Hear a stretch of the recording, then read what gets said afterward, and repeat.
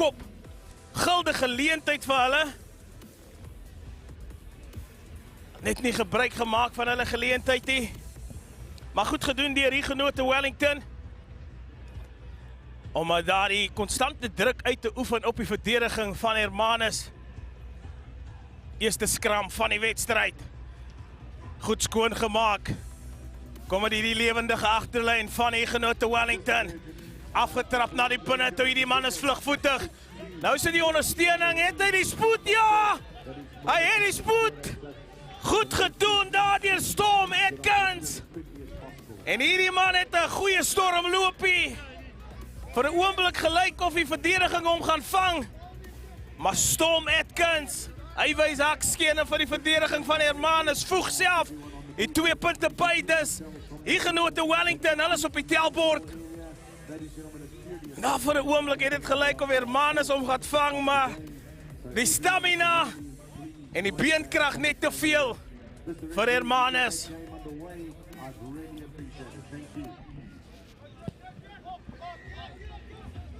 Spel begin. Goed gedoen van Hermanus. General Klops. Kry die aangee weg na Lou. Hy's 'n sterk baldraer. Vind die aansluiting. Nou word die spasie aangeval en die aangee van die grond af. Briljant gedoen. Dis Robbie Lou, sterk baldraer van Hermanus. Afgetrap na binne toe, maar die aangee op die enkels van die ondersteunende speler. En is hier die klein dingetjies wat jy 100% sal moet uitvoer, want daar is nie nog 'n tweede kans vir jou span nie. Jy sal moet seker maak jy is 100% in beheer van dit wat jy doen.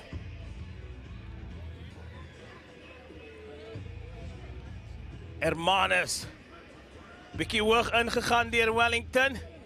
Die genote, maar nou sy die oorslaan aangee, te veel krag op daardie aangee. Maar gelukkig vir die genote is dit Hermanus wat onkant was. Alles baie gelukkig. Vinnig gespeel deur Fredericks. Is dit Hermanus se verdediging wat net skuif, maar nou die swenkbeweging. Oh, hy vind die aansluiting. En op die einde het hulle dit baie maklik laat lyk. Maar die goeie werk was verrig daar deur die speler wat binne toe sny. En die spasie geskep het aan die buitekant. Sy spanmaat oor te laat draf.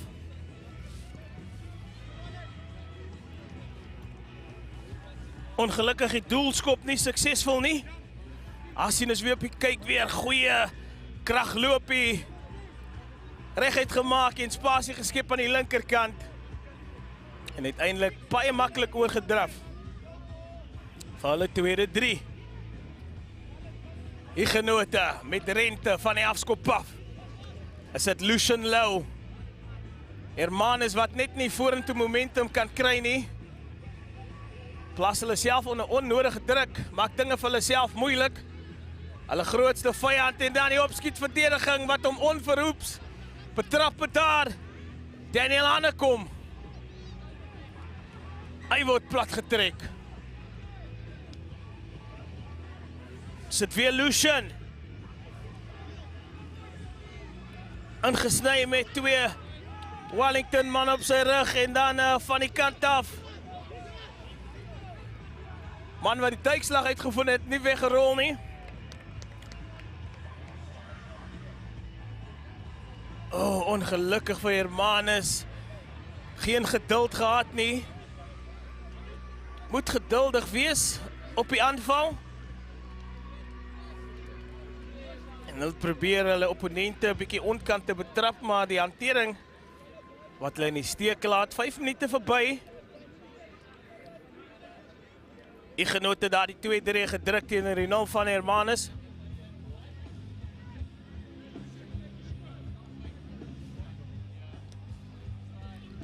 Sas. Hier kan probleme kom, ongelukkig as hy aangee na hand toe gegaan het. Was hy beslis nog 'n 3.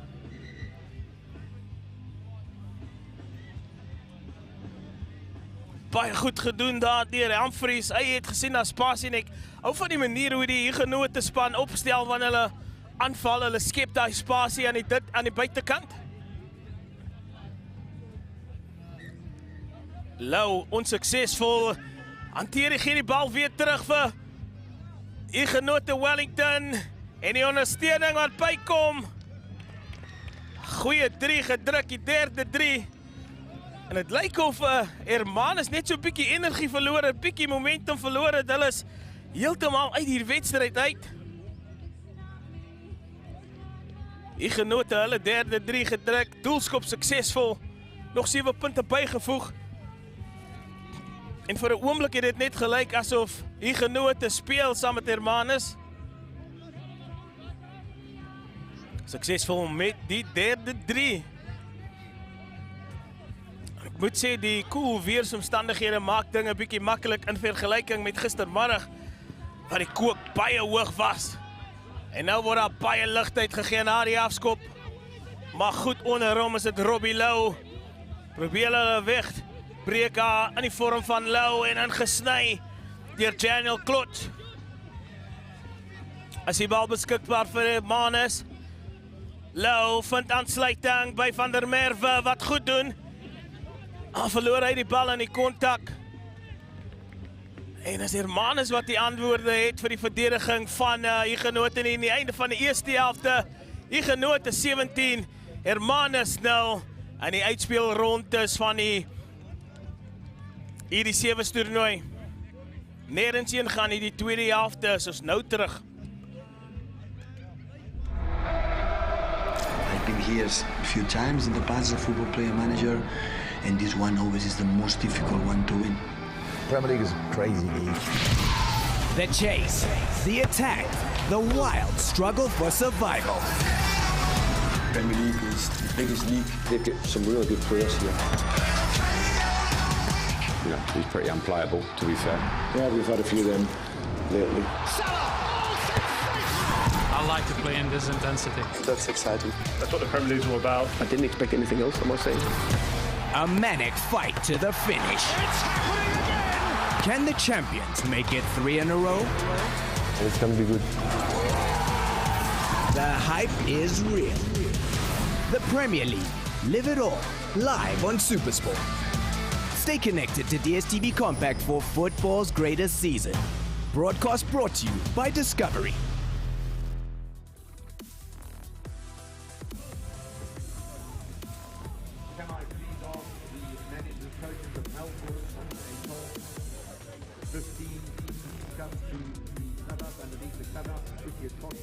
Kon my woorde struikel, maar dis Huguenote 19, Hermanus 0. En alles om voor te speel in hierdie tweede helfte. Hierdie spanne speel vir 'n plek in die finaal van die Marius Schoemans in die bowls afdeling.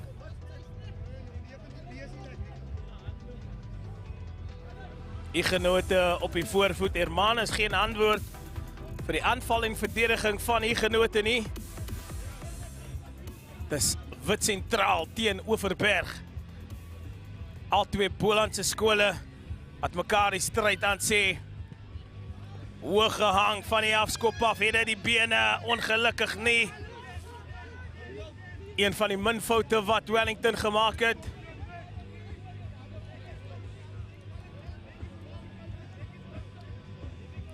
En nou word daar so bietjie besluiteloos, planne beraam. Vat hulle die bal terug in hulle speelveld. Wag vir die verdediging om op te skiet. Die bal, handspoed baie goed. Bal onder die arm is 'n Daniel Klot, wat amper in besit betrap was daar. En die aanval van Hermanus wat dwars oor die veld hardloop, maak dit maklik vir Huguenote Wellington om te verdedig. En daar sien ons die druk wat deurkom by die afbreekpunte. Nou vinnig gespeel, kan dit gevaarlik raak. En word aan die oorkant deurgehardloop dit Keenan Johnson. Net te veel spoed. Baie maklik. Maak reg, hy trek die verdediging op jou, sit jou spanmaat in spasie. En lyk my elke 3 drukker verdoel sy eie 3 en is Keenan Johnson wat die 2 punte byvoeg. Genote se telling wat opskuif na 24. En soos ek vroeër genoem het, Hermanus geen antwoorde vir die vraag wat Genote Wellington vir hulle vra nie. Pragtige, gebalanseerde hardloop daardeur Keegan en weer eens 'n fout wat begaan was van die afskop af. Ek sien die plan wat Genote wil doen is hulle wil vir hulle self genoeg tyd gee of 'n geleentheid gee om die bal weer te wen van die afskop af. Hierdie strategie van Hermanus om die bal weer terug na hulle eie veld toe te neem werk nie vir hulle nie. Hannekom oor die voordeellyn. Vind 'n aansluiting by Christabel Nat. En so 'n bietjie ongeorganiseerd die aanval, die skoppie wat deurgesit is, gejaag deur Hannekom. Maar die speler van Genote wat ontduik, vind hy ondersteuning aan die binnekant, aftrap en die bal uitgeklap uit sy hand uit. Nou sit Hermanus wat kyk of hulle kan kom in 'n aanvalsbeweging. As dit Cullen Reuters wat vir ondersteuning soek, maar daar's niemand nie.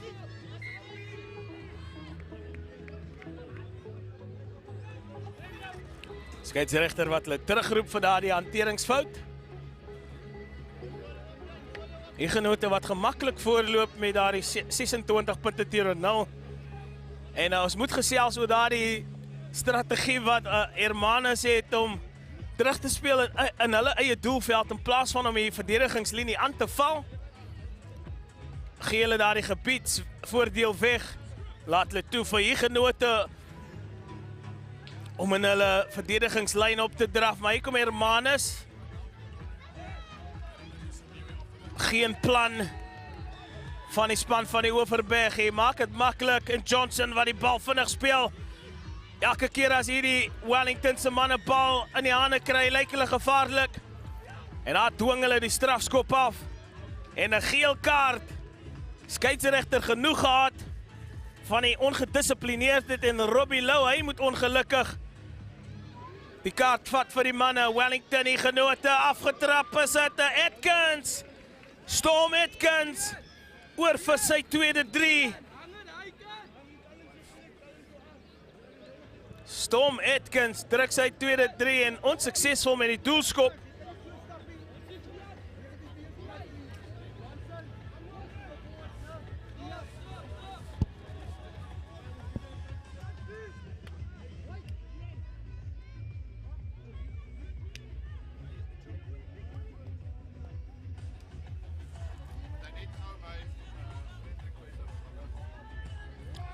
Spel begin deur Genote. Goeie ligtheid gegee, Hermanus. Nie klinies by die afskop af nie. Maar goed gedoen om op sy voete te bly, die sterk speler. Svorrig gestoei en gebaklei. Gaan uiteindelik grond toe. Hermanus kan hulle iets uitrig met hierdie bal besit. Heel wedstryd besluitloos. En goeie kontinuïteit daar is 'n bietjie spasie vir die spelers van Hermanus en nou sit die aansluiting. Balretensie baie goed. Sit hom deur die hand en die fases wat ophou. Lê hulle vir hulle self 'n platform, maar die tydslag is genadeloos van Genote Wellington. Hannekom, hy kry die aangee weg. Chet van der Merwe duik oor vir sy span sy eerste 3. Maar hulle moes hard werk, baie hard werk vir hierdie 3. Chet van der Merwe sê hallo, hallo. Hermanus is op die telbord.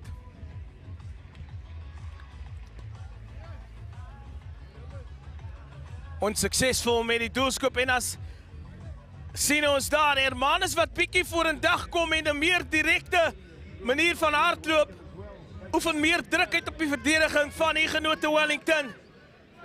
Plaas hulle verdediging onder druk en dan die ondersteuning wat by is. En 'n goeie 3 afgerond.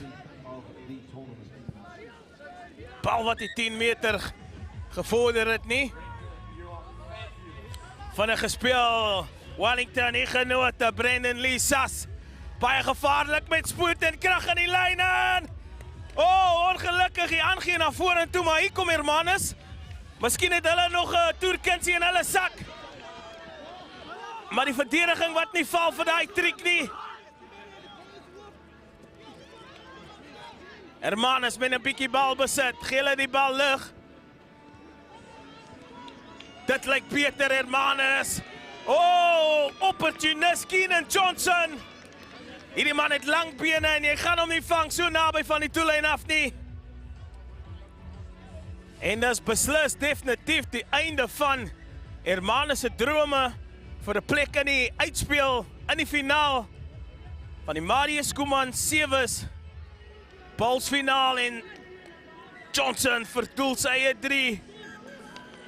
En as die einde van die wedstryd moet nêrens heen gaan nie. Die tweede wedstryd net hierna vir 'n uitspeelplek in die finaal van die Bulls.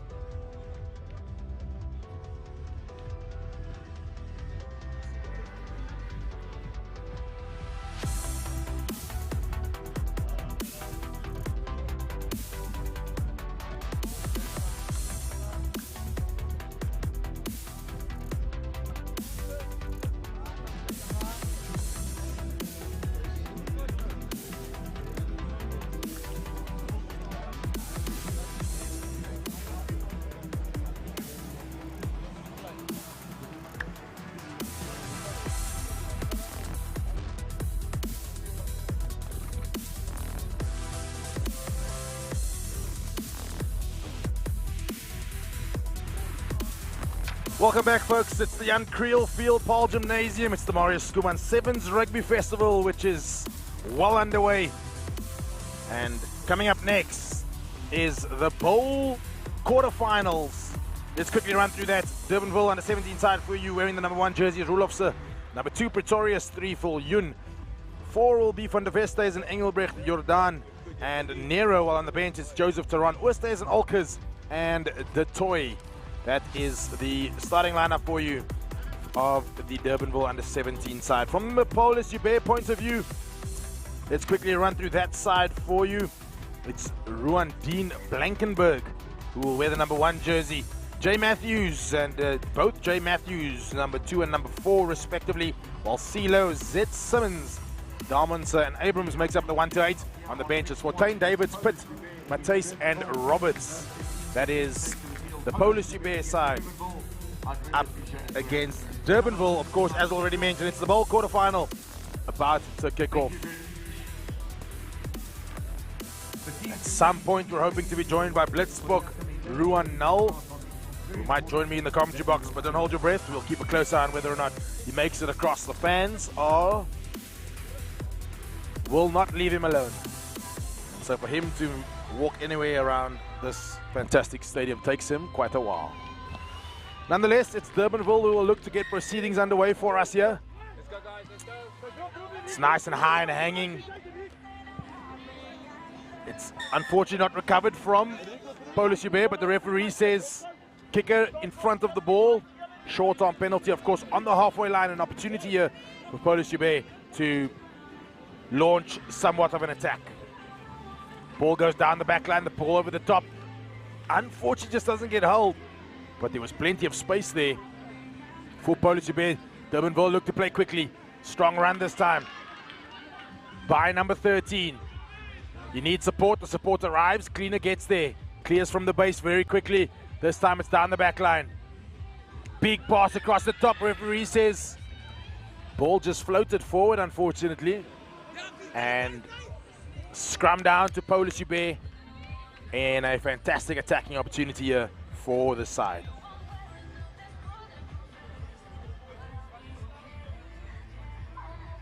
So good early rugby from both sides. Couple of errors, but of course nerves, you know, as we head into the playoffs and the Bowl quarterfinals. Plenty of tension around, and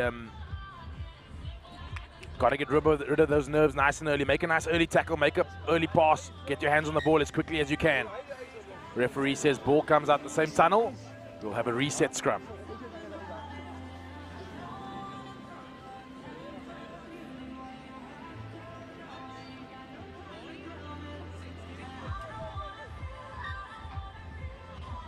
Scrum just collapsing there. Referee about player safety of utmost importance.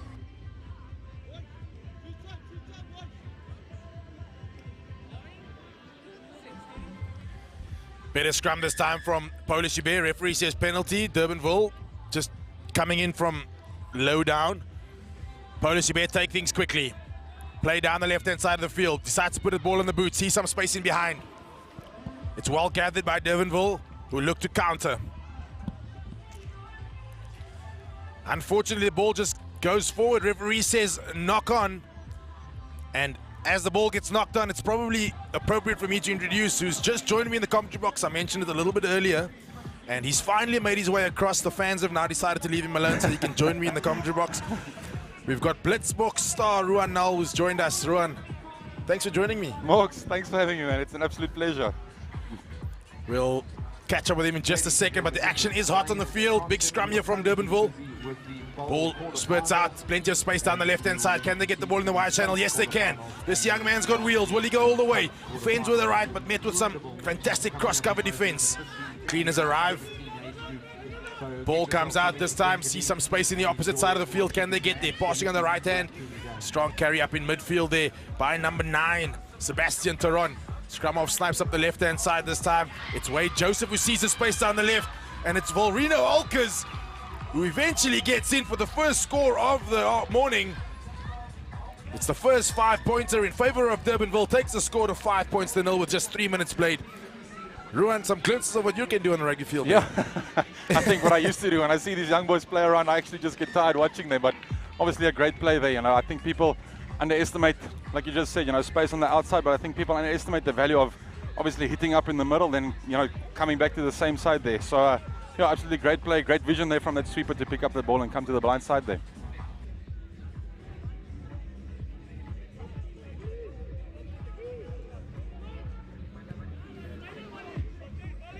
Kickoff here from Durbanville. Fantastic advice, of course, from Blitzbook Ruan Null. We'll catch up with him a little bit more as the afternoon progresses. But scrum down here to Durbanville, unfortunately, or rather scrum down to Polish Bay. Durbanville unable to regather that kickoff. Yeah, obviously kickoff, big part of a sevens game. If you can retain possession of a kickoff, you're obviously in the prime seat again to attack again. So I think fortunately enough, they didn't lose possession there. So let's see what they can do. We had Ruan's new assistant coach with us yesterday, and it's crazy to hear how all of them sing from the same hymn sheet in terms of the way the game should be played. But here we see number 9, Sebastian Taron, who's been so instrumental in a lot of this Durbanville side's plays this morning and yesterday, of course, scoring another try for his side, which now takes the score to 12 points to 0 with the kick to come. And of course, Ruan, these kicks are so important come playoff time. Yeah, definitely. Obviously 2 points in it. I think we actually saw in the Women's World Cup, the value of 2 points. If she kicked it over, it was extra time. Unfortunately, she missed it, and Australia walked away with the title. So absolutely, these 2 points might seem, that it's not important, but come playoff time, that's actually, close margins. That's what gets you through. There we see the importance of set piece as well. We spoke to Philip Snyman yesterday. He spoke about the importance of set piece. Polish Bear putting the ball into the scrum, conceding the tight head, and then of course Sebastian Taron seeing the space on the left-hand side and exploiting it. This time it's kickoff from Durbanville. They decide to go deep. Ball gets knocked back by, says the referee. Strong carry up in midfield. Polish Bear playing from deep in their own half. Referee not happy, playing the ball on the ground. He says racket already formed. Will Durbanville take it quickly? Yes, they do. It's the try scorer, Volrino, who sees some space up the right-hand side. Beats 2 defenders, beats the third, scores the third try of the morning. Volrino Olkers, he's really come to life. Big, strong, fends a couple, and scores another 5-pointer for his side. Conversion is good. Takes the score now to 19, I think it is, points to 0. There we see it, taking it quickly, catching Polish Bear somewhat napping.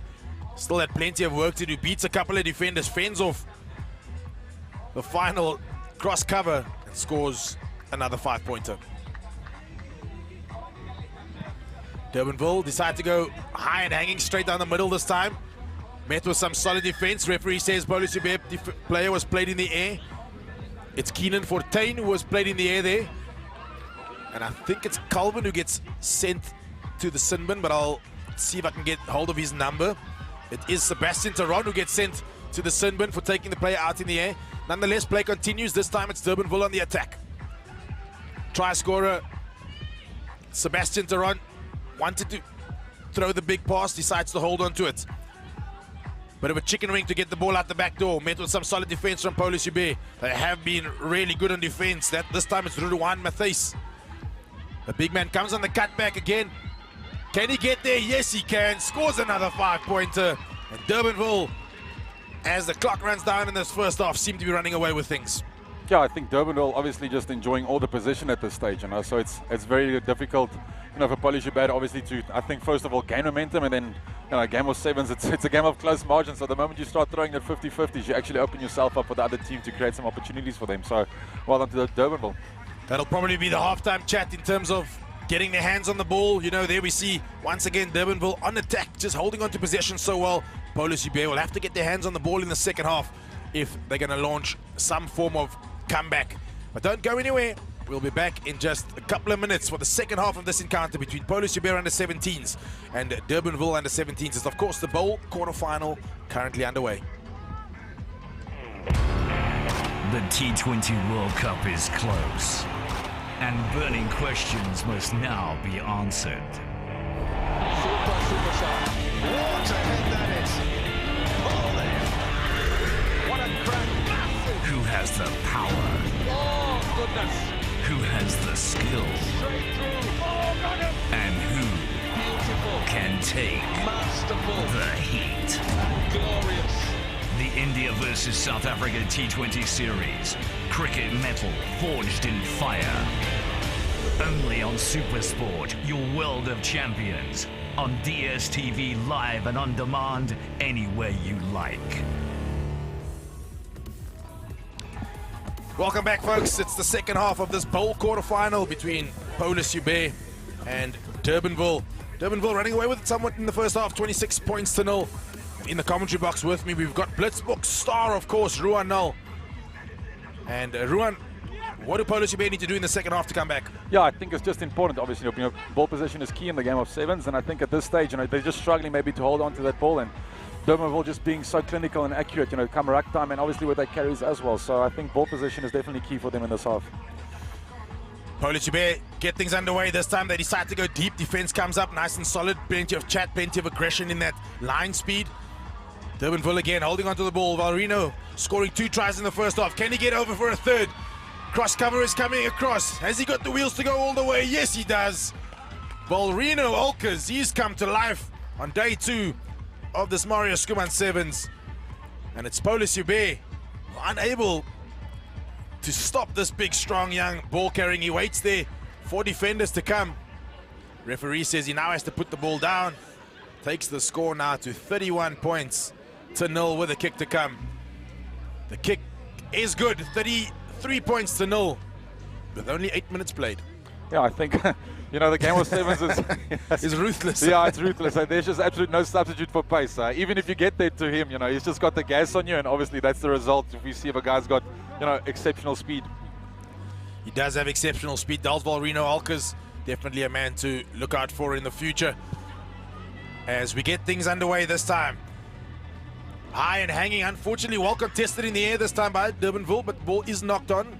And an opportunity here, Ruan, for Polish Ube to just hold on the ball, put up some phases, and start to put this Durbanville side under some pressure. Yeah, definitely. If I look at the Durbanville boys, they're obviously physically way bigger there. So if I was them, I would try to get this ball out quick, maybe move into space as quick as well. Just get into our rhythm, maybe a bit of a flow.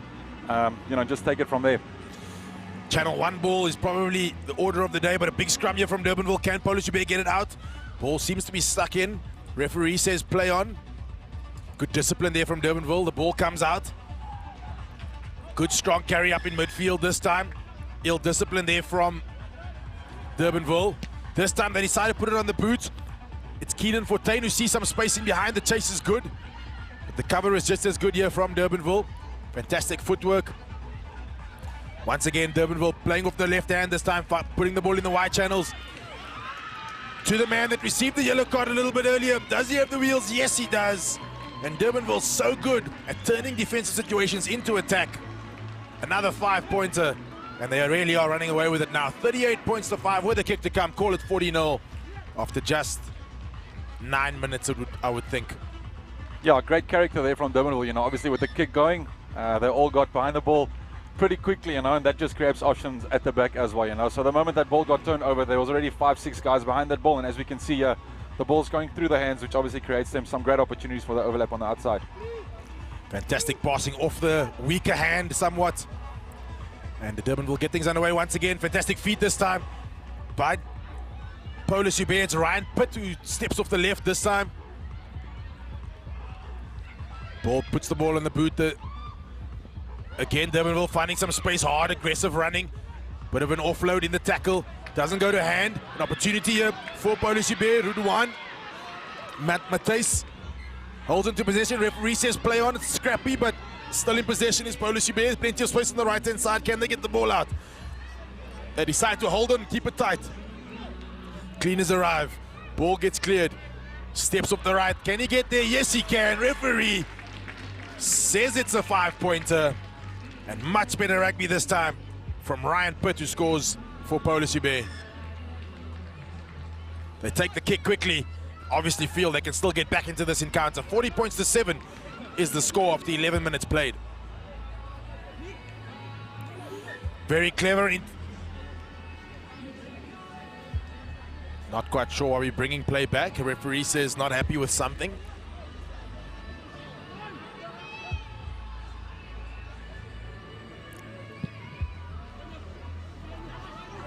Kickoff is taken this time by Polish Hubert. Well regarded by Durbanville. Strong carry by the big man. Offloads in the tackle. Ball goes to ground, but referee says it goes back. Once again, this man has been instrumental throughout the morning. Sebastian Taron, he creates some space. The man who's just come off the bench finds holes. Ball gets knocked back. Very fortunate there by Durbanville. Unfortunate for Polish Hubert. And another score here for Durbanville. Takes the score to 47 points to 7. And to and fro rugby run. Yeah, no, it's it's sideways at this stage, yeah, but I think Durbanville did great, obviously, yeah, to link up with one another, you know, just be there in support as well. So obviously the man coming off the bench is providing some fresh legs, which is obviously a massive energy input, you know, if you always get those guys coming off the bench. So bit of a bomb squad play, if you want to call it like that, but great stuff. Yeah, the importance of the bomb squad, we've spoken about it, you know, day 2 of a tournament, of a 7's tournament, always so difficult. You know, legs are tired, bodies are sore. And the bench is going to play a massive role as this tournament progresses. Yeah, definitely. Everybody is hurting, you know, on day 3, on the last day. But it's just about who can dig, as you know, who can dig the deepest and see it out. See it out is Volrino Olkers. Once again, I think this might be his 3rd or his 4th try of the morning. But seeing it out is going to be of utmost importance for Durbanville. Important for them to now slow things down. You know, they've got the victory. There's still a semi-final coming up.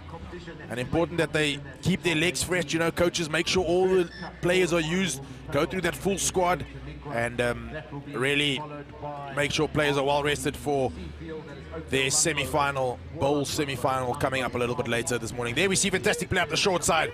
Volrino Olkers just a little bit of a goose step, and then too much gas and too strong for Polish Hubert.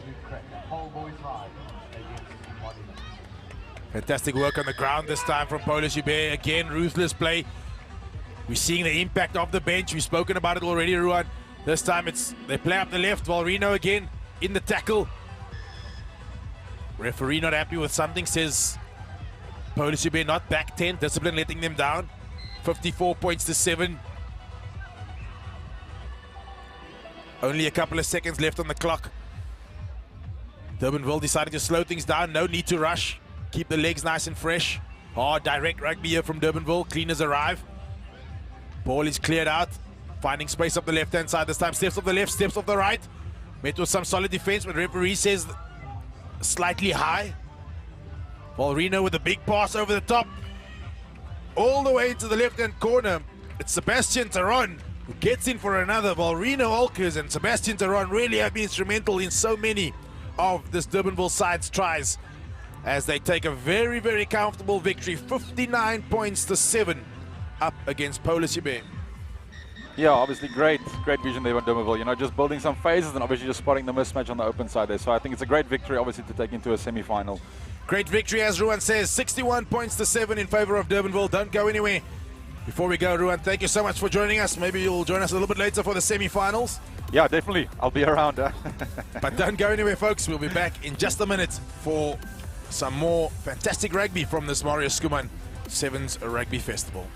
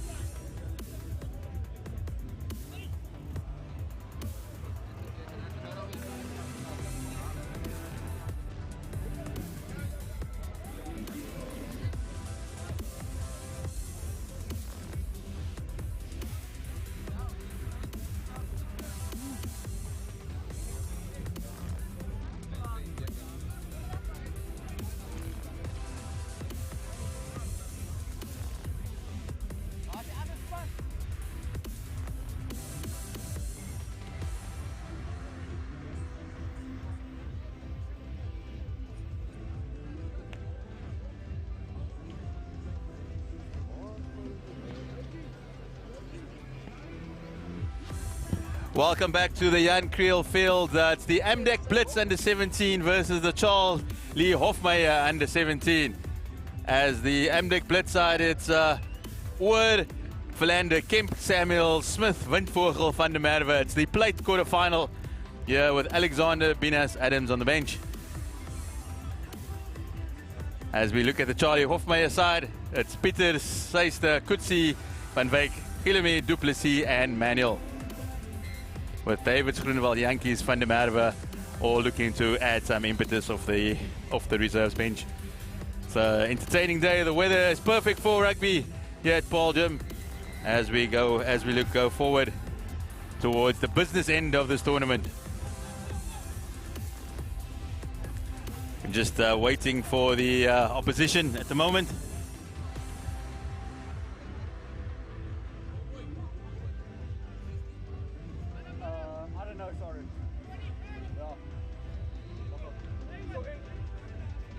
The referee is just looking for the opponents as they haven't arrived as yet.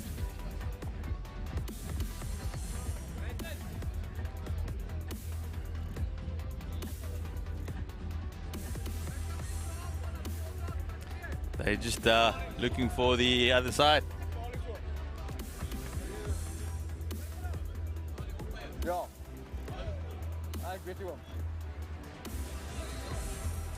As you can see, the crowd is built nicely on the main field, and the referee just, as you see here, is the other side. Charlie Hofmeyer, they've just having a final little chat there. The Charlie Hofmeyer in the blue and white stripes.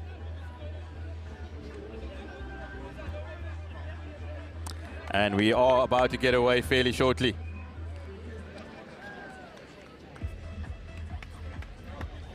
We apologize for the bit of a delay, but we will be bringing you all the action here from this game fairly soon.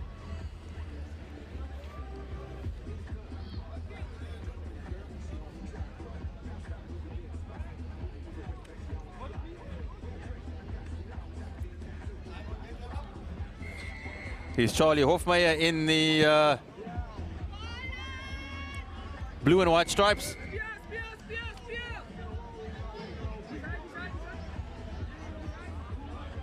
As we have an early collision here on the A field.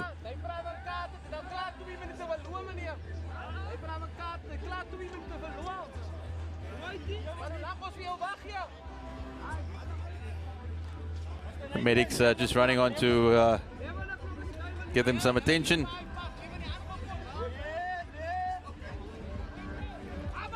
As it's swung out wide. That's a good step there, but just leaves the ball behind. Good defense by Charlie Hofmeyer.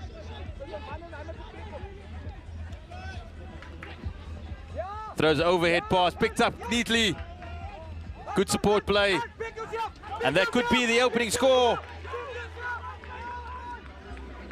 Charlie Hofmeyer do come across for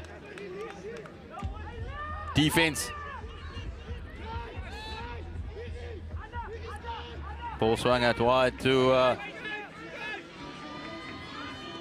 looking for the overlap. Strong defense again once more.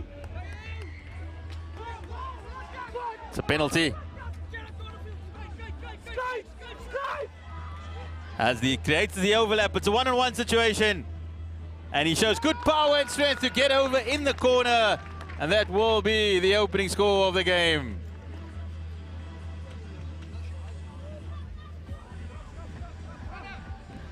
And it is a opening 5-pointer for the boys in green and white. And they might have arrived late, but they're definitely early on the score sheet.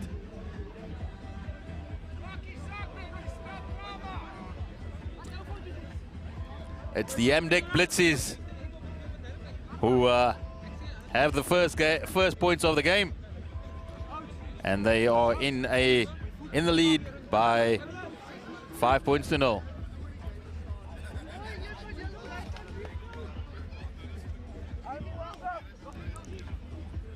Amdek Blitz leading in this encounter.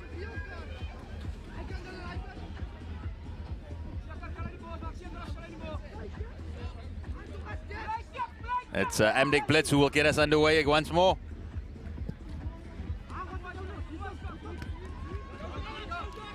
Great take there by Charlie Hofmeyer.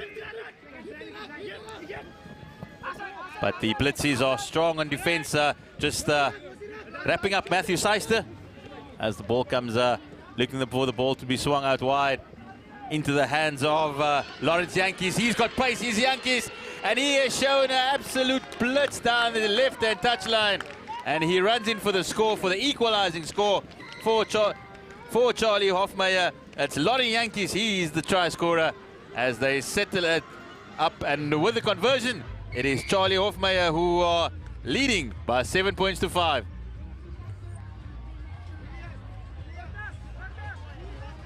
As we look at the pass again, Hofmeyer, he just turned on the gas and nobody was going to stop him to get over in for the equalizing score for Charlie Hofmeyer.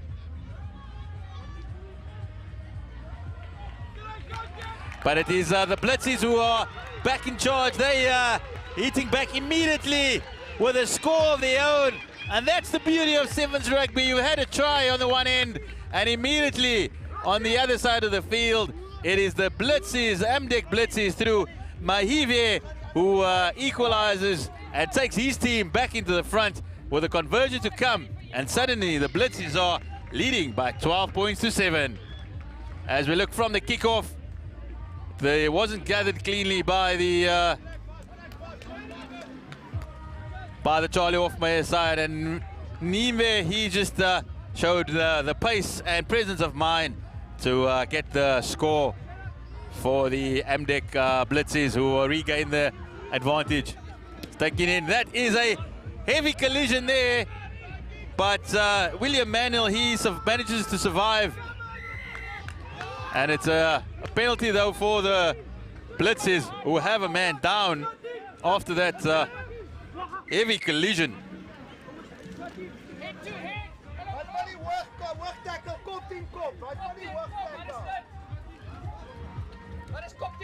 Really was something that you do not like seeing here, but one of the players just knocking their heads. But he's up on his feet again, and fortunately for the Blitzies, he will be back on the park.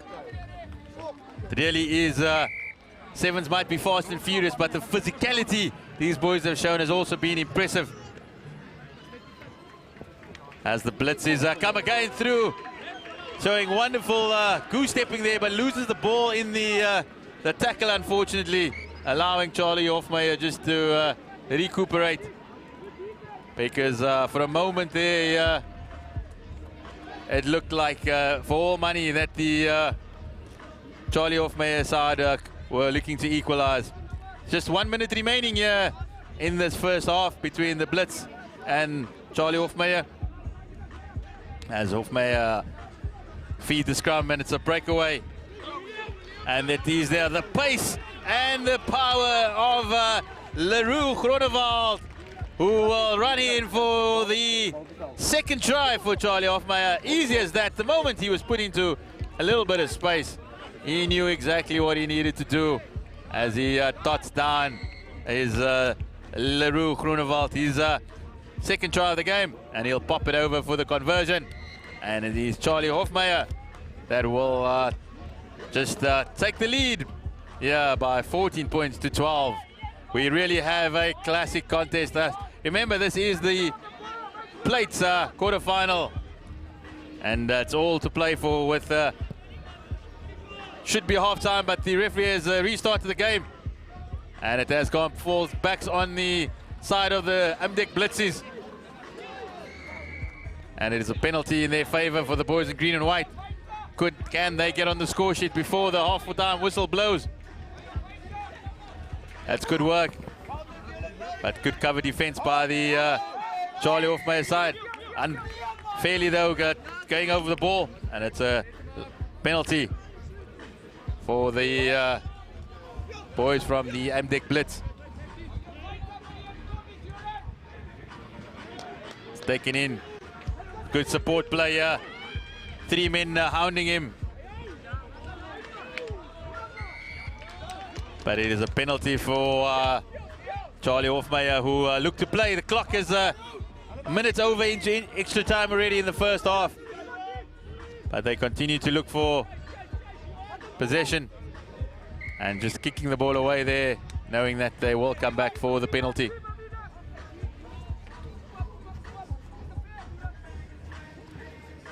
Really is some entertaining rugby here that we have here in this plate final. Keenly contested as the ball gets swung out wide, with the Charlie Hofmeyer side showing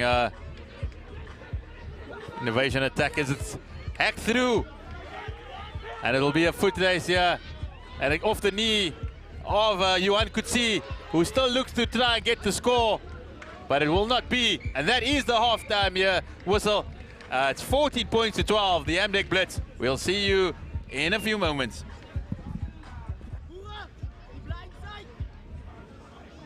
Thursday nights are about to get a whole lot better. So, you're not working late. Cancel that appointment. Definitely missing the late nights out. And date night is in front of your TV, because Thursday nights are for Europa League. Support, but he wants the glory for himself. Oh, what a goal! And it's it! The deadlock is broken in the unbelievable! This place is rocking and rumbling!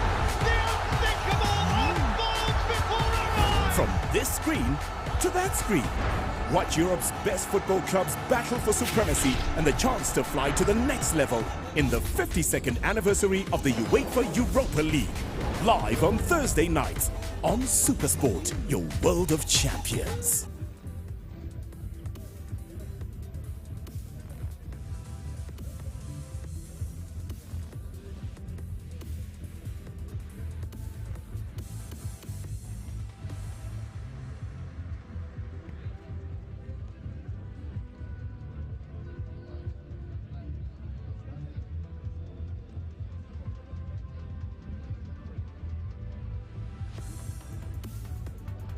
Welcome back to the Young Creel field for the under-17s plate quarterfinal clash between Amdek Blitzes and Charlie Hofmeyer. I am joined by Yusuf Jackson in commentary for the second half. The competitions manager for SA Rugby, just come back from a very successful World Rugby Sevens tournament down at Greenpoint last week. Welcome, Yusuf. Hello Zaire, and hello to the viewers. It's great to be in Paarl, following last weekend's show where the world came to South Africa, and now we've got South Africa coming to the Western Cape and coming to Paarl. No, fantastic, Yusuf. I mean, this is where it all begins, isn't it? This is where Marius, Schoeman and the boys, they pinpoint the talent that they want to get down to Stellenbosch. And that is why I presume you also here just to have a look at what's on show for the next generation for the Blitzbox. There's quite a lot of rugby experts that are here. Marius Schoeman is here, our newly appointed Springbok Sevens coach. Sticks, he's also been here, and some of the former Springbok Sevens players are here, and they are no doubt here to identify the next crop of players that will hopefully don the green and gold and also play rugby for the Blitzbokker. No, 100%. We saw Cecil Africa, legend of Sevens rugby, the service that he's given to the country over the years. Planning a wedding these days, though, that's what keeps him busy. But also Miller du Plessis, he's been around. So definitely lots of luminaries just keeping an eye on the young talent. I think, Zaire, what is amazing is that if you basically look at the on the field and you look at this particular match, the score 12-14 in favour of Charlie Hofmeyer. The match is also quite close. These kids are really aspiring to try and impress. No, 100%, Yusuf, as Charlie Hofmeyer goes onto the attack here through Lawrence Yankees, taking it up into the attack. Comes out wide, trying to create the overlap. But it's Johan Coetzee who shows the pace and power that is required in this game to get over for another score to extend the lead. And that's exactly the talent that we see on display here, Yusuf, at Paarl Gymnasium. Yeah, it's quite I mean, just in terms of the conditions and just the playing surface here at the Paarl Gymnasium, we had quite a lot of rugby here at the school, and it's great that the facilities also at Paarl Gymnasium lends itself out for these under 17s to be able to exercise their skill and their talent, and it's definitely on display in this particular fixture. No, 100%, as you see, Johan Coetzee just brushing off two defenders to get over the whitewash. We were here at the beginning of the season, down in basically back in the April Easter holidays, and for the under 16 festival, and just to have rugby back on these fields and the people coming back after almost a 2-year break, that just alone was was celebrated, and it was really something to savor. And the fact that we've gone through a full season, we saw a wonderful derby between Boys Eye and Jim. That was a classic out in Paarl that really had the people talking, and we're down at the end of the season and we got them back again for the Sevens. Now, Paarl, like many other South African towns, are really passionate about their rugby, and it's great seeing. I mean, driving into Paarl this morning, the roads are full. I mean, it's just a wonderful vibe here. I believe yesterday was also a fantastic vibe.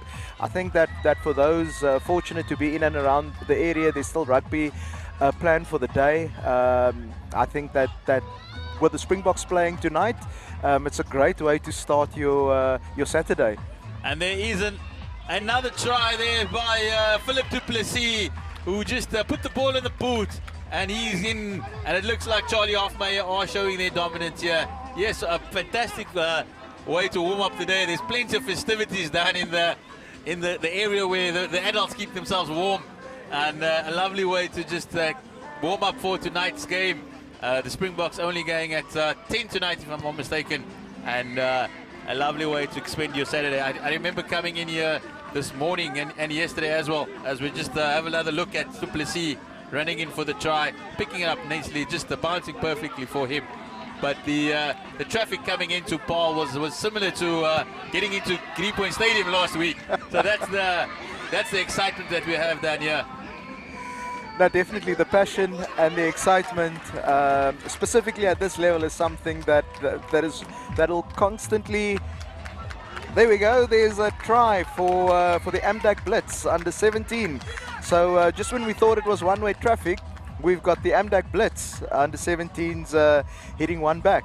That is the beauty of the Seven sport. That you're never actually out of it. You might be 2 scores behind with just a minute remaining, and suddenly you're back on the score sheet.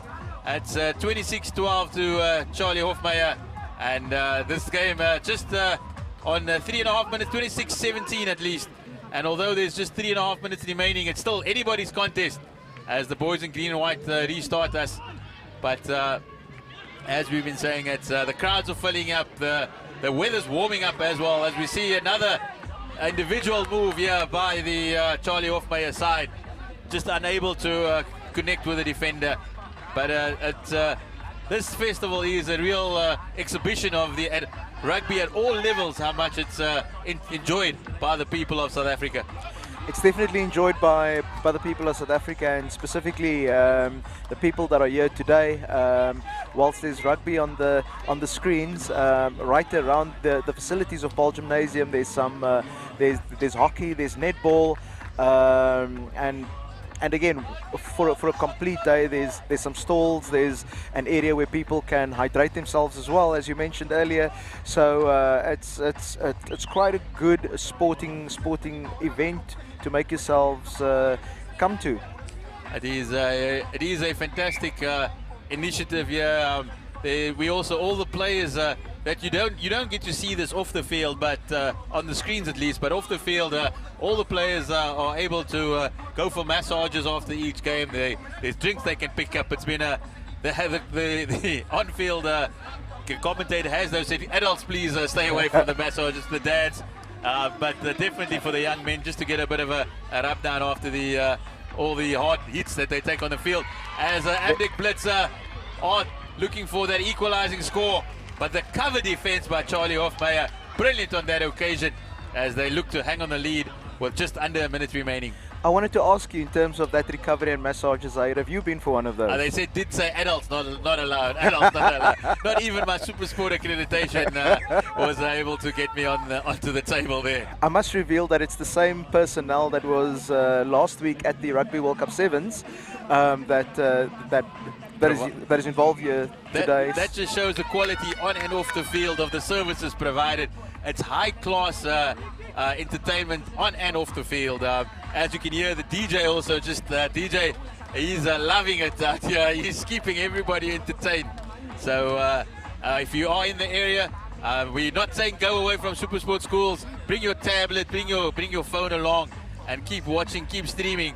But it is high-class entertainment down here at the Marius Schoeman 7's Festival. As the Blitzes look to launch one final attack, the clock has run up, but they're still playing for pride. They're still, unfortunately, 9 points behind, but they are looking to get in for the score, and that's exactly what they will do. Great try. Wonderful strength and commitment as they 26-22 with the conversion to come. It is Adams, my namesake, who gets over for the 5-pointer. Yusuf, we thank you for your contribution. We hope you'll see you a little bit later for some more games, but it is the Charlie Hofmeyer side. They've managed to hang on to 26-24 victors, and we'll see you a bit for the next game.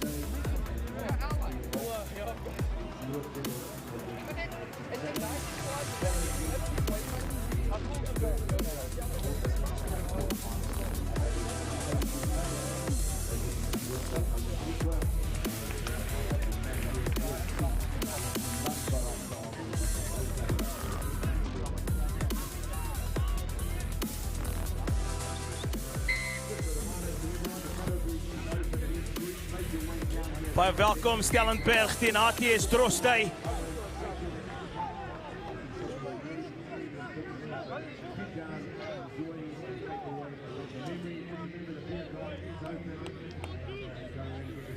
Goeie rugby, dis natuurlik Saterdag. Dis die onder 17 plate kwart finaal, de Stellenberg teen HTS Drostey. Die manne van Woester teen die manne van Stellenberg. En HTS Drostdy wat baie goed doen. Baie gevaarlik, hierdie manne het spoedvrate aan die buitekant, ongelukkig. Die hantering wat vir hulle in die steek laat. En Stellenberg wat hierdie lynstand kan behartig. Eerste lynstand van hierdie wedstryd.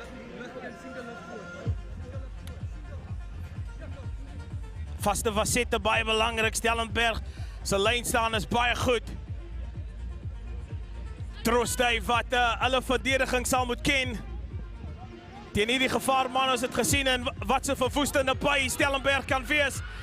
En aan die diskante word daar met spoed en krag ingehardloop, maar goeie verdediging aan die kant van Drostdy. Blyk het of hulle die bal omgekeer het wat Loek gedoen het.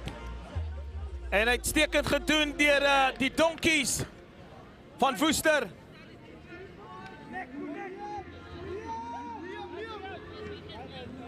En hier kom HTS Drostdy met 'n aanvalsbeweging. Goeie verdediging deur Stellenberg. Dis onder 17 rugby, 7's rugby op sy beste, Stellenberg. Hierdie manne speel vir 'n plek in die finaal.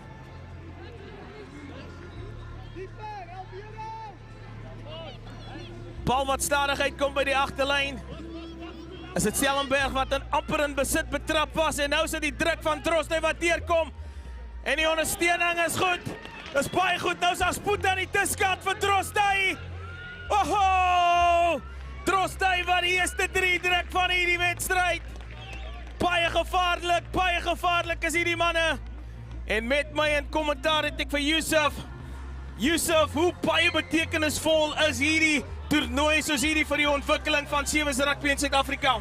Absoluut baie belangrik vir die ontwikkeling van 7's rugby in Suid-Afrika en met talent soos wat ons nou gesien het van hy seun, lyk dit asof ons rugby in Suid-Afrika spesifiek op 7's vlak baie gesond is. En daar op die kyk weer sien ons die spoedvraat van Drostdy wat oordraf soos 'n skouperd en afrond die eerste 3. En ek wil beamoen wat jy sê daar, Yusuf, dit is baie belangrik hierdie ontwikkeling van 7's rugby vir Suid-Afrika. Is jy sover beïndruk met die kwaliteit van rugby wat jy gesien het? Ek is baie beïndruk. Ongelukkig was ek nou nie gister nie, maar ek het 'n paar van die games op die SuperSport Schools app gekyk en ek was baie beïndruk. Daar gaan Drostdy weer. En ja, dis fantasties om te sien, so baie skole reg rondom die land wat een parel is vandag en oor die naweek om 7's te speel. Verlede week was dit die rugby wêreldbeker 7's en ek is seker baie van die seuns het daai rugby gekyk en hulle kry nou die geleentheid op hierdie vlak om hulle talent en skill te toets. Ja, is 'n goeie platform vir hierdie manne wat natuurlik graag eendag professioneel wil speel, maar hier kom Stellenberg. Al het 'n lyn staan goed gewen en goeie teenstand gebied nou deur Drostdy. Oor risiko rugby vir die span van Stellenberg wat aan hulle 22 speel word hy gepla daar by die afbreekpunt, maar hulle kry tog die bal weg. En kan nie iets goed uitkom van hierdie aanvalsbeweging. En wat 'n tydslag uitgeoefen. Die intensiteit waarmee hierdie manne speel is baie hoog. Stellenberg, bal besit, word hy gepla by die afbreekpunt. Uitstekend gedoen, HTS Drostdy wen na die bal. En 'n guldige geleentheid vir hulle om te kan terugslaan. Woester, die 3 drukker, die aftrap na binne toe. En so amper is hy deur vir sy tweede 3. Die Stellenberg wat nou hulle keer sal moet ken.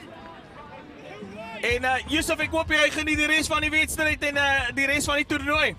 Ek sal so maak. Dis 'n great dag van rugby. En ek sien uit om hierdie dag te geniet saam met almal hier so in Parel. Dankie Yusuf van SA Rugby wat dit goed gevind het om saam met ons hier in die kommentaar te wees, maar nietemin wat 'n wedstryd. Stellenberg teen HTS Drostdy. Hoë kwaliteit rugby hier in die Parel. Goed gedoen in die lyn staan. Damon Pereira, een van die staatmakers vir Stellenberg. Nou kom hulle met 'n maalbeweging, hulle het al ver meters gevorder. En hulle dwing die strafskop af. Stellenberg met daardie voordeel, as dit die spasie wat oopgaan. En nou sit die manne met spoed wat bykom. Luke Salia nog steeds op sy bene, maar deurslaggewende duikslag. Deurslaggewende duikslag wat die aanslaan bewerkstellig. En dit was amper of Stellenberg is in vir hulle eerste 3.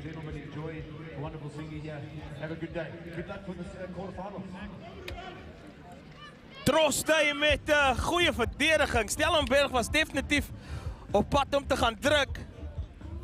Maar daar die laaste verdediging wat deurgekom het. En net in tyd. Net in tyd stuit hulle vir hom. Die onder 17 span van Woester, Trostay. Kom hy uit aan nommer 10. Magas. Word die bal deurgeskop. Was dit die regte opsie gewees? Ongelukkig nie. Stellenberg vinnig gespeel.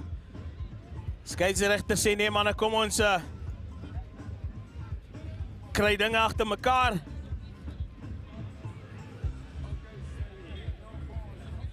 Marius Trostay wat voorloop met daardie enkele 3 wat hulle gedruk het.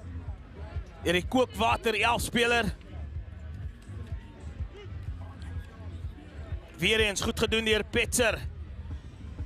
Voor afgetrap na binne toe. Probeer hulle die verdediging flous van Marius Trostay.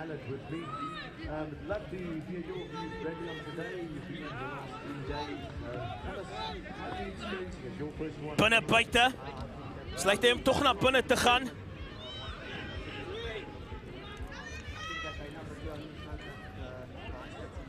Is die afrigters wat hier in die kantlyn instruksies skree en sê speel die bal, speel die bal. Maar ek dink die spelers kan vir hom hoor nie. Aansluiting gevind na Luke Salia. Luke Salia met 'n sterk afstamp.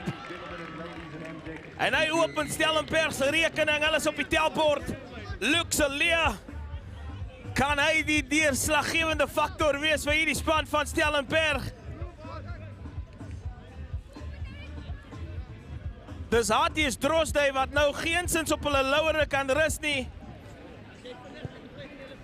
Stellenberg het gewys waar hulle toe in staat is en dis die einde van die tweede helft van die eerste helfte. Daar sien ons weer vir Luke Salia met 'n sterk afstamp. Die nommer 15 Duran Effort wat teleurgesteld sal wees in homself moet nêrens heen gaan nie. Hierdie wedstryd het alles wat jy wil hê in 'n drama. Well, we all know why we're here. We all know what matters to us. What's ahead of us. I'm not going to sugarcoat it. It's not going to be easy. But then again, nothing worth it ever is. We're going to need commitment, focus, and a whole lot of gears. Are we going to be quiet? No! I just have one final question. Cardiff, Edinburgh, Dublin, man with the bad dance moves. Are we ready? Yeah! Let's go! The Vodacom United Rugby Championship. United we rise. Catch all the games of the new season of the Vodacom URC. Only on your World of Champions on DStv Premium. Powered by Vodacom. You're in a different league, kid. Different league.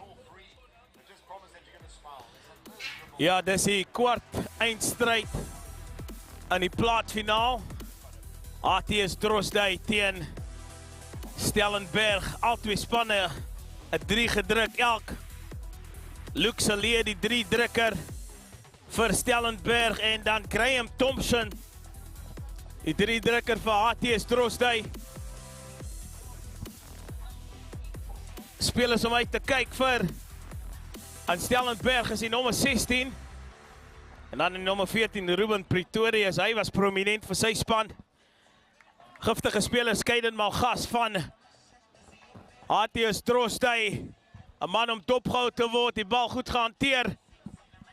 Van die afskop af vir Trostay. En Stellenberg wat die strafskop afdwing. Kom hulle met 'n aanvalsbeweging, laat hulle die bal die werk doen en daar spasie geskep aan die diskant. Davids met 'n boksprangetjie en dan binne toe is hy net eenvoudig te goed. Skeieregter wat sê aangeslaan, ongelukkig. Wow, maar Xavier Davids. Hoe vinnig hierdie man van rigting kan verander. Sal nou weer kyk, maar kliniese werk gedoen daar deur Brown en Malgas. Sien ons vir Davids die boksprangetjie, trap hy af na binne toe. Oh, wat 'n verdediging. Dit kan deurslaggewend wees, Stellenberg onder druk. En aan die strafskop. Die skram wat draai deur die 180 grade, nou speel hulle vinnig. Die spasie aan die diskant, die aangee te hard in niemandsland, nou sit Malgas. Wat die bal deurskop, dis die regte opsie. Stellenberg wat moet omdraai en gejaag. Is dit Liam Smith van Stellenberg wat reg maak? Gesien sy ondersteuning is voor hom. En Trostay wat stadig is om te reageer. Binne toe gespeel. Deur Keiser. Kom Stellenberg hard gehardloop. Maar wat 'n duikslag deur Trostay en as dalk 'n geleentheid vir Malgas. Ondersteuning van Trostay wat bietjie stadig is om by te kom. Kwaliteit van die balbesit belemmer daardeur Stellenberg. En nou sit die skoppie wat deurgesit word. Maar goed gehanteer daardeur Stellenberg, doen goed.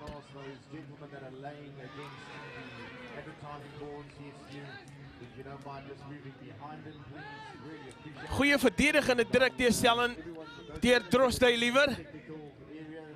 En nou speel hulle 'n bietjie speletjies. En organiseer die bal afgeneem in die kontak. Oh! Skippers, altyd skippers. Net te goed vir Stellenberg. En die visie van hierdie man is uitstekend. Besef hy gaan nie die fisiese uitdaging wen nie en hy beroof die speler van Stellenberg in daglig. Bel die polisie, die diefstal plaasgevind. AJ Skippers. Druk 'n goeie 3 vir Trostay. Die doelskop suksesvol. Apie kyk weer sien ons. Die nommer 4 Thompson wat stoei, maar Skippers. Hierdie man is 'n vaardigheid om balle af te neem in die daglig is baie goed. Ek dink Ruben Thompson het dit verwag nie.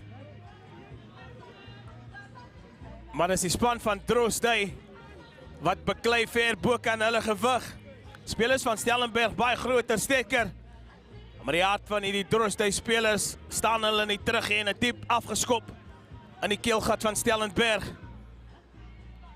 Balverspreiding. Oh, eenvoudig. Kaiden Malgas. As hy nee, die nommer 15 sal net die nommer kry daar, maar Trostay wat druk uitoefen. Dat die lang aangee nie nodig gewees nie. Is Eyford, die Eyford. Turon Eyford. Wat vinnig sy span se derde 3 druk. En Stellenberg wat nou met hulle rug teen die planke is. Daar sien ons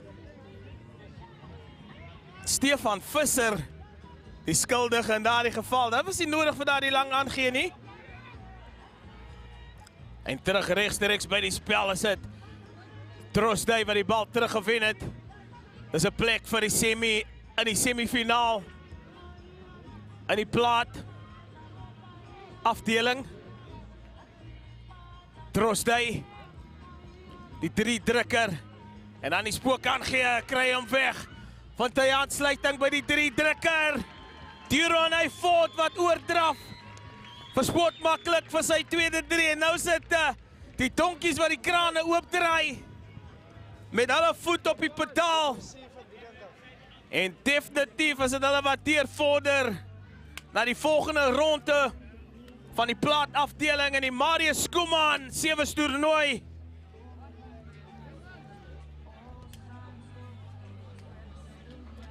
Doelskop onsuksesvol.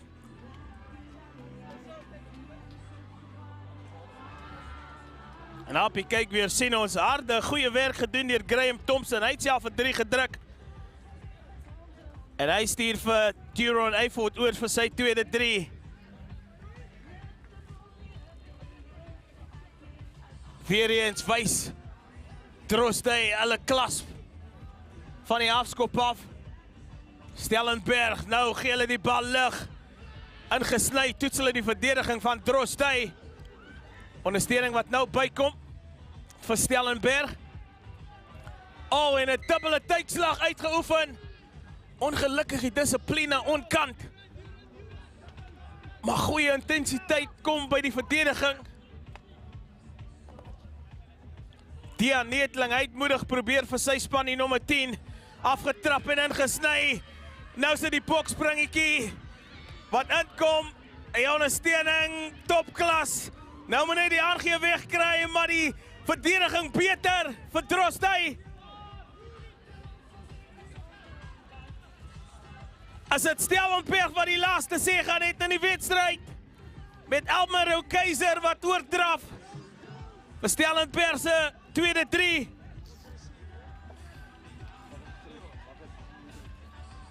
Met 30 sekondes oor in die wedstryd. Is dit neusie verby vir Stellenberg. Hulle het moedig probeer. Maar dis Hoërskool Drostay. Daar sien ons weer op die kyk weer. Vir Keiser. Gedetermineerd is hierdie man. Pars oor vir sy span se tweede 3. Goeie afskop. Goed waargeneem. Drostay speler. En 'n hanteringsfout. Begaan deur Drostay. Ja, dis die einde van die wedstryd. Drostay.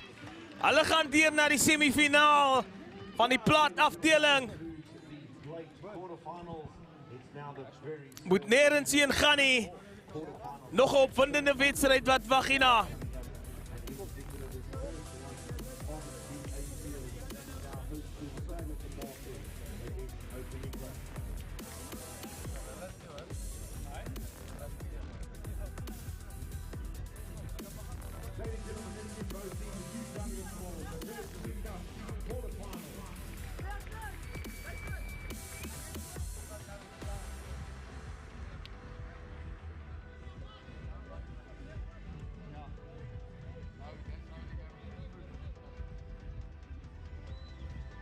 Welcome back to the Young Creel Field here at the Paul Gymnasium. It's the big boys, it's the under-17s, and it's their host, the impressive Paul Gym side up against Outeniqua.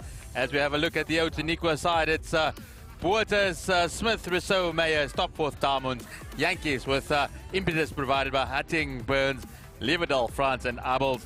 That is the Outeniqua side who will have to man up against this Paul Gymnasium side. Otto, Kotze, Duplessis, Blankenberg, Van Coller, De Kock, De Toy, Labuschaskny, Kotze, Smith, Nell, and Murat.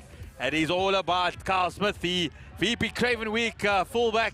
He does still only in grade 11 and therefore eligible to play in this under-17 side of Paul Gym. And he was really impressive down at Rondebosch.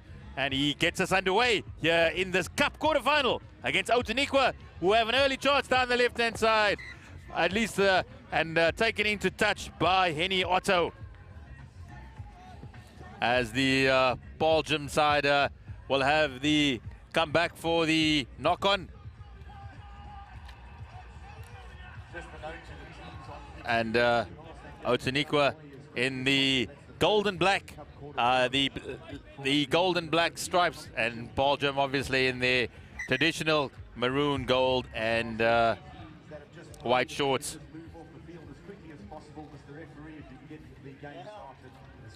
We have seen Paul Gym, who put 80 points past the Paul Barbarians earlier in their first game of the day, and they reclaim possession from the scrum, and they will be running in for the first try of the day. It's David Kotze. He gets in for the opening score for Paul Gym, and it's the hosts who take the early advantage here, 5 points to 0. through David Kotze.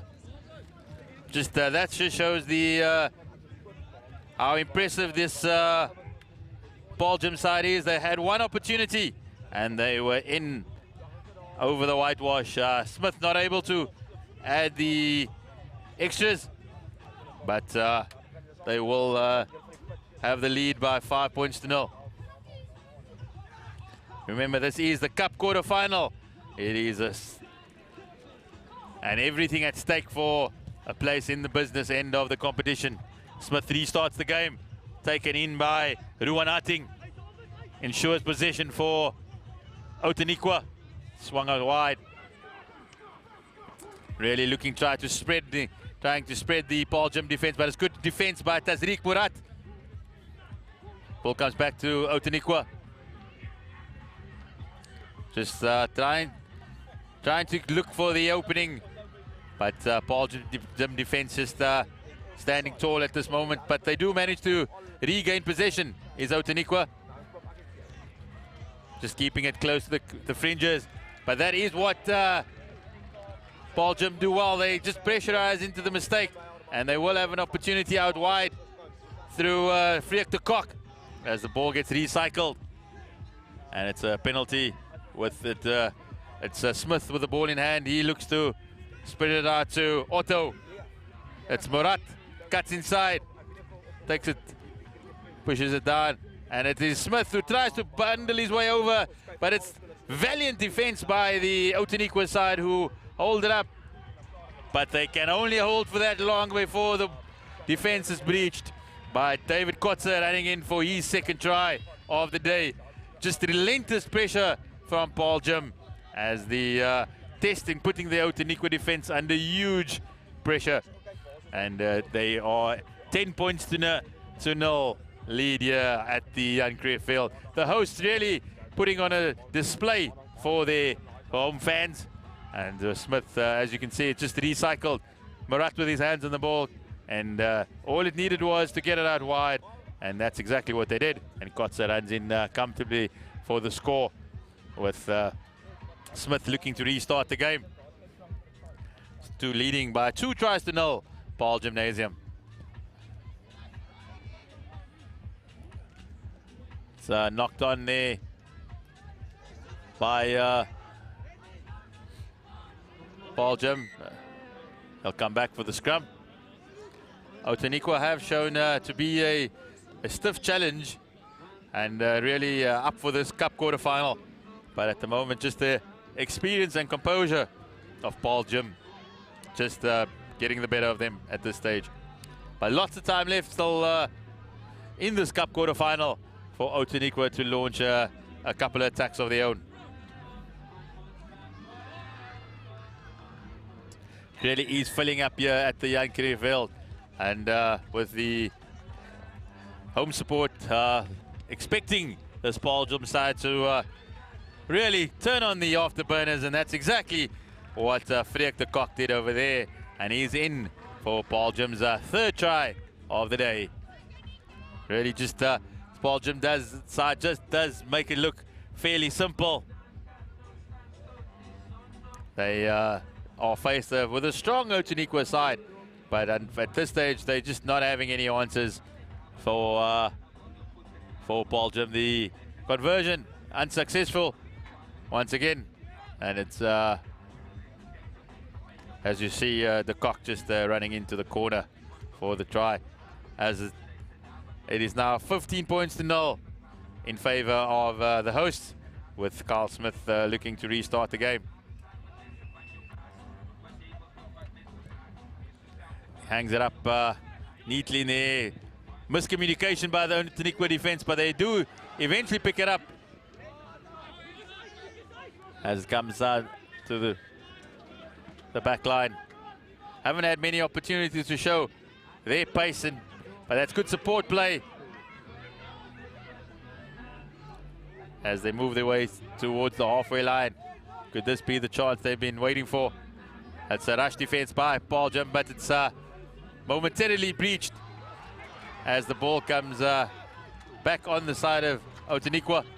It's a slow ball though for the likes of Ashwin Damuns, who with the ball just finally getting out to the wing.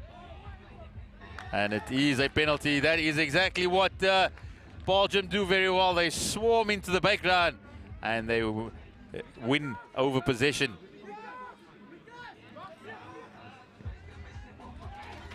As the ball comes going down the blind side, and it's in the hands of Clement Nel. He's got pace to burn. He's shown in the previous game where he was able to get at least 4 tries in that previous game, and he's back on the score sheet again.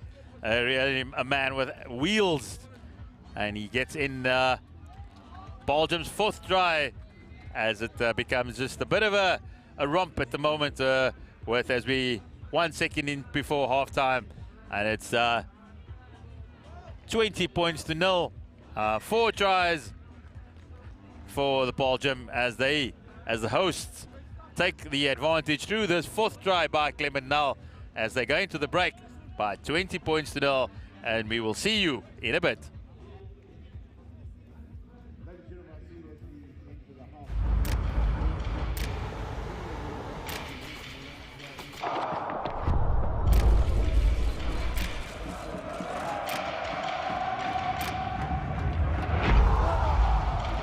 We've waited a long time for this moment, and we're ready to go. Dennis Bergkamp! Dennis Bergkamp! He's got his goal! It had to be Ronaldo! That is sensational! Messi. Oh, Messi! Mbappe! Oh, my word! El Rey Pelé! Argentina! Argentina! Oh, how about that? Glorious! Oh, can you believe it? I swear you'll never see anything like this ever again! Catch every single moment of all 64 matches of the FIFA World Cup Qatar 2022. Live on SuperSport. Here for every fan. Only on DStv and Showmax.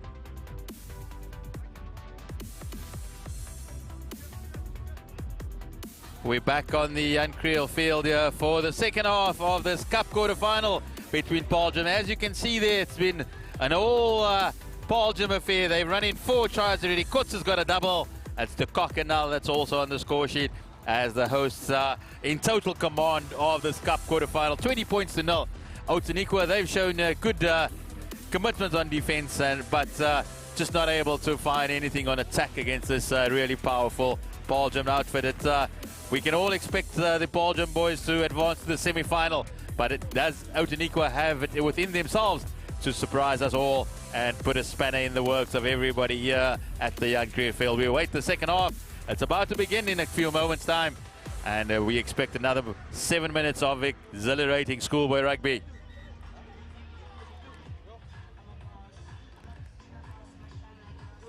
It's the kick-off. Outeniqua, they'll, in their famous gold and yellow, they will be playing from the right of your screen to the left as they get the kick-off. It's well taken in by Belgium, Kobus Blankenberg, and but unfortunately loses out to Outeniqua, who have an opportunity to launch an attack. As it's a fantastic run on the angle, and that's exactly the way that Outeniqua would have wanted to score to start the second half. Keenan Yankees on the angle, and he comes in for the opening score, and he will convert it as well. And suddenly we have a game at 20 points to 7 in favor of Belgium. Exactly, we said that.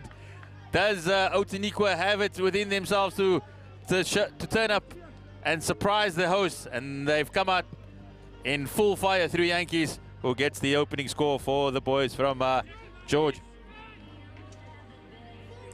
It's spread down the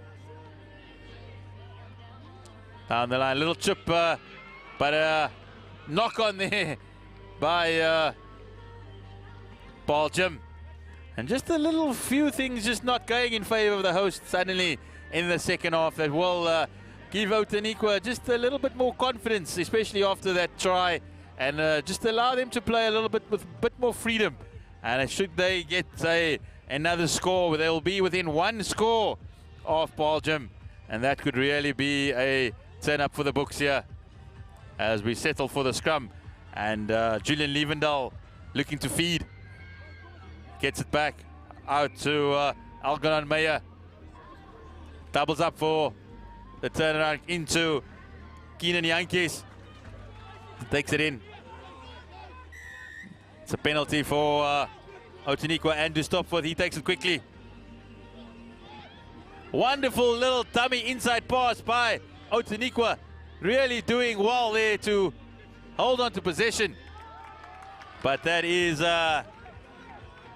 Belgium getting their hands on the ball. And unfortunately for Outeniqua, who were really looking with some good interpassing, interlinking passes, as we see there. Just the inside pass. They're taking two players out. But Blankenberg showing he's not only strong on the attack, but also in defense as he makes the tackle. That is the Belgium support, the home support here this Saturday. Really looking to get involved. Outeniqua, that's the Outeniqua coach. He's just emphasizing the point there that you're very much still in the game, boys. Just a couple of scores and you will be in the lead again. So do not give up hope. Do not be fazed by this powerful Belgium Gymnasium side. With as there's still all to play here with 4 minutes remaining in the second half of this Cup quarterfinal. That's a strong run there by Louw du Toit. He's come on and immediately added fresh impetus and fresh legs to this Belgium side. As it comes out to Murat, he cuts inside. Smith gets it out to the back line. And it's a big hit there by Outeniqua. Just good anticipation.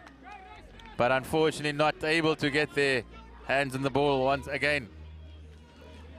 If you're wanting to see Sevens schoolboy rugby at its best, this is the only place to be. The Marius Schoeman Sevens Invitation Festival, as Murat goes on the angle, he cuts inside.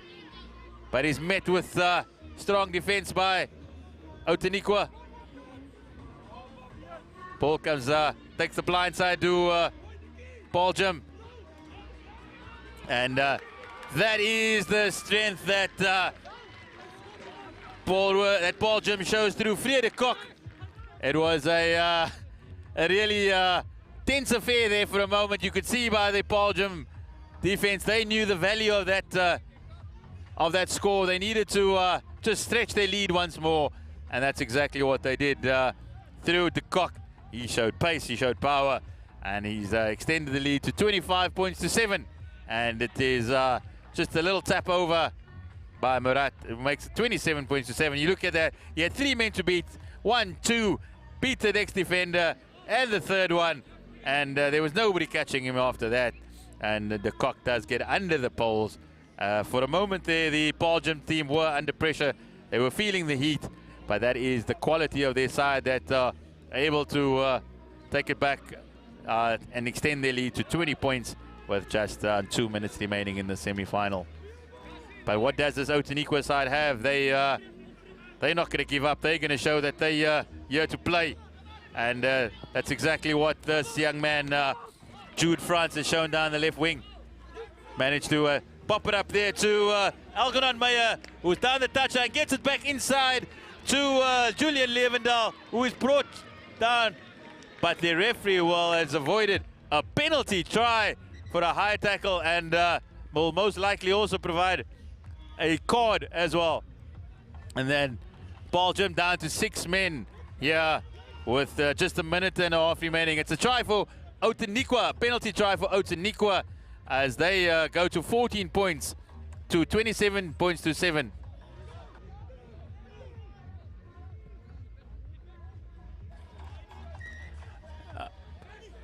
The restart just a little bit too hasty there by Outeniqua. They've wanting to get just under a minute remaining and wanting to get the ball back, but just a little bit too hasty on the restart as Belgium launch another attack.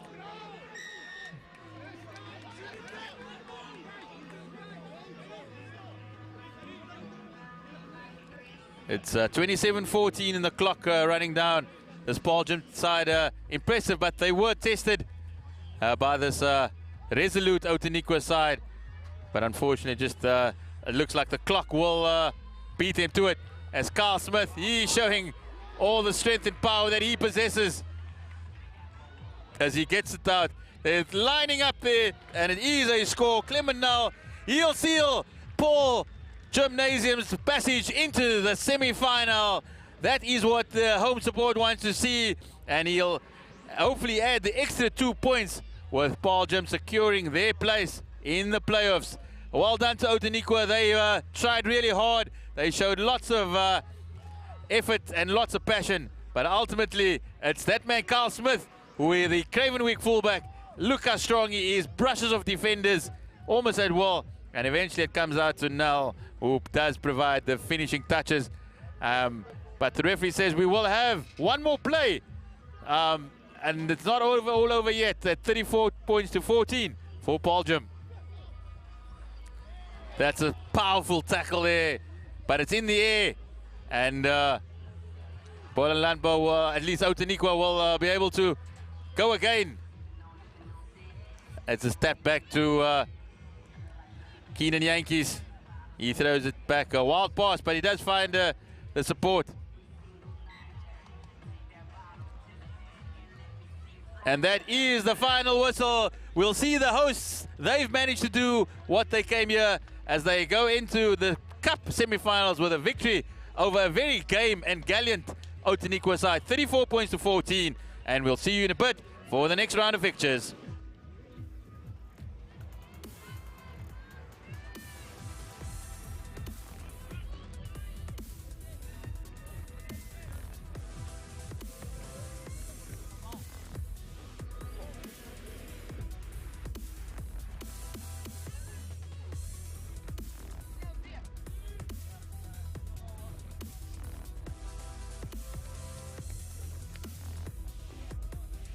Welcome back to the Marius Schoeman 7's Rugby Festival, brought to you by the Amdic Group, and it is the final quarterfinal of the main play, the Cup competition. Gasfontein up against Affies. Gasfontein having a really excellent first day here, as we see that man Nick Allen take us again once into what will now be the business end of the competitions. Win all three and you go through, but a brilliant defensive effort. And it's Delanga once again. Look at this man go with the little step on the outside, and unfortunately it just slips up, and it's the big man, number 1, Zander Lawrence, who gets away with it. Nick Allen with a big pass out wide. It's the pace man, Brooklyn Newman, out to the number 6. Brilliant from these Ghasis. The Blitzbeere, Dimitri Erasmus, gets over. Wonderful and a great start from the Blitzbeere. That's exactly what Jaco van Zyl, the coach, would want. Excellent work.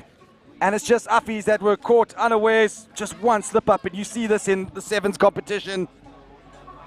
You can't make any mistakes. The game is short. You need to make sure you use everything. As Nick Allen has a little kick for the Poles to get the 2 points, but really difficult when you drop kick it. We see it once again. Dimitri Erasmus, the first team player. You're not going to stop him from just a few meters out. Good pass from that man to Nick Allen to make sure they were able to exploit the space out wide. And Affies finally come away with it. That man number 14, Graham Malan. Malan Graham, who gets away with it. And Delanga, look at his speed go. One man to beat. But the touchline wins the contest. Michael Delanga, we know how dangerous he is in 15s, and still just 17 years old. Will be playing for Affies next year. As the Blitzbeere have a look on the outside. Good defensive effort from Neil Collins. And it's Blitzbureau who take it out wide. Good work from the Blitzbureau. They're recycling well.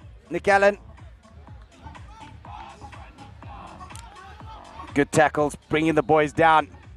Charles Nell had an outstanding game. Final game last night. Scored 2 tries, did the man. That's the quick men on the outside. Jason Hugo with the back bunk of the inside. It's a try scorer.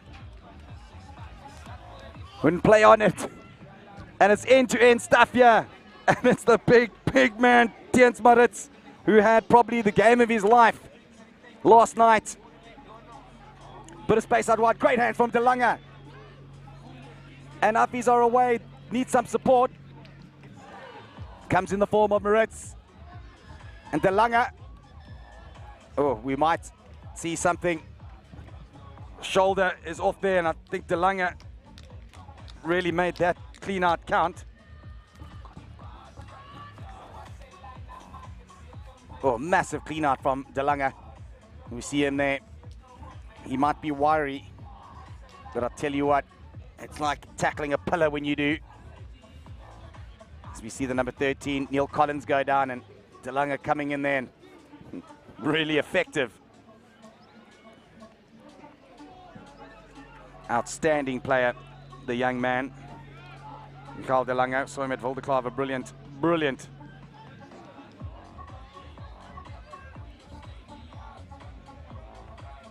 Also a great game from Neil Collins so far. He's been everywhere, made sure that he has been effective around the ball.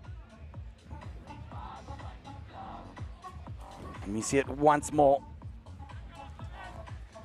Unfortunately, I think his arm just got caught and pulled his shoulder a little bit. Was Zander Lawrence. Let's hope he's okay. These boys bounce back so quickly.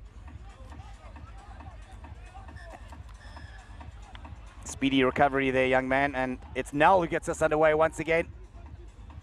Out to Collins. No, that's Van Wyk actually. Out to the big Maritz. De Lange has a little look himself. Good work from Graham once again.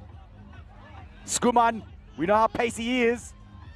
The little halfback, but wonderful work from the try-scoring machine, Dimitri Erasmus, just shepherding out to touch. Line out with form, said the referee. And you can see the scoreline now is telling of how close these games are going to be. Some big scores yesterday, but it's all to play for at the moment. Because Nick Allen, that gives a brilliant throw. Geez, what can this man not do? Blitzbureau back on the inside. Finds him a little bit of space out wide. Good little cut back. Great work from the number 9, Estian Steyn. Cassie Princeton finds guys out wide. And it's that man again, Brooklyn Newman with the pace. Can he be reeled in? No, he can't. Schoeman with fingertips, unable to take on the Brooklyn Newman. Scored a wonderful end-to-end try yesterday. And once again, there is no substitute for speed. Look at Nick Allen, he's the kicker. He throws in at the lineouts. Brilliant from this young man. And you've just got to love the way Jaco van Zyl boys really exploit the space when it's on. And Nick Allen nails another 2 to his name. Brilliant from Olivier, and we just see Newman. Didn't even look like he was running too quickly. Schoeman almost got there, but in vain. Very happy about that was Newman, as Nick Allen gives another great little kickoff, but beautifully taken. Excellent. And I think that it will be a yellow. De Lange taken in the air. I think it was Estian Steyn, the guilty party. De Lange just finding a bit of space. They really need to find something here. do Affies. Affies need to get back into this game quickly. And they're trying through Collins and out wide to the big Marius. So strong is Marius, back to Collins. Collins isn't held. He spins around like a revolving door.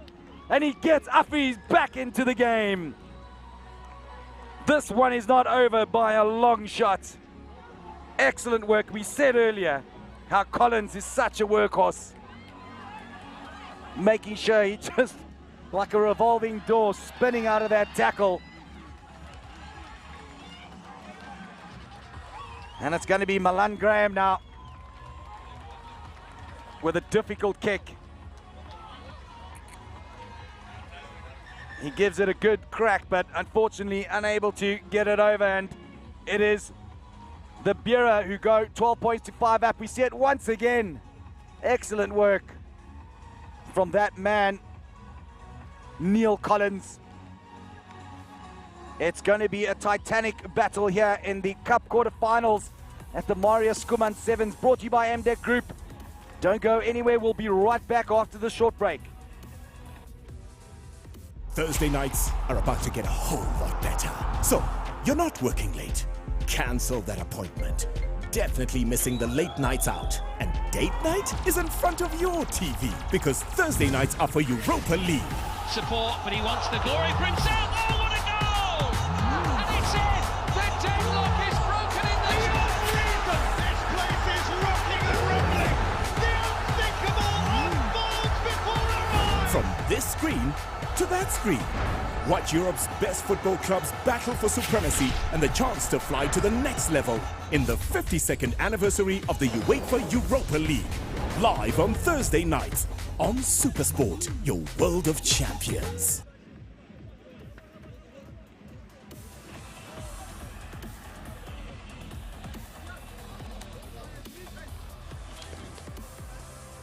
Welcome back to this scintillating encounter. There are the boys from Pretoria come all the way down here to the Winelands to jawl against each other, and what a jawl they are having. But it is the Blitzbera taking on the Witbulle. Monas would be swearing at me right now, but that's what they call themselves, and that's what I'll call them too.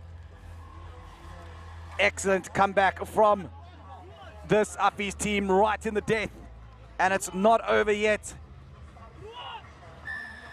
The Battle of Pretoria down in the Winelands continues, and it's Marius who gets onto Cassie Prinsloo's case a little bit. Nick Allen, outstanding from the young man once again. Olivier, brilliant work again from Cassie. Does he find Olivier? No, he doesn't. Oh, I think he just put a finger out.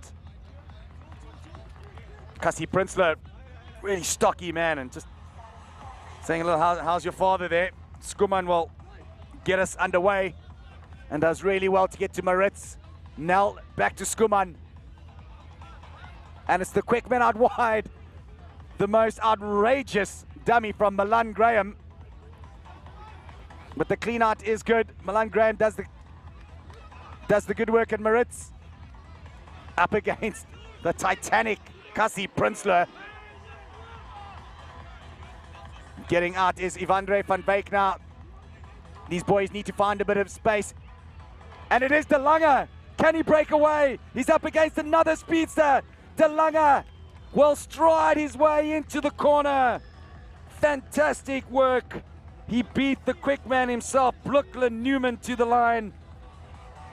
Michael De Lange, one of the players of the tournament so far, puts Affies right back into it.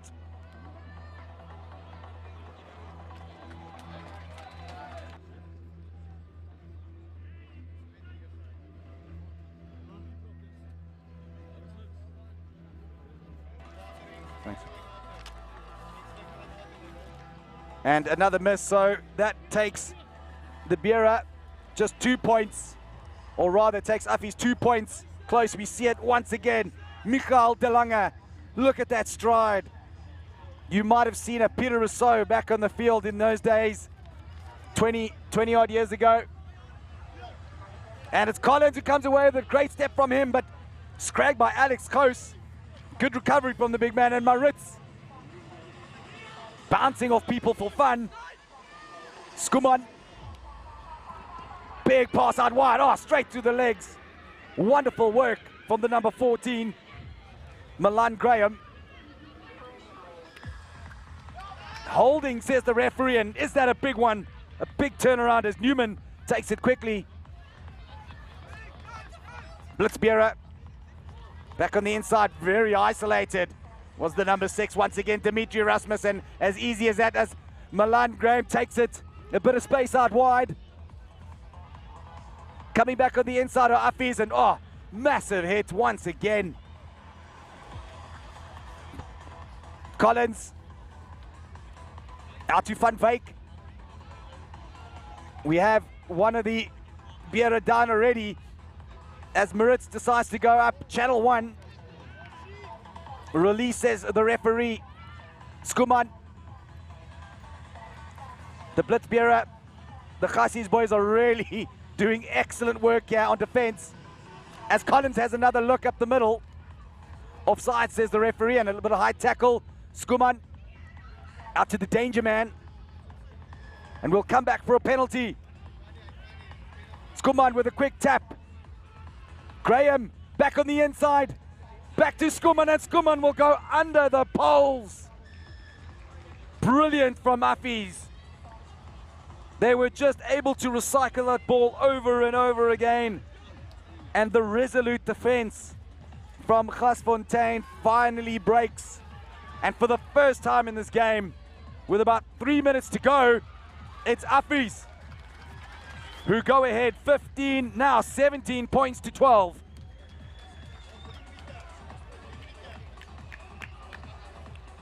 Affies, the never give up attitude of these boys is outstanding. We saw them at Wildeklaver too.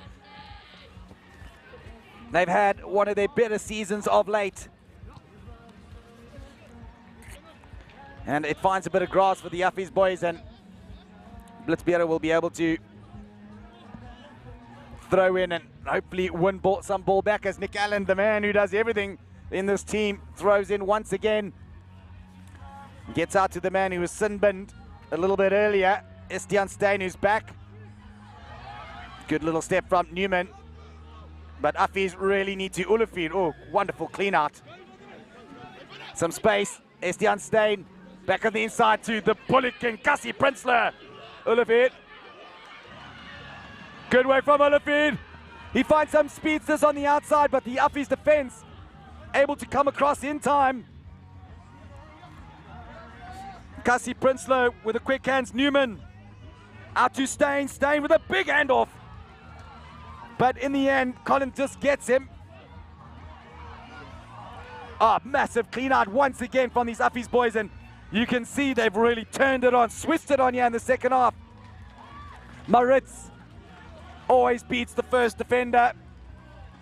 Schoeman gets man and ball together. Van Wyk will have to clean it up, but the Beera are there through Olivier, but unfortunately unable to get it. Marius again handing off people for fun. You get a handoff, you get a handoff, everybody gets a handoff here. And it's Affies once again with a half break. They do need some people. They will be on it in a flash and straight off their feet. Is it now a chance for the Blitzbearer to take themselves into the semi-final of the cup competition? They've been really good in the lineup, but Newman wants to take it up. Gets to Nick Allen, Olafir. He's been wonderful since he's gone in at Prinsloo. No, sorry, Nick Allen now. Steyn plays first team for Khassi's brilliant player, Nick Allen, with a big pass out to the number 12. Jason Hugo finds a bit of space. It's the big man. We saw him yesterday. Divan Brits. And a wonderful steal. I think that was Schoeman. Brilliant from the little halfback. And they'll kick it out, and Marius. That is the game, and Affies with a come from behind victory. beat one of their biggest rivals from Pretoria, the Battle of Pretoria, right down here in the Winelands. And it's Uffies who come away with a really hard fought, come from behind win, 17 points to 12 against Gasfontein. It's going to be an epic day, so don't go anywhere. Right here at the Marius Schoeman Sevens, brought to you by the NDIP Group. We'll be right back for some more Sevens rugby straight after this.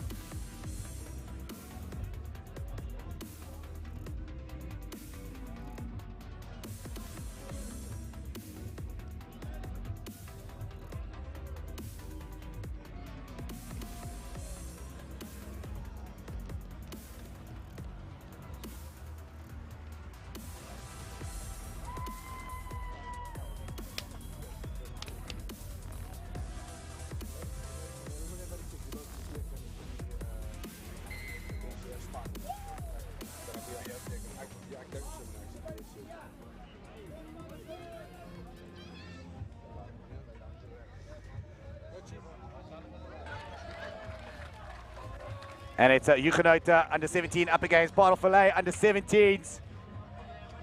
And a quick throw in.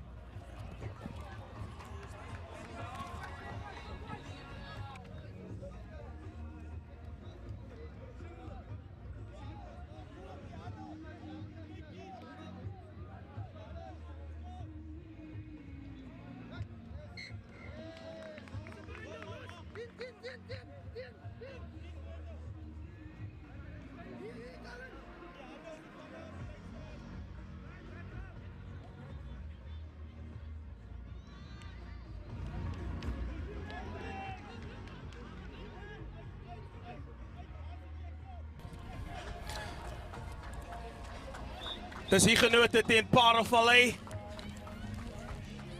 Beide spanne het iets om te bewys in hierdie wedstryd. Nou is dit Bartelfilet. Maar die bal die die hande laat sit, Huguenot. 'n sterk afstamp, die bal by die kantlyn uit. Kompetisie baie sterk, baie straf. En hierdie Marius Schoeman 7's toernooi. Bly ingeskakel, hier's nog hoop rugby wat voor lê. Ons het die balfinaal, die plaatfinaal en dan die bekerfinaal. Hier op die Jan Kriel Sportveld.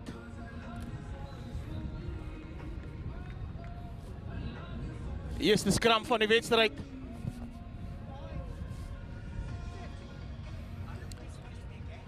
Huguenot wat wegkom met dit, maar onder groot druk. Soek hulle aansluiting, vind hulle afsluiting, die vaartverstelling, 'n spike, 'n stopklas. Dis Huguenot wat die wedstryd begin met 'n briljante 3. Die moment wat hy aftrap binne toe insny en die vaartverstelling is stopklas Atkins. Maak seker hy druk sy span sy eerste 3. Die doelskop suksesvol. En na op die kyk weer sien ons hierdie man het spoed verta.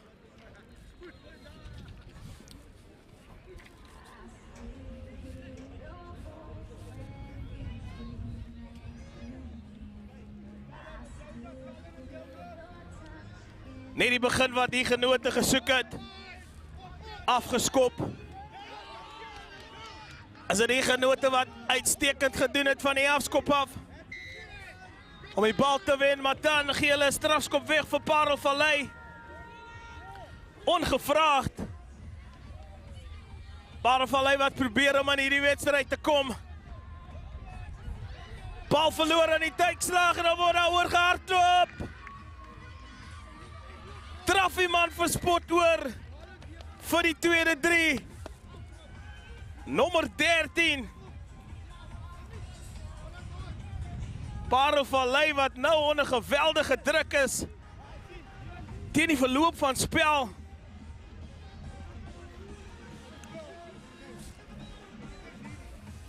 Humphries wat kyk of hy kan verdoel, die 2 punte byvoeg. Onsuksesvol teen die reg op paal. Sien ons weer eens, dis die genote wat 'n fout uitbyt van Parelvallei. En hy glimlag al die pad huis toe. 'n vroeë geskenk vir hom. Goed gekompeteer van die afskop af, is dit Parelvallei wat die bal wen. Nou word daar iemand rondgetrek op die veld by die kantlyn, maar dis onreëlmatig. En 'n bietjie bal besit. Parelvallei, die manne van Somerset West. Kyk of hulle vir die genoot onder druk maak. Die aftrap, nou sit die ondersteuning wat by moet kom, die aangee. Die sokkervaardighede. Die onvoorspelbaarheid van 'n rugbybal het vir 'n oomblik gelyk of Parelvallei daar gaan deurbars. En dan die hantering van die genote wat vir hulle in die steek laat. 'n Gulden geleentheid vir Parelvallei om punte te kan aanteken. Al die harde werk was gedoen, die aftrap na binne toe, die spoed. En die vaartverstelling, dit was uitstekend. Ongelukkig hy laste aangee wat nie in 'n hand toe kon gaan nie. Vinnig opgetel op die pas, is wat die skram. Ja, sit Parelvallei wat oorduik. Parelvallei wat oorduik vir hulle, lyk soos Kaya Kusha. Duik oor vir sy span sy eerste 3 in die 6de minuut. En is dit die vuurwerke wat Parelvallei nodig het? Daar sien ons weer die skram, goed gedoen. Die genote stadig is om te reageer. En hy byt daai stadige reaksie uit. En druk 'n goeie 3 vir die manne van die Helderberg.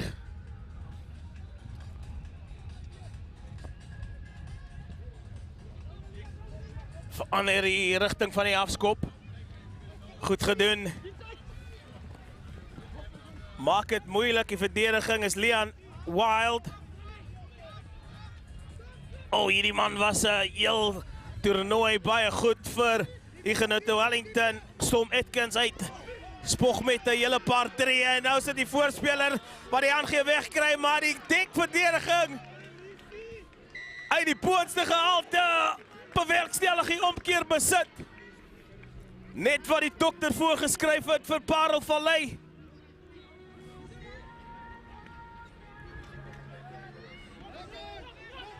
Goeie aangee.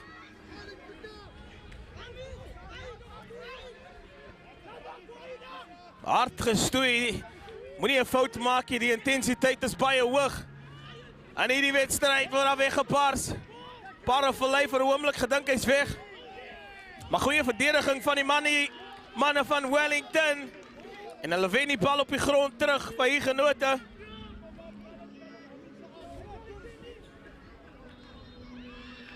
Word die bal gespeel. Daar aan die tuskant vir Keenan Johnson.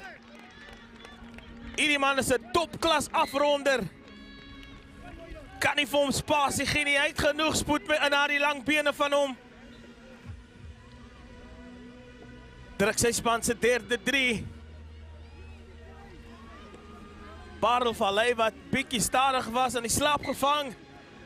Suksesvol en 'n opwindende eerste helfte. Kom tot 'n einde. Daar sien ons vir Johnson. Hy het geen uitnodiging nodig nie. Moet nêrens heen gaan nie, dat is die tweede helfte wat wag. En hierdie titaniese stryd tussen hierdie twee spanne.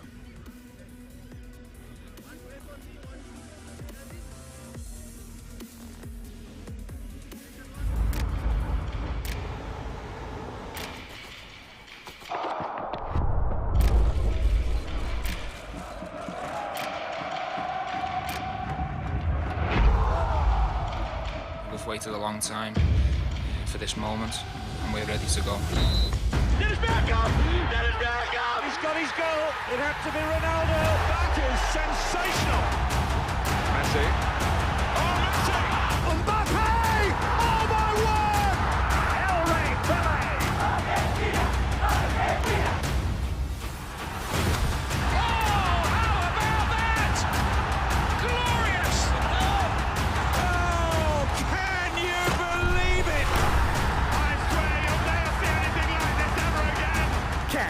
single moment of all 64 matches of the FIFA World Cup Qatar 2022. Live on SuperSport, here for every fan. Only on DStv and Showmax.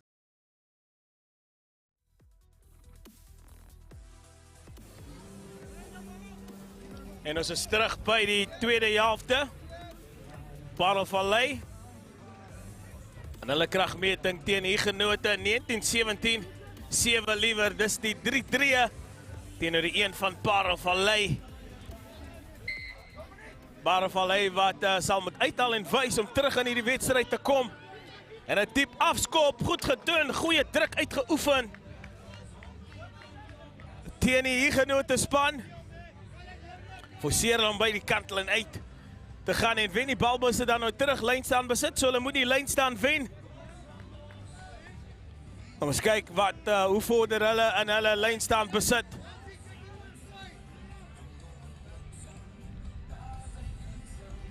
Gaan hulle voor, skeieregter wat sê as geen probleem nie, maar die bal afgeneem. Kom hier Huguenote. Hulle hou daarvan om die bal lig te gee en hulle vinnig man in spasie te sit. Vir Atkins en vir Johnson. Twee gevaarmanne van Huguenote. Kom die groot voorspeler. Die ondersteuning en die continuïteit is baie goed van Huguenote. Die aansluiting. Oh, wat 'n duikslag by die kantlyn uitgepoender. En die tegniese akkuraatheid van die speler van Parel Vallei uitstekend. Kry hom om die heupe beet. Sit die skouer in, maar hier kom hulle met 'n aanval. Diep uit hulle 22 uit. Ondersteuning stadig om by te kom. Parel Vallei baie gelukkig daar is. Huguenote met hulle hande op die bal. Gaan hulle uiteindelik grond en dan steel hulle hom terug. Dis Parel Vallei.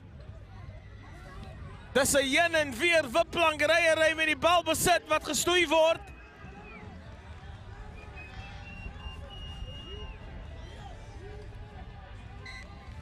En die skeieregter wat uiteindelik op sy vlekkie blaas.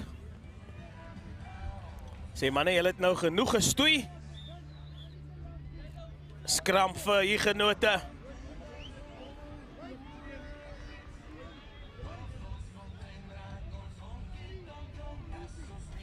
Wynkie wat nou bietjie optel. Temperatuur bietjie opstoot en hier kom Huguenote. Aftrap na binne toe ingesny, ongelukkige hantering van Johnson wat hom in die steek laat. En geen voordeel vir Parel Vallei nie. As nie meer baie lang tyd oor vir die Somerset Wesmanne nie. Hulle 3 nodig om aan die voortou te kom. Dan moet hulle verhoed dat Huguenote in die punt aanteken nie. Daar is die 3 drukker vir Parel Vallei. Afgetrap na binne toe. 2 verdedigers wat vir hom gewag het. Johnson. Goed op die verdediging en die aanval. Slinger hy die Parel Vallei speler grond toe. Verander hulle van rigting. En Huguenote wat spasie opgemaak het, aftrap na binne toe. Nou is net 1 rigting verkeer. Maar die verdediging wat bykom, nou is die ondersteuning opgetel. Vir Parel Vallei. As die interaksie baie goed. Word daar oorgetyk daar teer. Kaya Gusho. En hy voeg nog 5 punte by. Die telling van Parel Vallei. Dis net wat hulle nodig gehad het. Die apteker het hy medisyne voorgeskryf.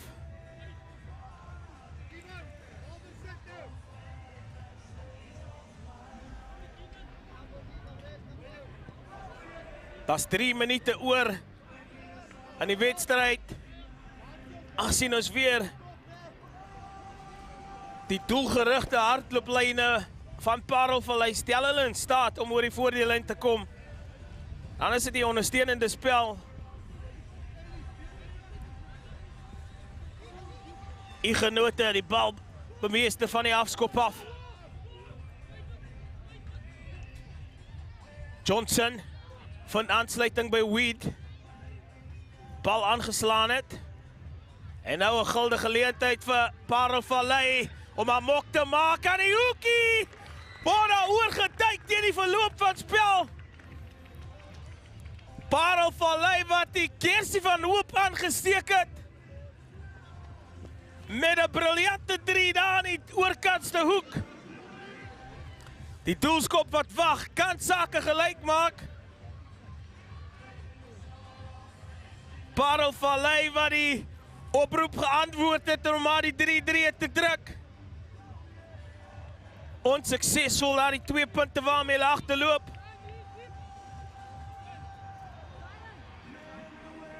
En dit is wat jy nou noem deursettingsvermoë.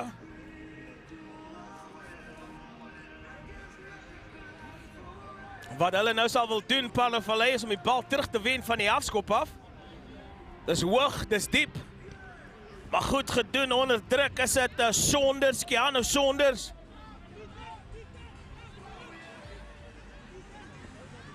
Moenie vir hierdie manne van die genote spasie gee nie. Hulle sal dit uitbuit en teen jou tel.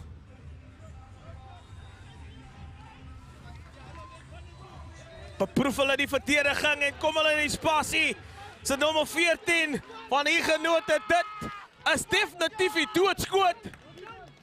Dis wat Parelvallei nie wou gehad het nie. En hier genote wat die laaste sê het in hierdie wedstryd. Parelvallei se konsentrasie wat hulle in die steek laat. Te veel verdedigers daar toegesak. Op die aanvaller van genote en daar sien ons uitstekend gedoen om die verdediging te trek. En is neesie verby van die manne van Somerset West. Hulle kyk of hulle hierdie wedstryd met 'n hoogtepunt kan afsluit. Hulle balhantering nie so klinies soos wat hulle dit graag sou wil hê nie. En dan die fop aan gee. En dan die balverspreiding aan die tuskant. Het hy die ondersteuning nodig? Is dit die afstand wat amper suksesvol was? Hy kry die aangee weg. En Parelvallei wat eindig op 'n hoë noot. Druk hulle 'n troos 3. Hulle kan goed voel oor hulle wedstryd. Dis nie die uitslag wat hulle wou gehad het nie. Maar nietemin is dit die span van Wellington wat hulle kanse gebruik het toe dit saak gemaak het. En dis die einde van die wedstryd. Wellington aan die wentkant. Parelvallei, die verloorde is ongelukkig. Moet nergens heen gaan, hier is nog propvol. 7's rugby wat voor lê.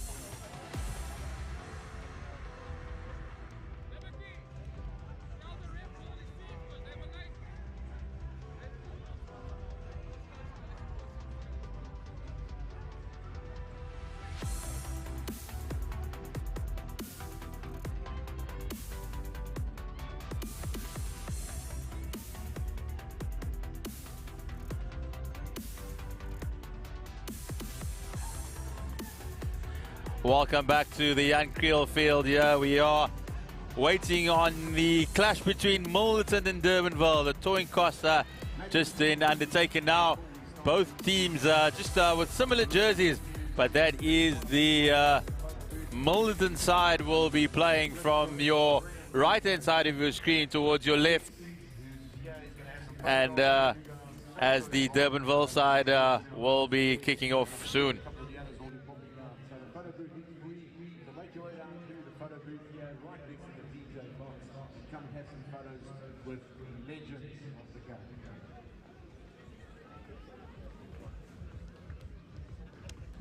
We're about to kick off here between Milnerton and Durbanville, two sides that know each other very well from the Western Cape. And it's Milnerton who will get us underway. The shirts do clash a little bit, the two navy blue sides, but we will have a game going. Geez, it's really tough out there. Just look for underneath the arms. Those are the Belleville boys. And a little bit of a kick over and find some grass. And Milnerton, I think they thought they might have had a better results over them. They're a really talented team and a good rugby program, Zaid. No, 100%. They have shown flashes of what they are able to do and what they can produce. And they will look to end on a little bit of a high here as we reach the business stages of the tournament. And it is Durbanville who take it in. This ball comes out towards the back line, swung out wide, and it is down to the number 14, Carl Moache, and he goes down in. So comes out, and it's a little bit of a knock-on from by Cole Wegerworth of Milnerton, as Durbanville look to restart the game.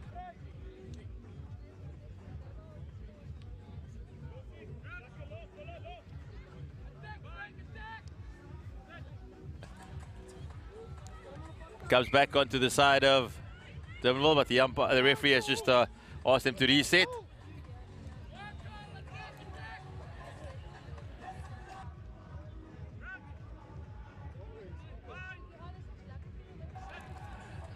Comes out to the side of Durbanville, swung out wide, looking for the flyer on the left-hand side. It's a good kick, going towards the try line, and it's taken over, and it will be a 5-meter scrum for Milnerton.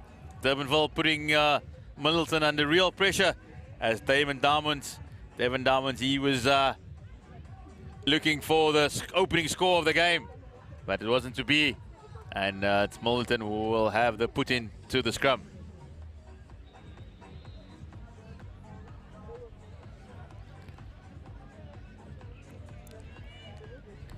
Ball goes in, taken out behind the goal line. Not wanting to clear the ball and keeping the ball in hand, and eventually does put it onto the foot, and wins the line out for Milnerton, who tried to take it quickly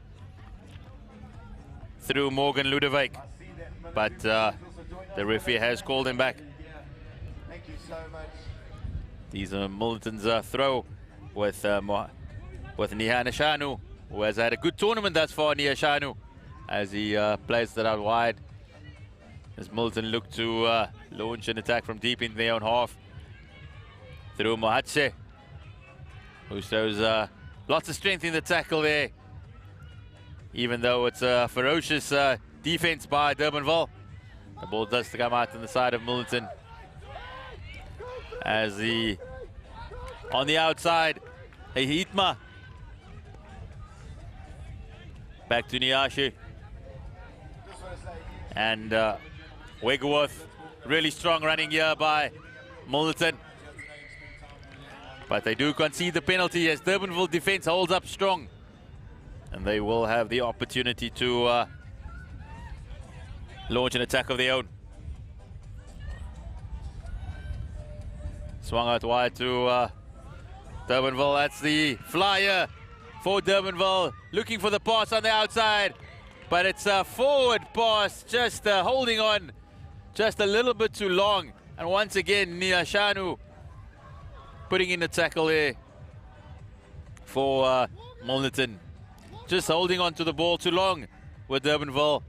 He had the runner on the outside, could have put him away, but just a few seconds delay, and it was a forward pass, and they'll come back for the scrum. Still have no score here in this under-17 clash on the Young Creel field.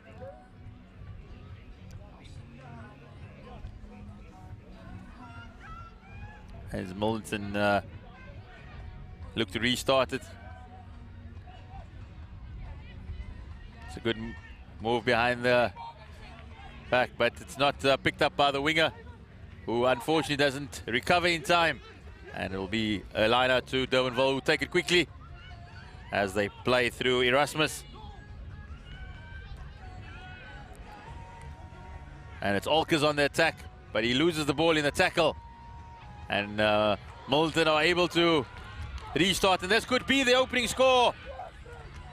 A run down the right-hand side, and that is the opening score for Milnerton. We've been waiting a while for someone to open the scoring, and eventually they do through Hitimana, as the first try of this game is scored. 5 points to 0 for Milnerton.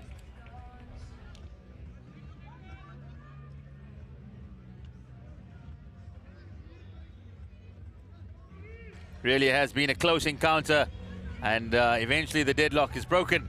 The conversion's not successful, but it is Milnerton through Hitimana, who took the pass on the inside. He beat his first man, and from there onwards it was he just had too much gas in the tank, beating the cover defense of Keegan Wood to get over, in at least getting over to score the first try.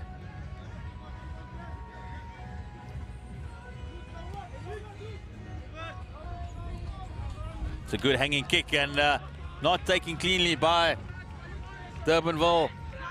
Pretorius. And it's Milnerton who will have the put into the scrum. As Capri is back on the field for Milnerton. Had a disappointing outing in the first round, but we'll look to put that behind him and try and get his backline away, but he's immediately under severe pressure by the Durbanville defense as it comes out to puts on the boot there by Milnerton. Keegan Wood, but the ball is lost in the tackle, and Durbanville finally get their hands onto the ball, and will try to start an attack from deep in the defense, but they realize that territory is important. They put the ball on the foot, but we'll come back all the way for a penalty. The kicker's in front, the runner's in front of the kicker, and it is Milnerton who will have another opportunity here through Niashanu, who shows once again, just shows his ability and his excellence. He's been a star performer for this Milnerton side, Liberty Niashanu, and he extends Milnerton's lead to 10 points on the stroke of halftime.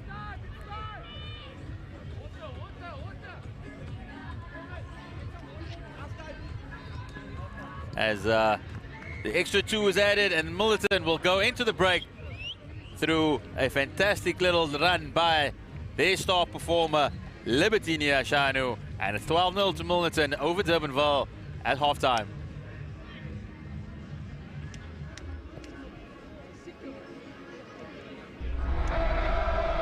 I've been here a few times in the past as a football player manager, and this one always is the most difficult one to win. Premier League is a crazy league. The chase, the attack, the wild struggle for survival. Premier League is the biggest league. They've got some real good players here.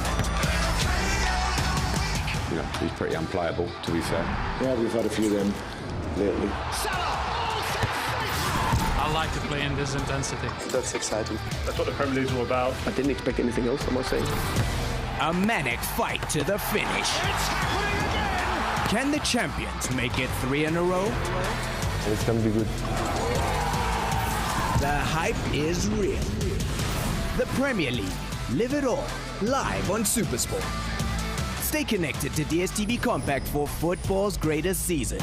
Broadcast brought to you by Discovery.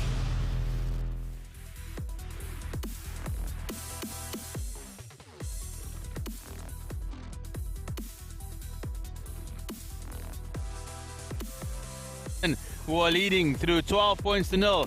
It's Liashanu and Hitemana that have managed the score to get over the whitewash for the boys from Milton. And it's all for do for Durbanville in the second half. And that's the Milton side. Their coaches just heel press home. Keep doing what you've been doing. And hopefully you'll manage to get out on the other end. But Durbanville, they'll surely have a say as into what will transpire here, as it is only a 2-point game at the moment and anything is still possible.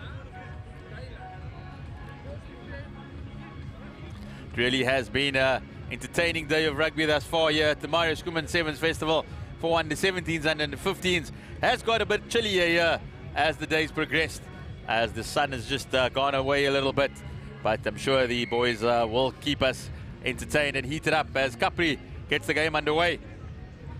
It's taken in by Durbanville. He finds the Reese Erasmus, who gets it out to Kamwache. Or at least that's that is Durbanville though, who have hit back immediately in the second half. And he immediately adds the extra 2. And suddenly we have a 5-point game at 12 points to 7. Exactly what Durbanville would have wanted to do after their first half, suffering the 2 tries conceded. But now it's all about Durbanville, who have managed to hit back.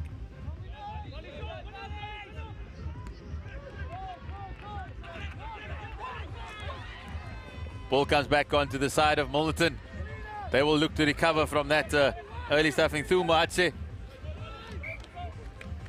As Durbanville just conceding the turnover, and it will be a scrum to Milton.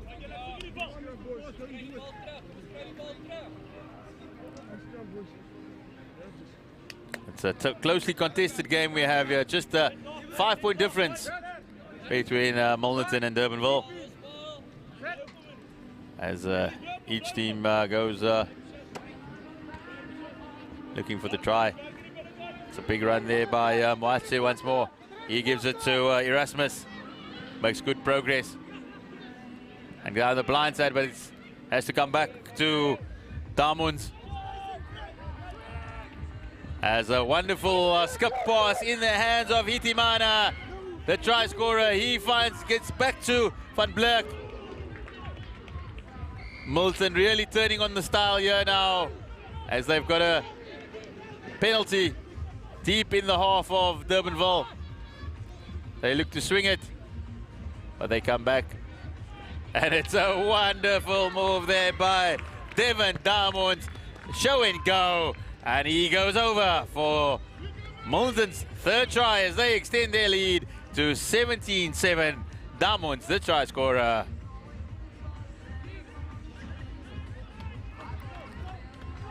And the conversion is successful as Milton extend their lead to 19-7. And it's all to do for Durbanville once more. They came back with a try in the first few seconds of the second half, but they have been exposed with the lovely footwork of Devon Darmons. And he enjoyed it too with a little celebration for the supporters.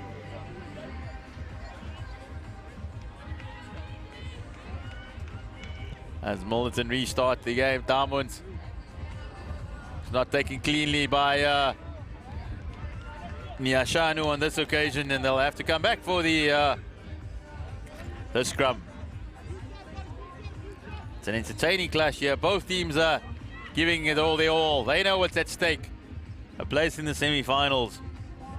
As Durbanville once again look to play the ball out wide, but it's more than just offside.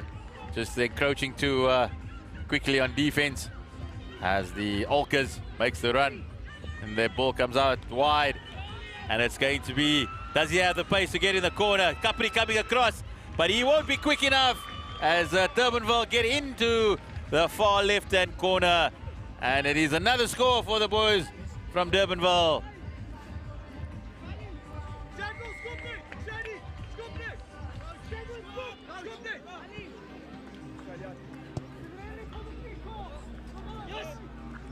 And the conversion, unfortunately, is unsuccessful as as you see, beautiful vision there, getting the man free on the outside.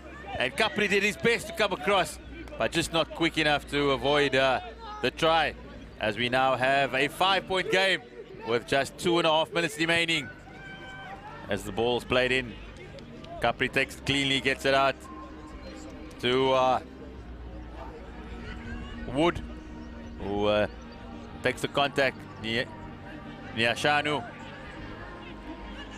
What does this Milnerton side have? Are they able to hang on as they look to create the overlap here? It's Mahima. It is Itimana. Itimana. Does he have the pace? Does he have the strength? Can he get across? As he's held up just on the edge of the try line, but it's turned over and it could be a 100-meter score here. That is exactly what Sebastian Teron is going to do. That is the beauty of sevens. It was a try-saving tackle in the far right corner, but it was turned over, and Sebastian Teron, he showed he had the pace to get over, and he's put his side Durbanville into the lead with just a few seconds remaining on the clock.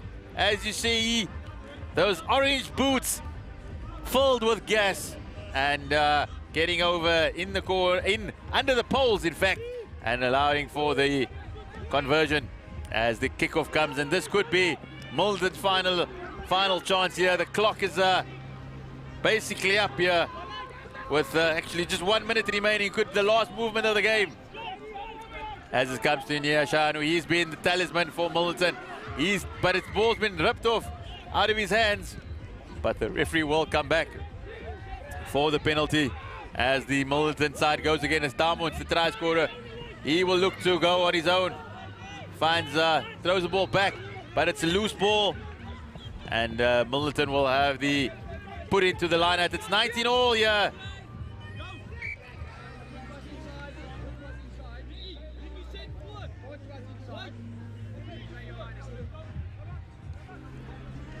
As Milton and Durbanville are deadlocked with 19 all.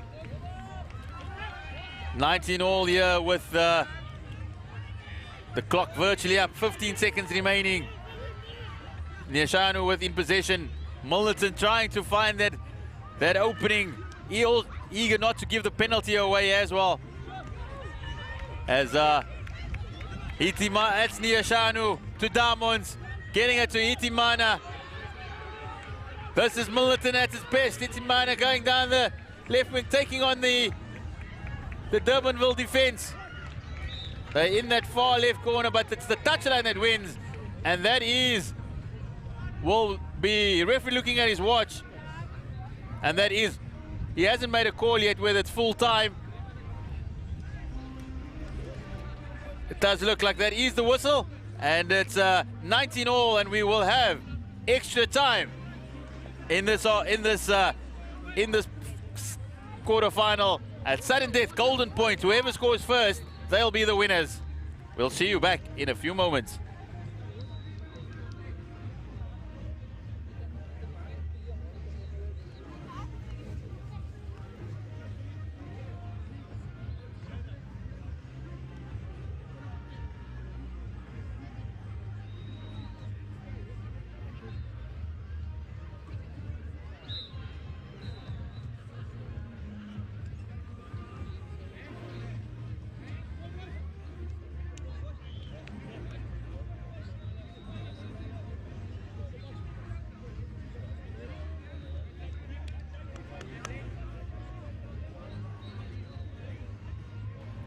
This is what Cup final rugby is all about. It's a place in the semi-finals and deadlocked at 19 all. The jerseys are the same, the scores are the same, and very, very little to separate between these two teams. Both giving it the absolute best through those opening 14 minutes. We'll go 3 minutes each way, but whoever does manage to score first, that will be the winning score, regardless of whether there's time left.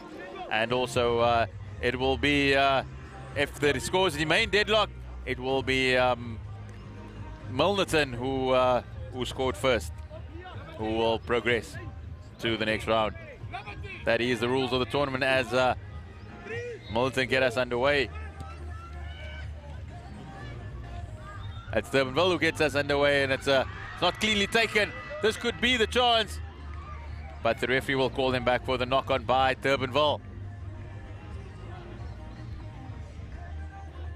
There's been a closely contested affair, and after playing 2 days of rugby, the legs are really going to be tested, put to the test here with an extra 3 minutes each way, and it could just be one individual error that could possibly be the difference between the two sides, as Milnerton put the ball in.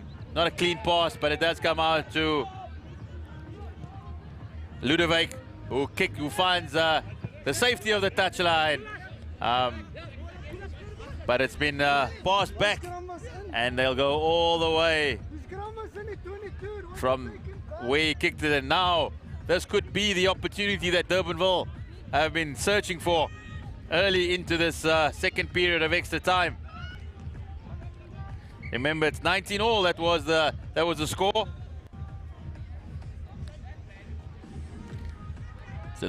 But Milnerton do manage to come out, and they get the ball once again to Niasha, their talisman, as it comes out to the back line.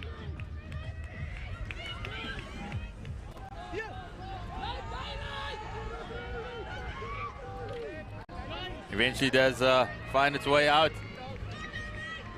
to the likes of Ludovic, who takes on the defenders. He's strong in the tackle.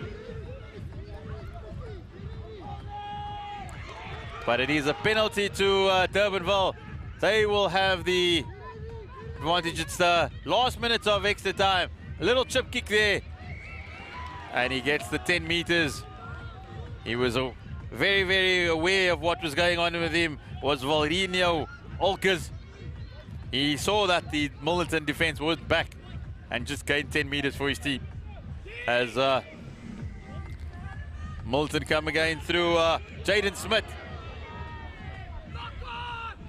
But there is a penalty, high tackle on Smith, and it's Milnerton who will have the opportunity to launch another attack. And it's a big break by Erasmus. That is the winning score, and he absolutely loves it. It's Erasmus that has sent Durbanville through to the next round. At least Valrinho Olkers. It's the referee though. We've got drama here though on the Young Creel field. It's not only us that is it. That is the final score. That is the game, as Durbanville advanced through a golden point score by Valrinho Olkers, and we'll see you back for the next contest.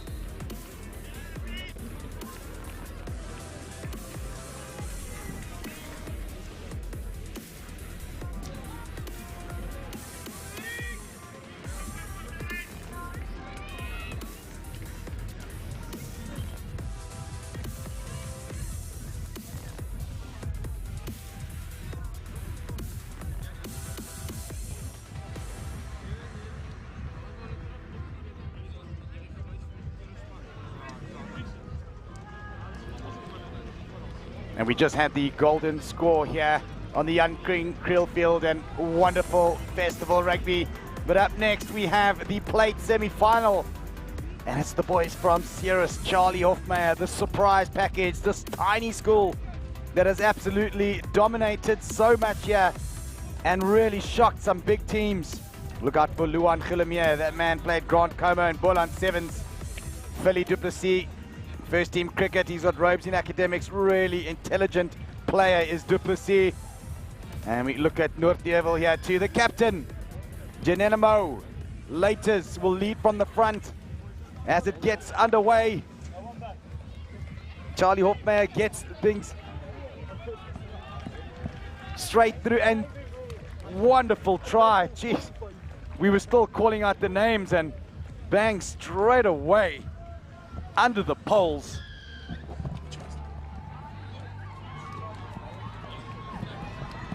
Charlie Hofmeyer, we spoke about them a little bit earlier, and it's again that man Yankees. They call him Loki. Plays a bit of first team cricket. Also one of the starters and best players in the first 15. Loki Yankees. Starting off with an absolute bang on Charlie Hofmeyer. Tiny school from 7'S, but punching well above their weight in the plate semi-final here against a much larger school from Noordheuvel and Joburg. And it's again Charlie Hofmeyer who come away with it. Brilliant from the number 2, Matthew Seister. Big pickup, great hands from the boys. There's a bit of space out wide. Can they find the quick man? Big step on the inside. And it's William Manuel, one of many under 16 players in this team, dominating in the under 17 tournament. They've only got 4 under 17s. The rest of the squad all under 16s, including this one. It's William Manuel with the number 9 jersey on his back. He's changed from Leroux Groenewald to swap jerseys for sizes. Brilliant work again. We see it again. Charlie Hofmeyer, just absolute slick hands and a skip out pass, step back on the inside. William Manuel, the little under 16, gets through it, and a clever little kick, but big tackle from Noordheuvel, but that'll be a penalty. Looks like a bit of a tip tackle, and referee Jobert Labskagni goes in and grabs a colour. That's a bit unfortunate. I don't think there was any malice in it, and Matthew Seister will have to sit 2 minutes, which is a long time in 7s on the sideline. Noordheuvel just taking their time, finally getting their hands on the ball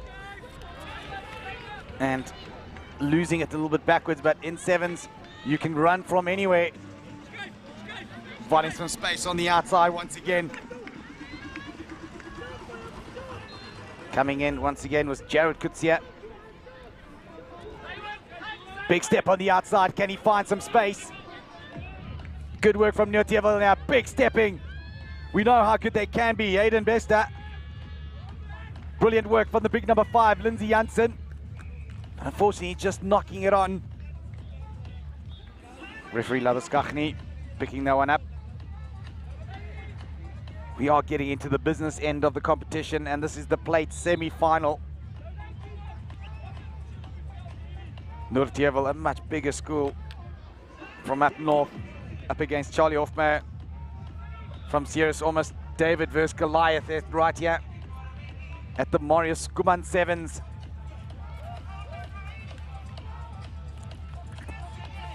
And it's good work from Charlie Hofmeyer.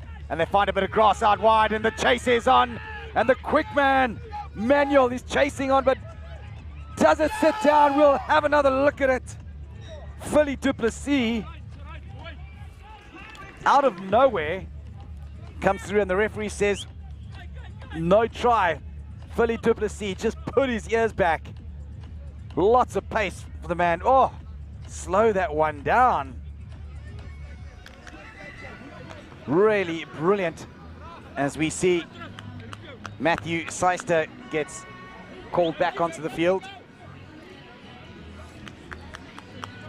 And the replacement, Loki Yankees, the try scorer, also back on the field.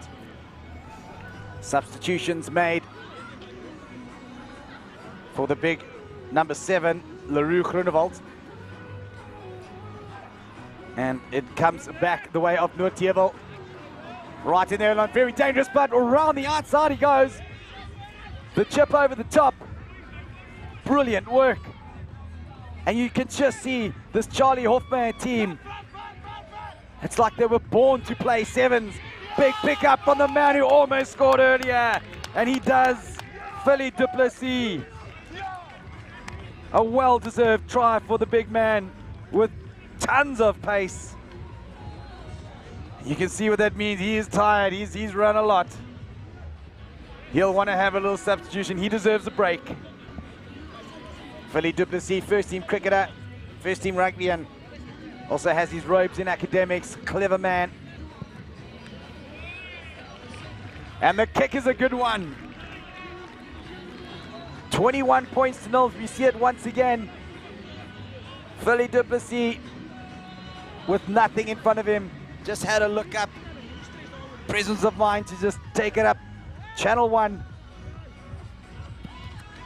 As Loki, Yankees gets us underway again, and Noordhoek really need to get back in this game. But it's Charlie Hofmeyer once again who do outstandingly well. And it's Jared Kutsia who just does some cleanup work. Man, really some pace on the outside. We hear it from, slight little knock on and nothing going right for Noordhoek at the moment. Jared Kutsia just having to clean up and doing a lot of the dirty work. And Chadwin Storm. Charlie Hofmeyer just taking their opportunities when they come.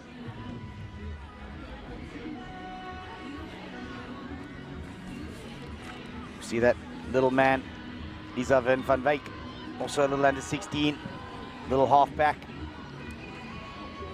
And a small little knock on from him this time. I think a little bit over eager was Van Wyk. Again, one of the under 16s in the Stars. Some of these players just 15 years old in this Charlie Hofmeyer's team. And a big substitution coming on. Daniel Jobert on the field. He'll want to make a big impact. 3 converted tries behind.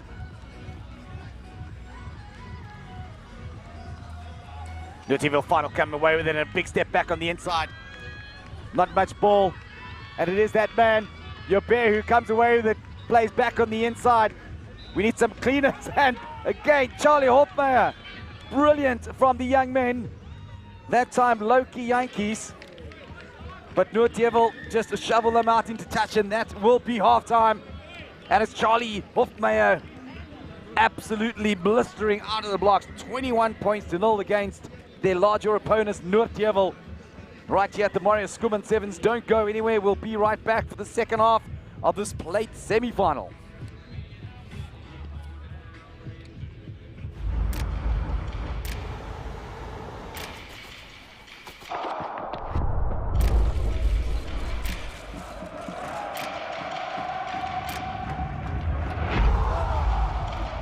We've waited a long time for this moment, and we're ready to go.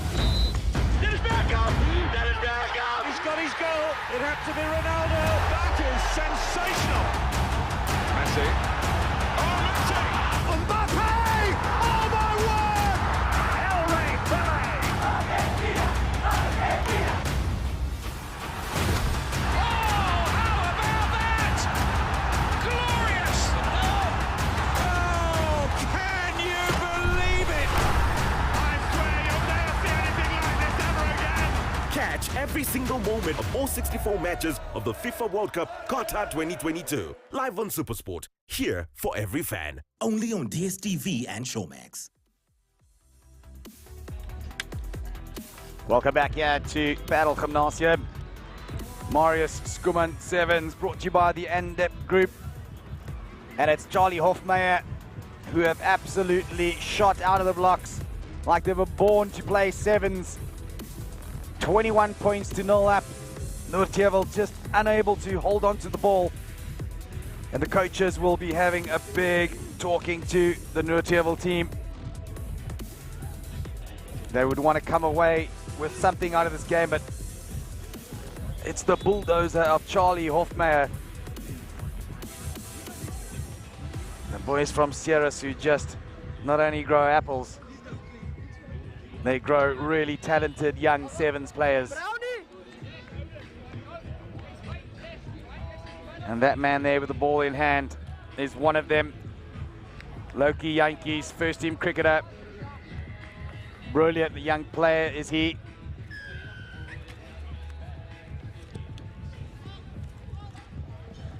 And Nortierville take a really good kickoff now. And it's the number 8, De Villiers, who gets it out wide. Janssen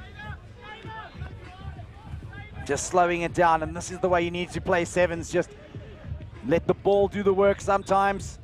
De Villiers back on the inside. Somebody does need to actually make a run for it at some stage, and I think it is Janssen who wants to have a go.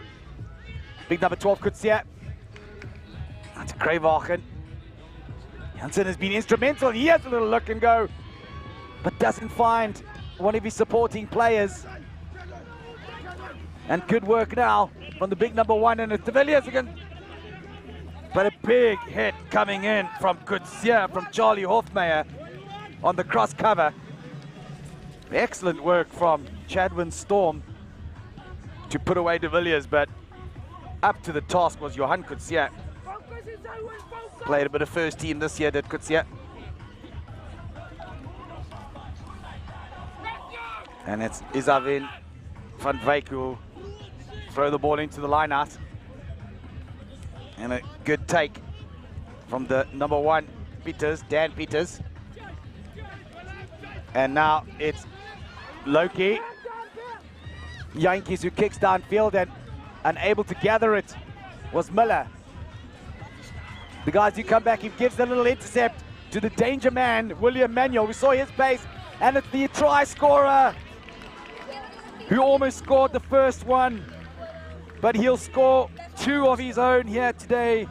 Brilliant work from Philly du Plessis. For such a big man, has shown some real pace and follows the ball so nicely, just making sure that he's always there in support. Really intelligent players, Philly du Plessis. Excellent work. We'd love to see William Manuel with ball in hand once again, really pacey.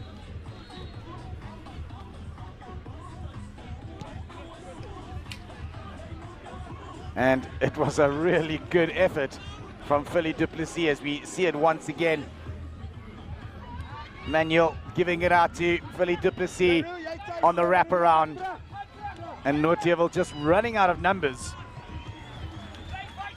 Keeping ball in hand is Charlie Hofmeyer.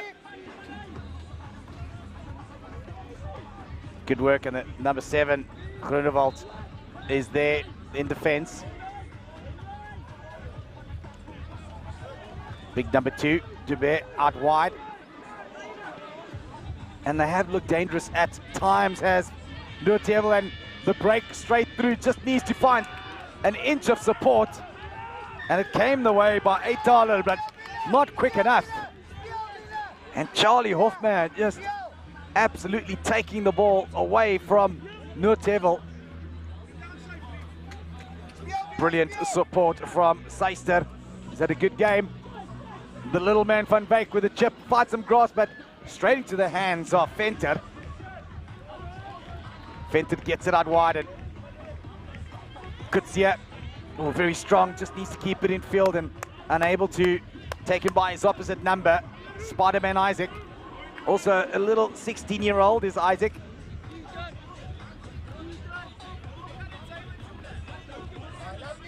Not only do Charlie Hofmeyer have a deadly attack, but their cross-cover defense work has been outstanding from these young men.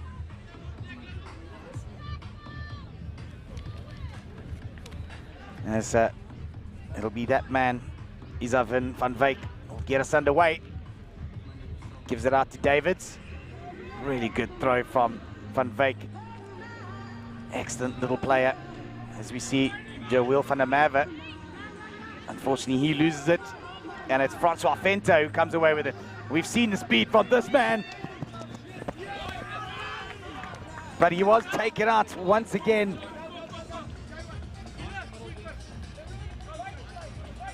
Genanimo Laters, lots of speed, but Charlie Hofmeyer again on the cross-cover defense. Doing outstanding work.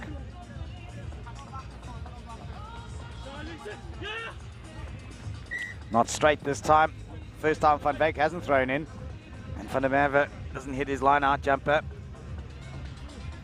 No worries, with 26 points to 0. You'd almost think that this is over. I would say this is definitely over. Noordjevel would like to get something and take something away from this game. As a few more substitutions happen. Van Wyk back on. And Jade Miller will put the ball in for Noordjevel. Big scrum from Hofmeyer once again. The ball comes out. Van Wyk with another chip. And it's Loki Yankees who gets in there, and does he come away with it? No, he gets a bang to the head for his troubles. And the number 4, Miller, gives a big tank downfield. Bit of an early tackle, one would think, on Spider-Man Isaac. And chirping, not allowed, very naughty. We'll stop and colors will be shown. And that's a yellow. Set into young man's tournament. Chirping will never change the referee's mind. And it's Charlie Hofmeyer who want to come away with another one. Van der Merwe back on the inside to Isaac. They call him Spider-Man. Great steal though from Noordjevel. But a slight little knock on, and with just 30 seconds to play, Hofmeyer, Charlie Hofmeyer, looking really dangerous once again.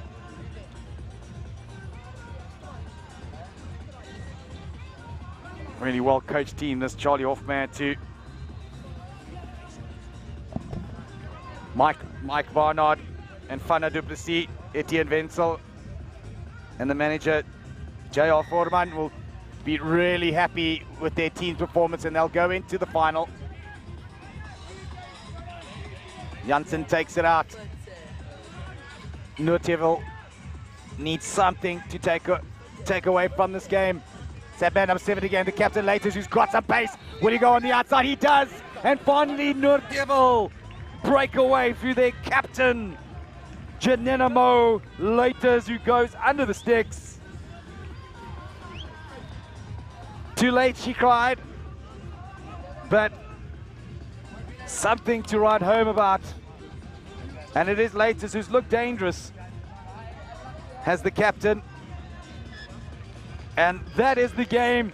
And it'll be Charlie Hofmeyer who will go through to the plate final in a little while. Brilliant from the boys from Ceres as they beat Noordjevel convincingly here in Paul Gymnasium at the Marius Joubert Sevens tournament. We'll be right back after a short break.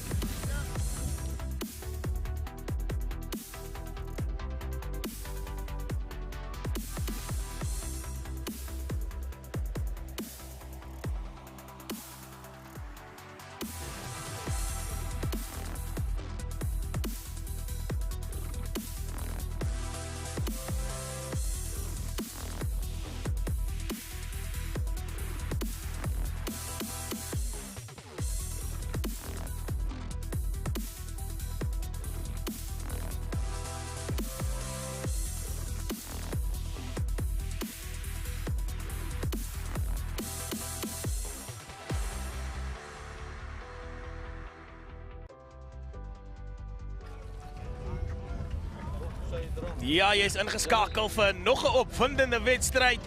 Paul Roos teen HTS Trostay. Dis die plaas semifinaal, die tweede een. En beide spanne speel natuurlik vir 'n plek in die finaal teen Charlie Hofmeyer, nou net afgereken met Noordjevel. En is Paul Roos wat die bal mooi gewen het van die afskop af. Hierdie man is baie gevaarlik met bal in hand. Trostay sal hulle keer moet ken. Onnodige spasie skep vir hierdie gevaarmanne van Stellenbosch nie. Die donkie lakwerk sal gedoen moet word op die verdediging. En dan die fop aangee is daar so amper deur die gaping gegaan, maar hulle kry hom net Piet. En die hantering vir Paul Roos. Nee, hulle gunsie. HTS Trostay baie goed gedoen op die verdediging. Die gevaarman Stoffels. Keenan Stoffels lus vir hardloop, heel toernooi gesien dat hierdie man, as jy vir hom 'n klein bietjie spasie gee, kan dit vir jou probleme veroorsaak. Drostay ingesny deur Malgas. Van die aansluiting daar aan die diskant. Nou sit Malgas, verskoon my. Trap af na links. Vind aansluiting. By die ondersteuning is Benedict George wat regheid maak vir Drostay. En die strafskop afgedwing en moet die speler los as hy klaar die tykslag uitgeoefen het. Goeie geleentheid vir Drostay, maar die bal wat wild weggegooi was daar. Belangrik om balbesit te hou, wees geduldig op die aanval. Nie nodig om hierdie onnodige tierlantijntjies te doen nie. Hou die bal besit, wees geduldig. Terwyl jy probeer om die verdedigingslinie van die opponente te penetreer.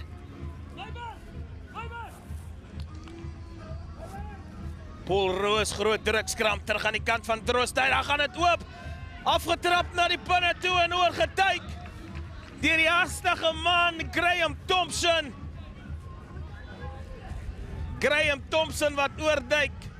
En nou is een van die Paul Roos manne vra, kan ons nie na die televisie skeieregter toe gaan nie, maar die 3 is klaar toegeken. En as Marius Drostay op die telbord in die vorm van Graham Thompson. En die extra's word bygevoeg. Sien ons op die kyk weer van die linkerbeen af. Trap hy oor. En jy sien net witkalk wat spat. Op hierdie koue Jan Kriel veld. Goed beheer van die afskoppaal vir sy Declan Krooi. Vond hy aansluiting by die gevaarman, die binne toe aangee na Satane. Wat aansluiting vind. Reguit gemaak, maar gelykstaande agressiewe verdediging. Speel hulle in die verdediging van Marius Drostay en dan 'n geel kaart vir daardie afklap van die bal. Middelik word die tempo gelig nou deur Paul Roos. Moet hulle vinnig punt aanteken, hulle loop agter met daardie 7 punte.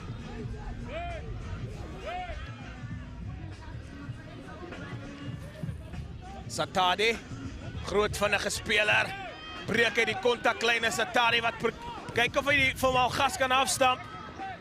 Sy aangee verlore gaan, nou sit Drostay onder druk, deurgehardloop is 'n Cheek January, die kaptein wat, hy loskraam plan, hulle wen die strafskop. Gulde, gebied, is 'n Cheek January, die kaptein wat oordraf.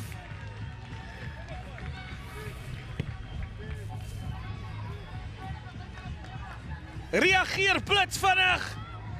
Die goeie werk gedoen by die afbreekpunte. En Cheek January wat dinge gelyk kan maak. Wat hy dan ook doen, 7 punte elk. 4 minute verstreke. Dis plaas semifinaal rugby. Alles om voor te speel.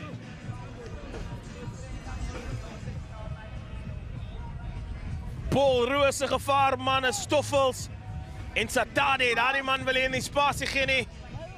Hulle sal vir jou lelik straf. Stoffels wat die paal goed lig gee en dan 'n sterk regte skouer in die rug van die Drostay speler. Malgas vind aansluiting by die 3 drukker, Thompson. Kom hy deur die gaping, vind vir Malgas. Word geplaap by die afbreekpunte, nou is Satade. Wettiglik wen hy die bal. Paul Roos met hulle sterk in die lug. Voor 'n hardloop aan die diskant. Oorgeduik vir Kian Edson.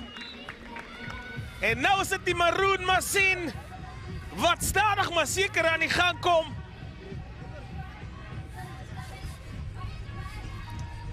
Marius Drostay wat stadig is om te reageer. En Edson spoed wat vir hom oordra vir sy span se tweede 3. Span van Paul Roos baie goed gedoen. Vas is afgedwing. Doelskop onsuksesvol daar op die kykbeer sien is vir Stoffels. Vind hy daar. Die 3 drukker Edson.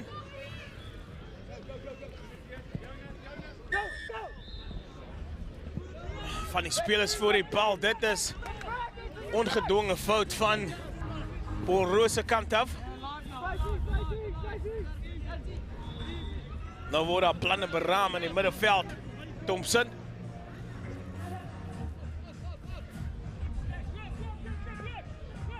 Skerp beweging. Paul Roos het hulle gewag vir dit en 'n groot duikslag op Thompson uitgevoer.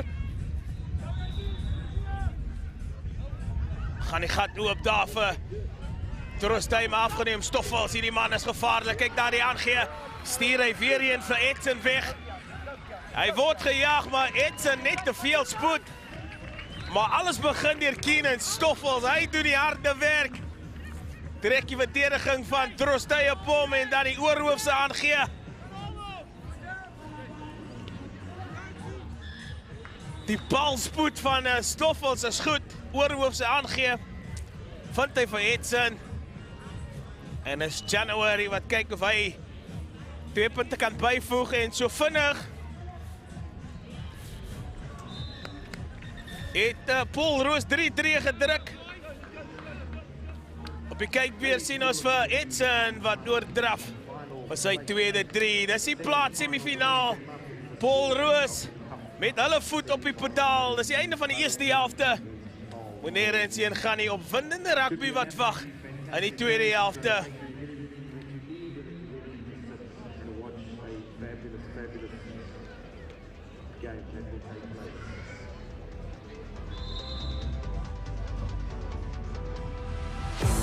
When you trust imagination and stretch reality.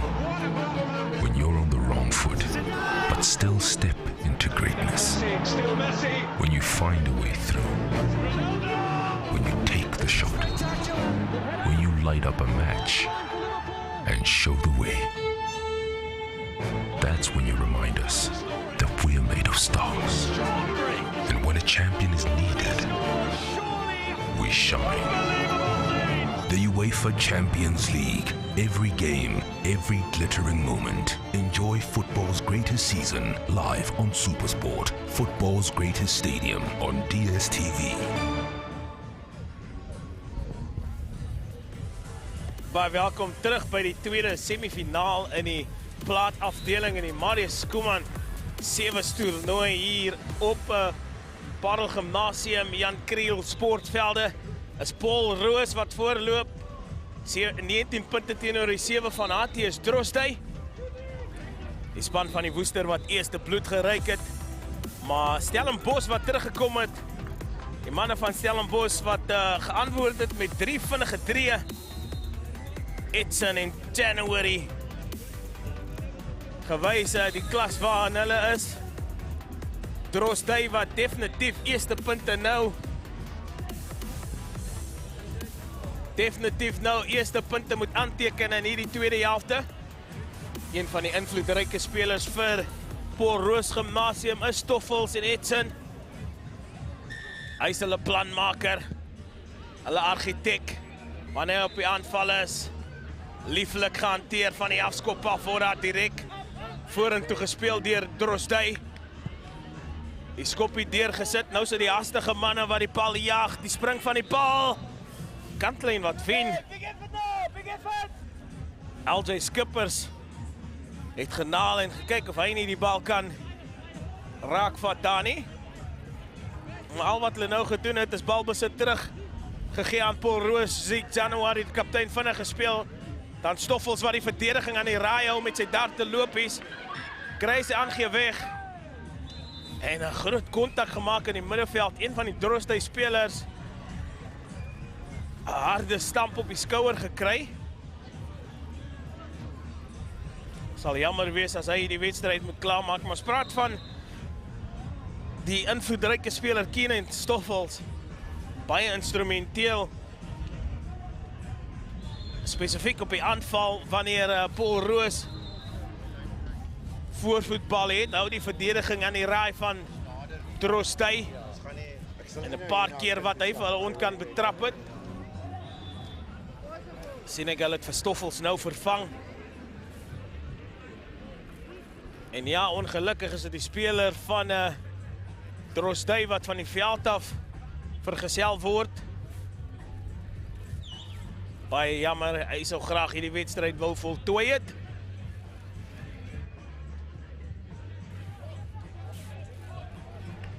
Hierdie toernooi natuurlik aangebied deur MD Groep. Word Trostay gepla by daai loskram. Onwettig sê die skeieregter.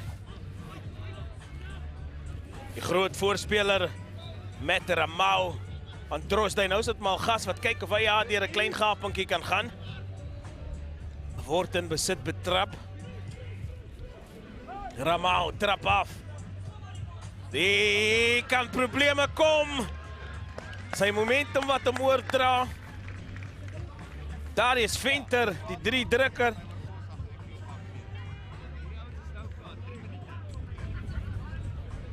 Dis net wat die dokter voorgeskryf het. Trostay moet eers teruggeslaan het met 'n 3 in hierdie eerste helfte. Wat hulle ook gedoen het, geef hulle 'n glinster van hoop. 'n Goeie probeerslag vir die doelskop, onsuksesvol. As sien ons die rigting verander. Goeie spoed op die bal en dan hy sterk afstamp. En hy net genoeg momentum gehad om oor die doellyn te dra. Dis wat jy wil vra van jou baldraers, om hard en met spoed kontak te maak. Met die kontaklyn word daar gekompeteer van die afskop af. Skeieregter sê speel aan. Trostay doen goed, die bal teruggewen. Malgas trap hy af na binne toe, die fop aangee. Vind hy aansluiting by Ramau. Kan daar probleme wees aan die tuskant? Is dit die 3 drukker? Oh, 'n dubbele kans vir Marius Venter. Vinnig slaan, is Trostay terug met 2-3 van hulle eie. En is daar 'n kinkel in die storie in hierdie wedstryd? Dis semifinaal rugby op sy beste. Malgas waar hy beweging begin het, hy het van rigting verander. En vind die aansluiting by Ramau wat vir Marius Venter wegstuur. En nou gaan Malgas kyk of hy die 3 kan verdoel. Middelmatige probeerslag, daar sien ons vir Malgas. Vind vir Ramau. En dan die laaste aangee na die 3 drukker toe. Hy's groot, hy's vinnig. En hy druk sy tweede 3, sy span se derde 3. Baie goed gedoen van die afskop af vir Paul Roos. Hulle het bietjie bal besit. Mis vir Stoffels, die planmaker in die middelveld. Paul Roos wat nou die bal lig gee. Satade.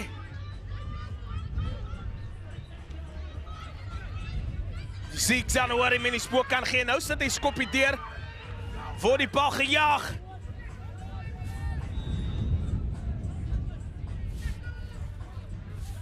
George wat reg maak, amper word hy in besit betrap agter sy doellyn. En hier kom Trostay met 'n teenaanval van hulle doellyn af. Ondersteunende spel is topklas. Hulle vind die aansluiting en hulle is akkuraat met hulle aangee. Kaiden Malgas, hy 2 verdedigers voor hom. Oh, die grondskoppie, die bal wat spring. Maar die hantering wat hom in die steek laat, dit kon groot probleme veroorsaak geweest. Veroorsaak het vir Paul Roos. Oh, dit was 'n hitte. Hy sit die bal op 'n tikkie. Duron Eyford, 1917 vir Paul Roos. Daar's 'n minuut en 'n half speeltyd oor. is Trostay wat die wedstryd van hulle lewe speel. As kliphard, die intensiteit is hier. En 'n senitergende goeie skram van Trostay. Hulle wen die skram, omkeer besit. Kan hulle terugslaan? Was dit die regte opsie vir Trostay? Dis Malgas, wat die bal uit die lug uitgryp. Die aangee na binne toe. Oh! Verloor hy die bal in die kontak. 'n goue kans verby vir Trostay. Hierdie wedstryd op 'n mespunt is tasbaar, jy kan die senuwees voel. Kaiden maak gas, hy laaste aangee, fenomenaal. Baie beïndruk met die vaardighede van hierdie jong manne. Is dit Paul Roos op hulle beurt? Kan die bal regs spring vir Trostay? Hulle is op die aanval. Skippers. Blitsvinnige aftrap na binne toe, maar hulle het hom goed dopgehou. Satade probeer om die bal te kry. So Trostay met bal besit, vind hy van Malgas.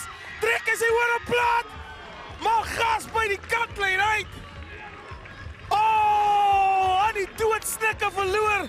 Atius Trostay, wat 'n verdediging. Kan hy dit glo, man op man. Is Kaiden Malgas wat vir alles binne hom probeer het, maar die kruisverdediging net te goed.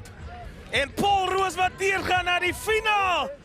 En hulle gaan kragte mee. Hulle kry vir Charlie Hofmeyer in die finaal van die plaatafdeling. Moet nêrens heen gaan nie. As 'n Parel derby, Paul Boys teen Paul Gymnasium net hierna.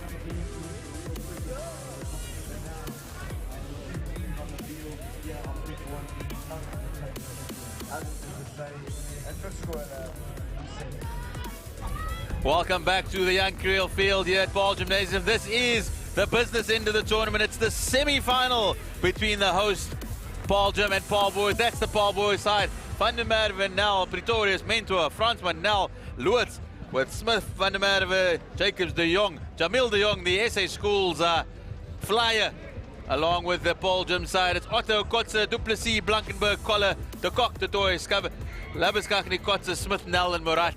As Smith gets us underway. This could easily have been the final, the local derby, as Paul Gym immediately put in a big tackle, and they're off and underway, and they will cross over in the first minute. That is the start that Paul Gym would have wanted. They've got the people, they've got the fans on their feet, as we see a fantastic start there by Van Koller, exactly what the host would have liked. And they are up within the first minute, 5-0 over the local rivals. We know what this game means. It might be off the upright, unfortunately for Smith, as it doesn't, as the conversion, but it's Koller that opens the scoring. This is an epic clash. It is the clash of titans between these traditional derby rivals. They know exactly what is at stake. They all, nothing more that Boys I would want to do than upstage their hosts on their own field. But it's now the Smith who gets them underway. A lovely weighted kick. That's Rita. It's regathered once again. As it comes out to Murat. He gets it to Lewis. It's lost in there in the tackle, but it's still on the side of Paul Gym. Murat gets it out to Smith. He runs straight and hard. And that's a penalty for Boys. It's the first time they get their hands on the ball. Swung too wide. The kick comes in. And it's out just in front of us with Shane Lee Simonse not able to regather. But this Boys High side, they'll be determined to do the business out on the full, says the linesman. And they'll come back. It's Gymnasium who put 80 points this morning past the Paul Barbarians. And they're now leading by 5 points to 0 over Boys High. Their traditional derbies. It doesn't get bigger than this in 7's for schoolboy rugby. This comes out to Smith, to Murat, who swings it wide to Clement Null. He's showed his pace today already.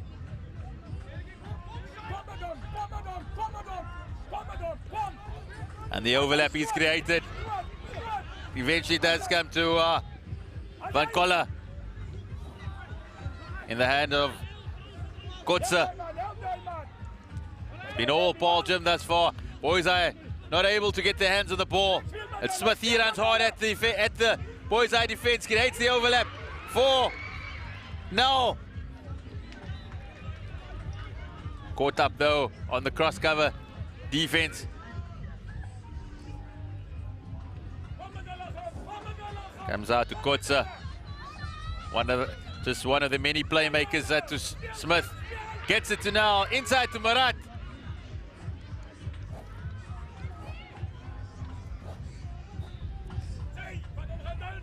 Zairi shape there, trying to come through the big men, looking to create the overlap, but the ball is thrown forward.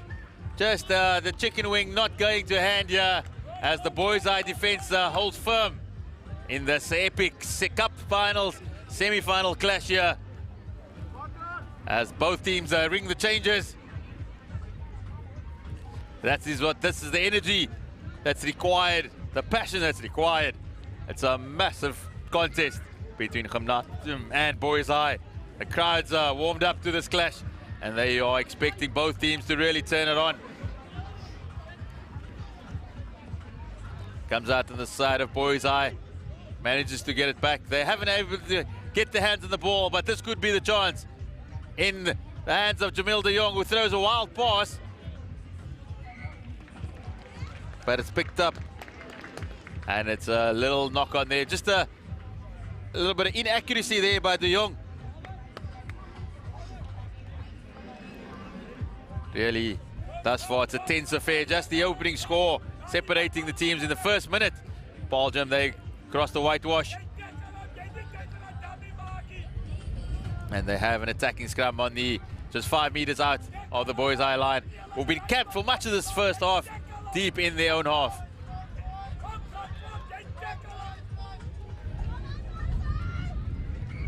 Both teams are powerful up front, powerful units there, with the likes of Kotze and Otto du Plessis, and also Van Kolle in that front row for Paul Jim. Comes out, skips to Smith, but it is Labuschagne who will have the pace and the power to get under the post for Paul Jim, and they extend their lead to 10 points. It really has been all Paul Jim in this first half, and they are showing their dominance and their speed here with Labuschagne going over for the try, and the conversion is added, and it is 12-0 to the hosts, and it's all to do for Boys Eye. As you see, Labuschagne just pinning his ears back and not even being touched as he goes over for the try.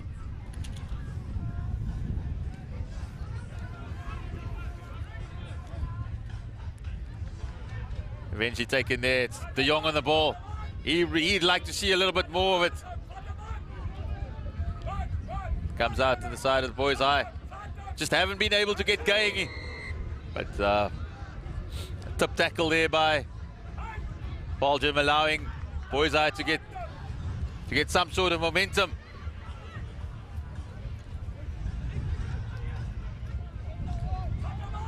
Boys Eye defense has been Jim's defense has really been tested thus far. And that's a little kick in, but Smith, he'll sweep. But it's de Jong who picks it up.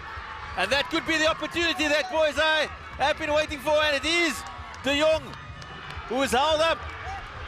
Does he get over the line?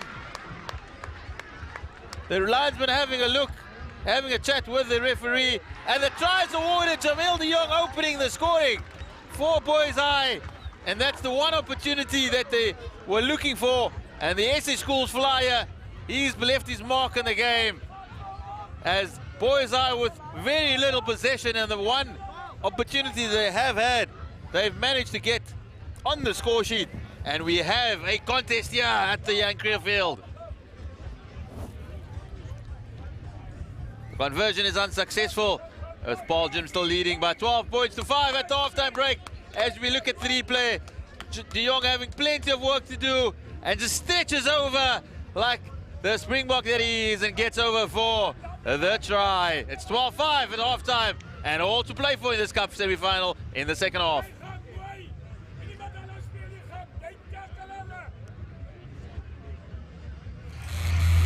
This is more than a jersey. It's 10 years breaking rules and breaking new ground. That began with the smash and came back around. Proudly wearing the pink, it's 10 years of heroes. It's the blue in our blood. It's the highs and the lows. This is more than a jersey. It's everything and more. It's true to the blue, whatever the score.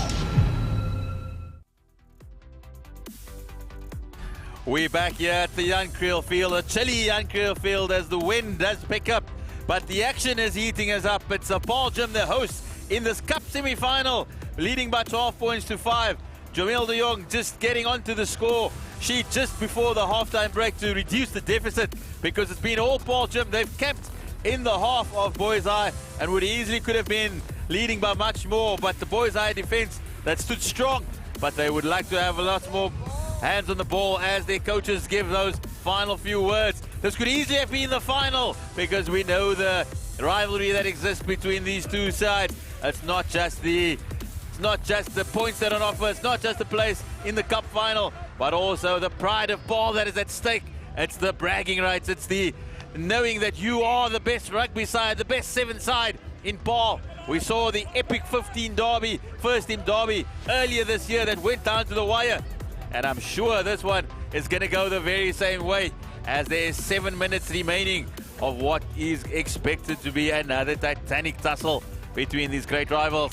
It is Boys High that will get us underway in the traditional navy blue and white stripes that will be playing from the left side of your screen to the right hand side. Paul Jim in their traditional gold, maroon and white shorts on the left, on the right to the left hand side. De Jong is looking to get us underway. Just doesn't reach the 10 yards, but Paul Jim, they capitalize immediately through Kotza. Still going strong, but it's the Boys High defense, they climbing in. Comes to Marat, who gives it to Duplessis. Out to the Cock, and the Cock goes for the try line. And just as in the first half, that is exactly what Paul Jim do. They strike immediately from the kickoff. They showed in the first half they are lethal as the game restarts, and they've done it again through the Cock, Friak de Cock. What a man, what a player. And it is Paul Jim who extend their lead to 17 points to 5.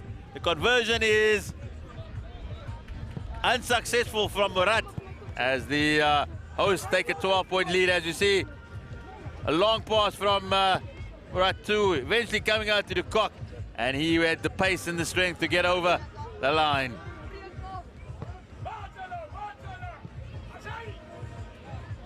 A nice good hanging kick by Murat as he gives his forwards the time to get in strongly on defense. But it comes back and unfortunately a penalty for Paul Jim, just going over the ball there, and the Boys High will be able to launch an attack of their own, looking for territorial advantage, playing the ball deep into the half of Paul Jim. Murat's got the ball in his hands. He decides he's going to take on the defense, and what a move by Murat. The recover defense is there for Boys High through Simonsen. But it is a penalty to Paul Jim. Murat just seizing the opportunity. He looked up, he saw there was nobody in front of him on the left-hand side, and he's gone. Down to the right as the ball's played out wide to Blankenberg. A strong young man that.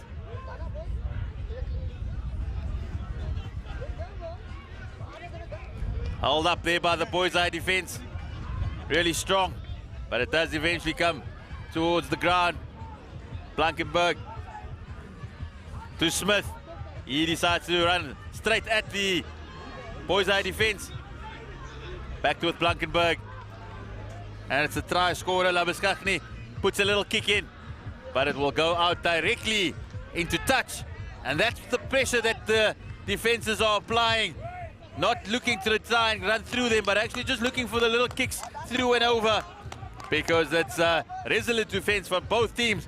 But it's still Boys High who are trailing by 12 points. There's just 4 4 minutes left remaining in this cup semi-final. A place up for grabs. And it's Boys High. They need to score now if they're wanting to remain in contention here. Quick line, it comes to De Jong. Plays out. Looking for the overlap, but it doesn't materialize as the cover defense of Paul Jim. Holds up Boys High. It's a slow ball at the moment for Boys High.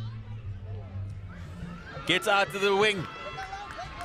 We've shown good pace. It's a one-on-one battle. The kick, unfortunately, not being executed. And it comes back onto the Boys High side. It's a knock-on by Smith. And we will have a scrum down. Just a little bit lack of execution by Boys High. Looking to put the kick in across the field, but just coming off the knee.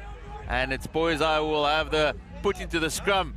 Just 3 minutes remaining of the semi-final, with Keegan Smith looking to put the ball into the scrum and try, hopefully, launch an attack for Boys High.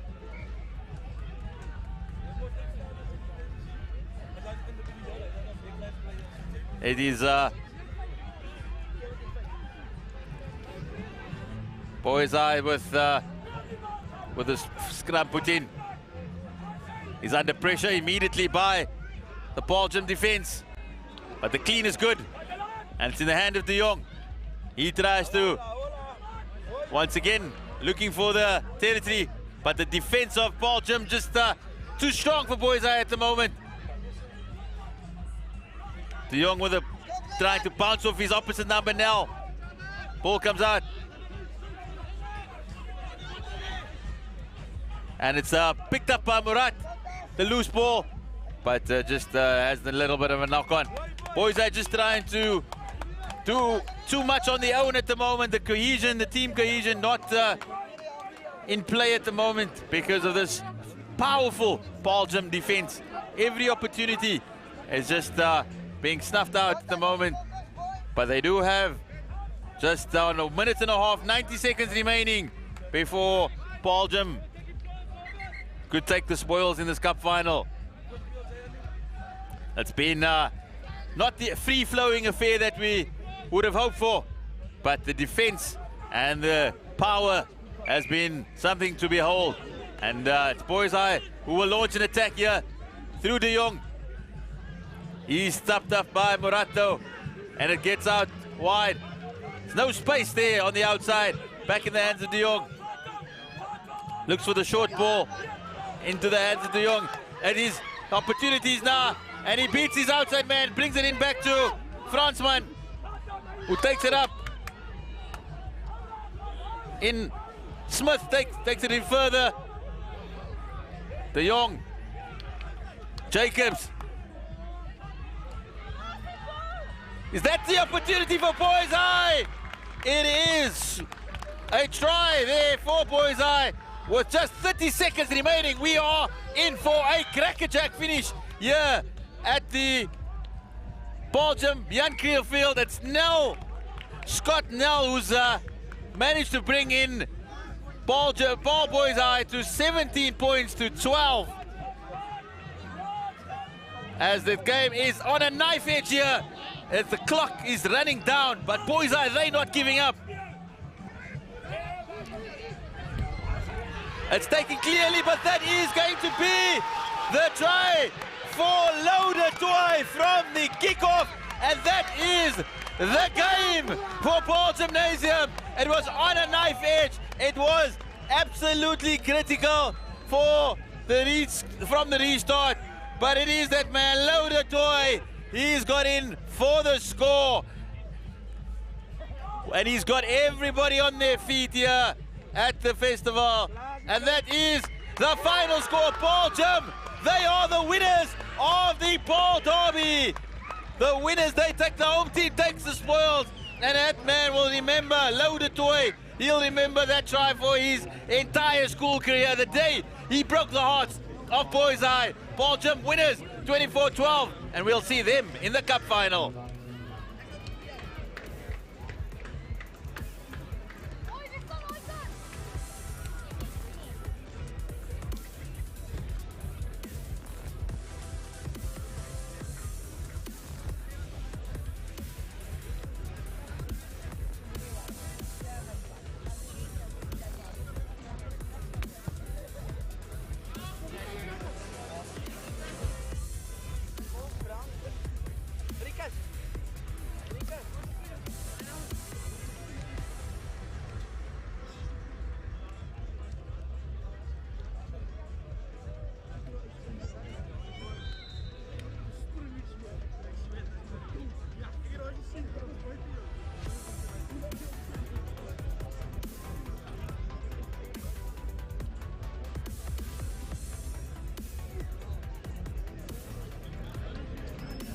Welcome back to the Marius Schoeman Sevens, and what a cracker match, the Paarl Derby. It was the home team that broke the hearts of Boys High, winning wonderfully well, 24 points to 12. But right now, up next, it is Affies up against Borat Landbou. Watch out for Miguel de Lange, the number 15. What a play he is, and Marius, an absolute tower of strength for this Affies team. They play for each other. They were so far behind in that Garsfontein game, and they just showed, like Reno and the twins told me, they showed absolute airs and came back. But this Borat Landbou team probably beat the favorites in Oakdale Landbou, the Landbou derby that happened just a while back in the quarterfinals. Brilliant from Borat Landbou. And it's them that'll be taking on the boys from Pretoria. Leon Scriven and Marnus Jacobs have done an outstanding job, and this Landbou team has just gone from strength to strength. I'm your commentator, Nick A, and this is the business end of the Marius Schoeman, the MS7s, brought to you by Amdek Group, right here on Super Sport Schools and the Super Sport Schools app. It has been a wonderful festival of rugby.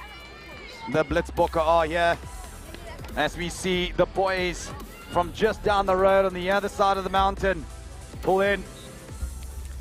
What a wonderful win they had against Oakdale. Oakdale with a very young team, and so is this team.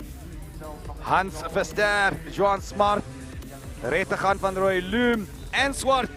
5 under 16 players in this amazing Landbou team. But they're up against it because this Affies team never stands back for anybody. And it is that man who comes back and not a 10, says the referee. And it'll be Schoeman who gets us underway. They like to play quickly, does this team, as we saw Miguel de Lange get through, but straight into the arms of the big number 8, Van der Merwe. And the little number 9 now going on Gous. Brilliant from Gous. She's really working hard in the tackle. Good clean out coming from George. And now it's this Landbou team through the little under 16. Loom has a little half break. Big step back on the inside. Wonderful work from the number 4, Van Roy. And it's Landbou with a lot of ball at the moment through Bester, the captain, with a chip and chase does the big man. The soccer skills are there, and he regathers. Wonderful from Albie Bester. They are just meters away from the promised land, and a high tackle. Affies need to get back. And it's going to be Van Roy who will slow things down. Rettegan, Van Roy, a little under 16 boy. It's the big number 6, De Villiers, the first team player. Gives it back on the inside to Bester, but just a little bit sloppy, and you can see the captain, Albie Bester, how disappointed he is. In the Cup semi-finals, just 7 minutes a half. These kind of mistakes can cost you big time.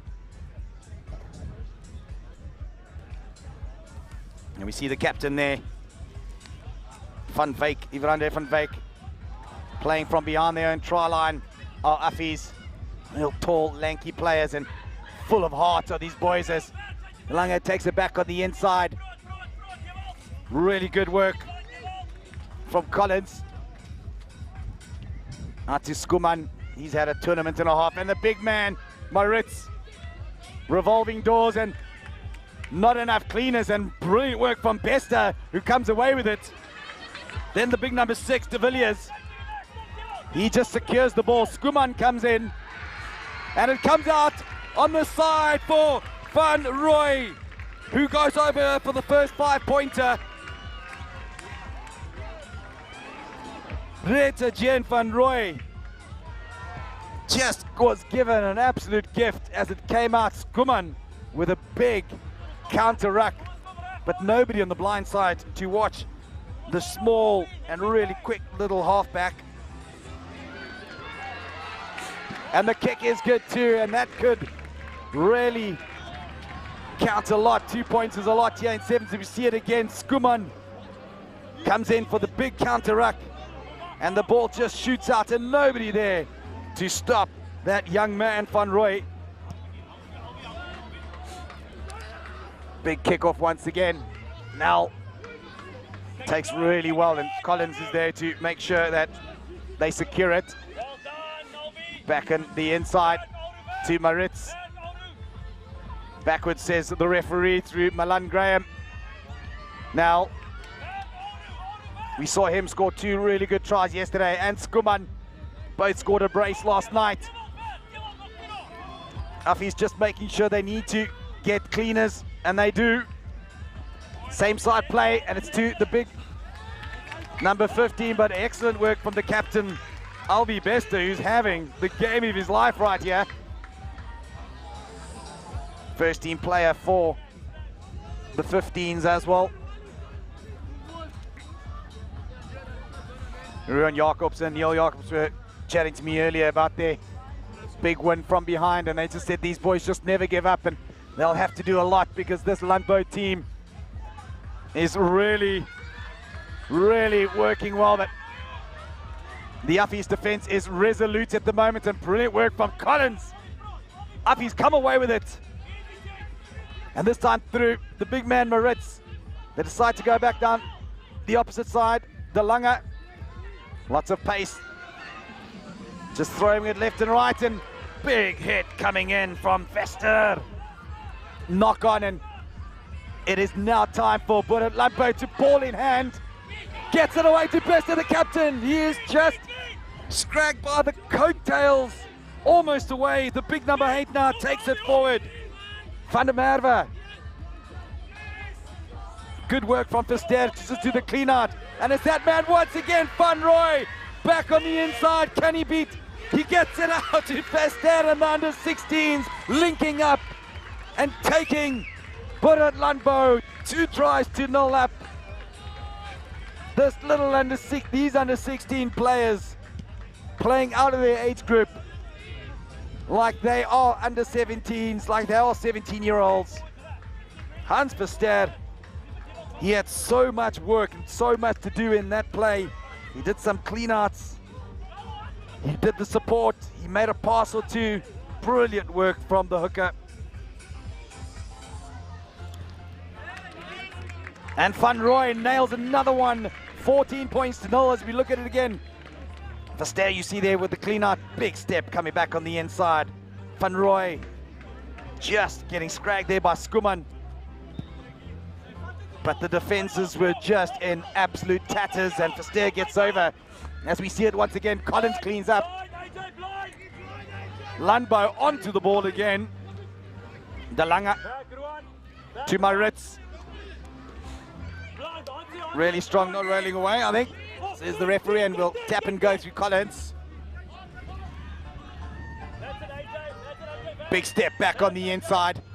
Straight back to Collins, and it's Marius this time, who's got a bit of speed and space, but it's the try scorer for Stad, and De Lange, a little bit in 6 and 7s, but excellent pop from him. Good work now, and it's Graham who gives it out wide to Schoeman, and now back on the inside.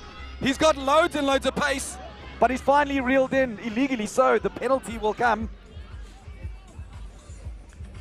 if they can't get it back, and Nel does get it back to Schoeman. Graham out to Marius. We'll play it once again. Schoeman, we've seen what a burst of speed he has. Need some cleaners. It comes in the form of Collins. A little bit of space out wide. 3 on 2, decides to go back on the inside. Marius looking for some support, just patience, loads of patience, and it's De Lange all the way on the outside to Schoeman, but what a wonderful tackle. And this time it's the number 3. Jesus, front row are having the most incredible game. Juan Smart, another one of the under 16s. Big effort. And a big swing here, and it's all Buddha Landbou in the first 7 minutes at the MS7s, brought to you by the MDEC Group. This is the business end. Don't go anywhere. We'll be right back for the next 7 minutes of this Cup semi-final. The T20 World Cup is close, and burning questions must now be answered. Super shot. What a head that is. Holy. What a crack. Massive. Who has the power? Oh, goodness. Who has the skill? Straight through. Oh, got him. And who Beautiful. can take Masterful. the heat? Glorious. The India versus South Africa T20 series. Cricket metal forged in fire.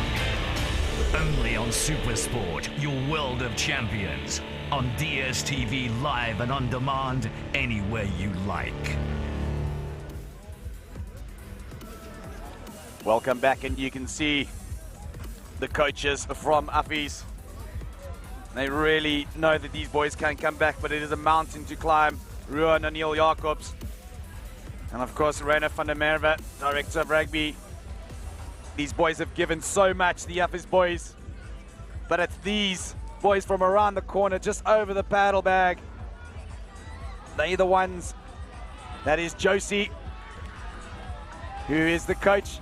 They didn't do so well last night, but you can see they've turned things around today and absolutely dominated Oakdale in the quarterfinals. And right now it is all Bola Landbou, especially through that young man, Van Roy, and the captain, Bester.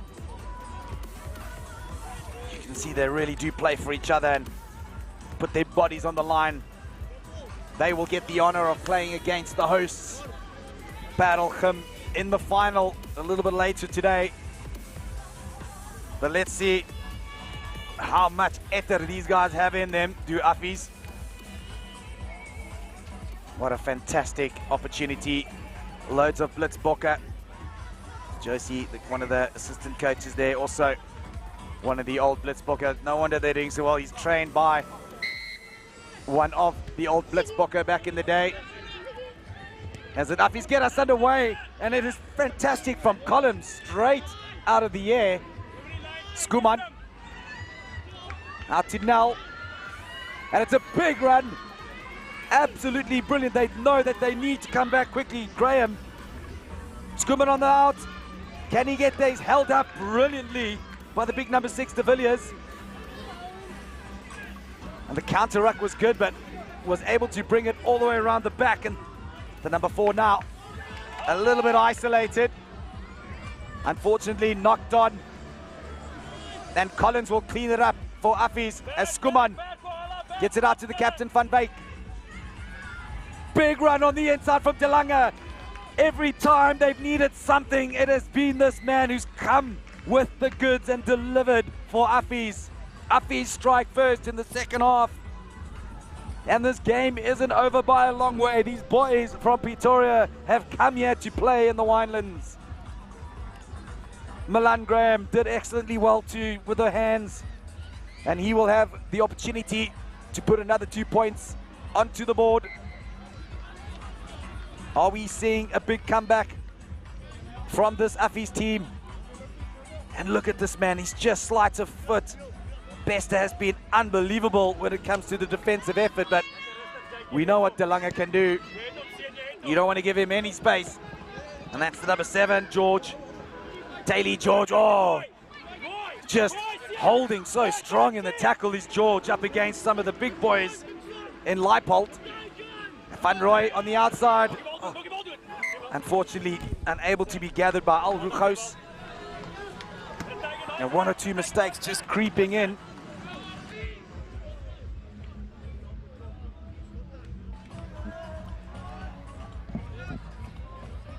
And we probably want to calm things down. Affies want to play things a little bit quicker, and Bola and Landbou will look to consolidate their 7-point lead. Things can change in an instant as Schoeman gets it out and does really well after getting a bit of a drastic thing, and it's Graham who gives it out to Collins. So back on the inside goes Graham. Put his hands through the tackle. Collins really well, and it's Bola Landbou who come away with it. Brilliant. And I think it is that man once again, JT George. How outstanding has he been on the ground here today? And Vian Loom will tap and go with the little under 16. Just loads of patience shown by these boys. Van der Merwe goes back the other way to Van Rooy, the playmaker. Hitting De Villiers out wide, and it's that man again, George. So dangerous. Out to De Villiers. And finally, the Uppies boys putting some big hits through Schoeman. Loom with a big step. Almost gets away from Collins. Bit of space on the outside. Uppies do have defenders. But it's the number 9 who gets away with it, Gous. Brilliant from Gous, and it went backwards, and Van Rooy. So close is Van Rooy. Excellent work from Uppies as they take the ball back just deep in their own half, and they've got a lot of work to do from out here. And that'll be a penalty. Not on their feet, says the referee. End-to-end stuff here. Jeez, I'm just getting tired. Just looking at this game. De Lange on the outside beats Bester once again. This time, Nel takes it up. Big run from some of the Uppies boys. Leibold thinks to himself, let's just tighten things up a little bit, and the ball does go out wide. Nel cleans up. Straight to the hands of De Lange with a bit of space out wide now. Coming back on the inside. Do the Uppies boys. No knock-on, says the referee. Space out wide. But Boland, absolute brilliant defense. And look who it is again, George. And he wins another one. No, it isn't. This time it's Van Rooy. The under-16s are playing out of their boots here for Boland Landbou. And they want to go for the touchline and just sap up a little bit of time.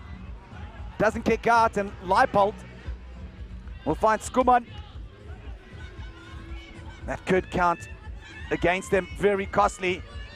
They come back the same way. And the big boys are starting to run now through Graham and Van Wyk, the captain. Collins, so dangerous is Collins with a lanky run. Brilliant ankle tap from Gous. But Collins back up on his feet. Tackled without the ball, says the referee. And another penalty that goes the way of Uppies. I think that would be a yellow card and a quick tap. Everybody seems to have been sleeping here. The ball thrown back to George. George gets his hand on it, but a tap back. Uppies need to score pretty close to the poles to make sure they can level this game up. Van Wyk, the captain.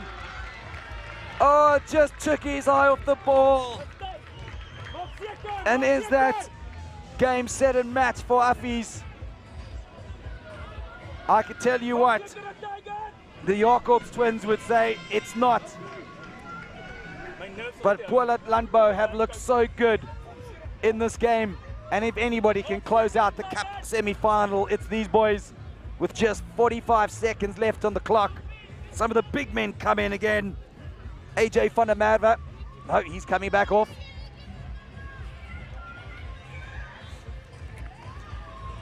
Can you close off this last 30 seconds as Loom gets it on? Vian Loom, Schoeman drags him down. 20 seconds left on the clock. And it's Swart who plays. They really need to hold on to this. Swart once again. Loom with a good kick downfield, and the pace of the Boland Landbou. Just when you think that Uppies might have stolen it, the pace man, Rennie Swart, the 5th under-16 on the field, comes away with it and sends Boland Landbou into the final of the Marius Schoeman Sevens. Unbelievable from this Landbou team. Not only can they step, they can chip and chase. And they break the hearts of the boys from Pretoria who have had a valiant effort.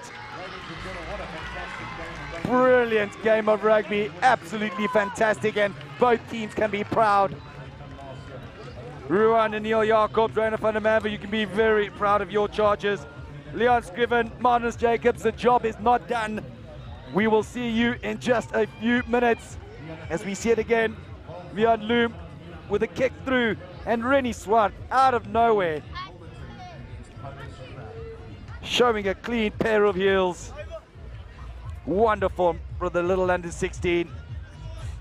And it's Boilat Landbou that'll take on the hosts in the final of the MS Sevens.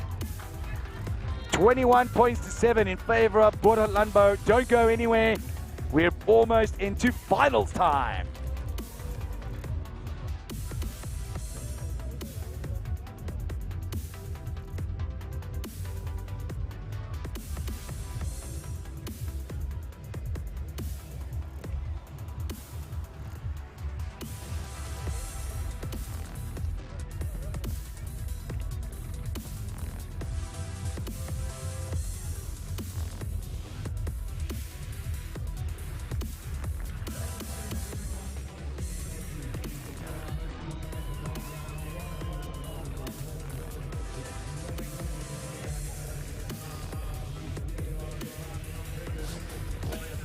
Dames en heren, welkom bij die finaal.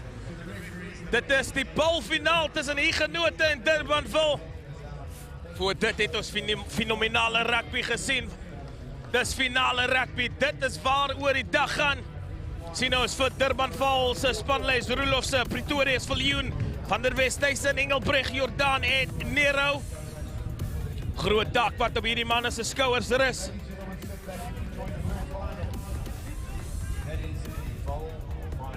Goeiemiddag hier van 'n koue winderige Jan Krielveld, Huguenote se span. Hierdie man is reg vir die finaal, die balfinaal. Diep afgeskop deur Durbanville. En dit is nie die begin wat hulle wou gehad het nie. Ongelukkig gefouteer van die afskop af. Ja, ons het 'n kwaliteit rugby gesien in die cup semifinale en die beker semifinale tussen Paul Gim en Paul Boys en as ook Affies en Boilat Landbou. Maar hier is het Durbanville en Huguenote. Huguenote met die bal in hand. Hierdie manne baie onvoorspelbaar met bal in hand. Moet hulle fyn dophou en daar sit die bokspringetjie, die gaping. Oh, hy's oor nommer 2 vir Huguenote, Keanu Saunders. En my woorde was nog nie 'n skoutie. As dit Keanu Saunders wat oordraf daar nie. Kantlyn teen oorkant se kantlyn en hy gaan druk Huguenote se eerste 3. In die eerste minuut. Net die begin wat die Wellingtoners gevra het. En hulle het hom gekry, onsuksesvol met die toelskop. Huguenote wat onmiddellik klaarslaan in die eerste minuut. Durbanville sal wil terugkom aan hierdie wedstryd. Dis die balfinaal. Alles om voor te speel in die Marius Schoeman Sevens toernooi. Baie lig gegee van die afskop af. Goed gehanteer deur Durbanville, word aangesny en die spasie aangeval. En nou is hy aftrap en hy struikel oor sy eie bene. Het die ondersteuning gehad, moes net na regs gekyk het. Maar hier kom hulle met nog 'n sarsie aanval. Deurgeskop en gehardloop, Valrino Okkers. Kon nie die bal beheer nie. En Keno Johnson het die bal daar beheer. Vir Huguenote. Kom hulle uit hulle eie 22 uit. Hierdie man is glibberig. Hierdie man is giftig. Sal jou keer moet ken met hom. Die skoppie oorgestuur aan die Vye Kanaal. Nou moet die bal regspring. Wat het doen? Oh, dis huis toe mama. Vir Wellington, Huguenote, Keno Johnson. Hierdie man het 'n belovende toernooi gehad sover. Rondom sy soveelste 3. En Huguenote weer op die telbord, die bal wat regs spring. Die Vye Kanaal wat oop was. En hy verdoel sy 3. Huguenote het nie gekom om speletjies te speel. Daar sien ons die geduld wat hulle het. Sien die opsie, sien die visie. Vakante oop spasie. En Keno Johnson draf gemaklik in soos 'n skouperd. Vir sy span se tweede 3. alles om voor te speel hier in die balfinaal. En dinge wat nie reg wil loop vir Durbanville nie. Huguenote, alles loop reg, die spring van die bal. Durbanville wat net nie kan asemhaal nie, hulle verkeer onder soveel druk. Vinnig gespeel deur Sebastian Teron. Kom die bal uit by die agterlyn. Val hulle die gapings aan en kry die aangee weg. Maar hierdie span van Huguenote wat die bes gee nie, hulle is goed op die verdediging. Voor haar man geklop, die aangee na binne toe is perfek. 'n Stopklas hier van Durbanville.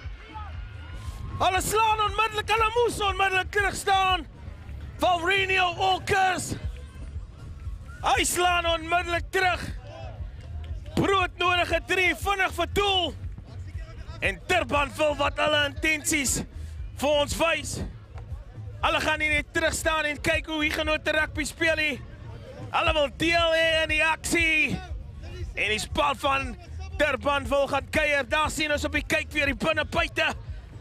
Die ondersteunende spel, die bal, retensie uitstekend en dan die spoed en die vaartversnelling uit die boonste rekke. Hy ken net een pad toe en dis doellyn toe.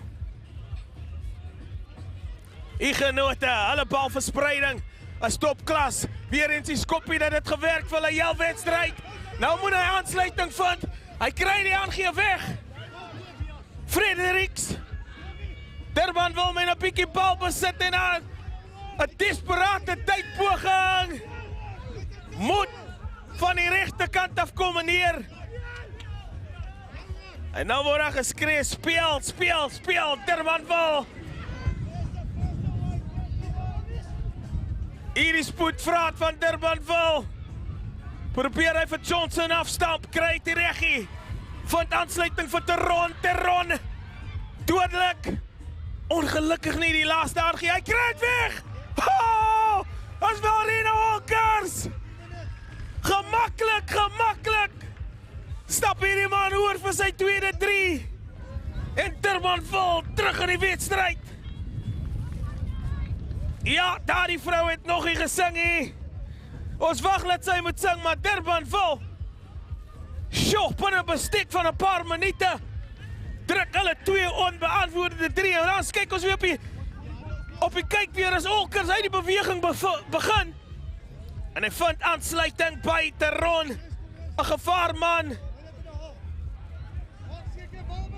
Desperaat opgetel deur Olkers.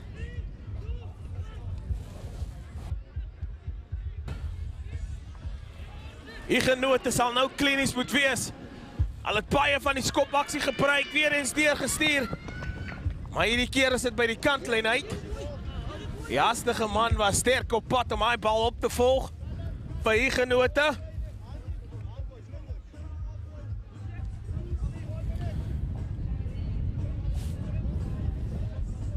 Titaniese stryd in die balfinaal. Span wat van hulle geleenthede gebruik gaan maak, gaan met die lauwere wegstap, word daar weggebraas en weggebreek en nou word die pedaal neergesit. Hy kon self druk, maar hy is onselfsugtig vir sy spanmaat en Huguenote desperaat op die telbord. Leon Wheat wat gaan kyk of hy kan verdoel. Maar Huguenote, hulle moes terugslaan. Hulle moes weer 'n punt aanteken. Durbanville se voet op die pedaal en hierdie manne laat dit vir sport maklik lyk. Ek wil vir sê die weerstoestande nie die maklikste nie. En Leon Wheat. Oh, wat 'n doelskop. Manne wat loop talente tentoonstel en daar sien ons gebalanseerde groot man wat hardloop. Hy kon self oortuig, maar besluit om vir sy spanmaat daardie geskenk te gee. 7 minute amper verstreke. Weed. 'n hangende skop. Durbanville goed gedoen. Nou is dit die kruisverdediging wat kom. Sterk gehardloop. Maak hom reg en hy suksesvol met die tuikslag. Goeie loopie daar deur Pretorius. Verdedigingslinie moet vinnig organiseer van Huguenote, maar hier kom Durbanville aan die vorm van Teron. Een van die 3 druk is hy doen uitstekend. Hy stuur sy spanmaat weg. Durbanville wat terugslaan met 'n klassieke 3. Net voor die einde van hierdie eerste helft is het Durbanville wat terugslaan. Titaniese tweestryd tussen hierdie spanne. En die tempo wat gelig word in hierdie balfinaal. Baie goeie rugby wat gespeel word tussen hierdie twee spanne. Hulle ding mee om die titel van die finaal. Igenote 19. Durbanville 19. Moet nergens heen gaan nie. Hierdie wedstryd beloof om op 'n baie hoë punt af te sluit.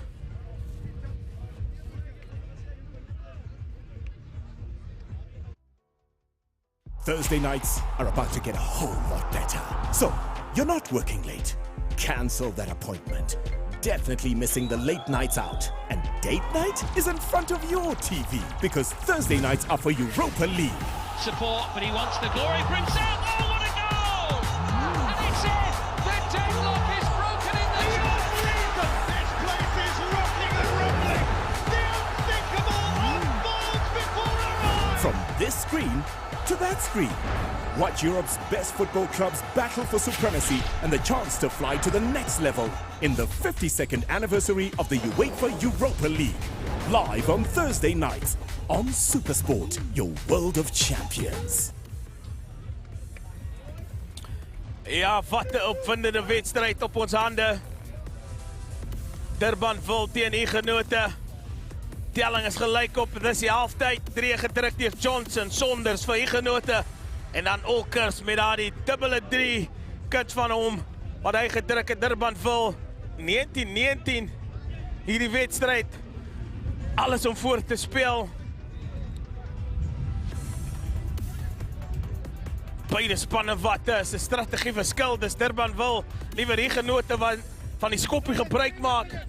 Deur te stuur agtertoe in die spasie. En dan na die gevaarlike hardlopers van hulle wat deur vinnig kom om die bal op te volg. 'n Goeie afskop, goed beheer van die afskop af, die aansluiting, net die kommunikasie bietjie verlore gaan. Tussen die twee Igenote spelers en Olkers wat weg breek daar met die bal.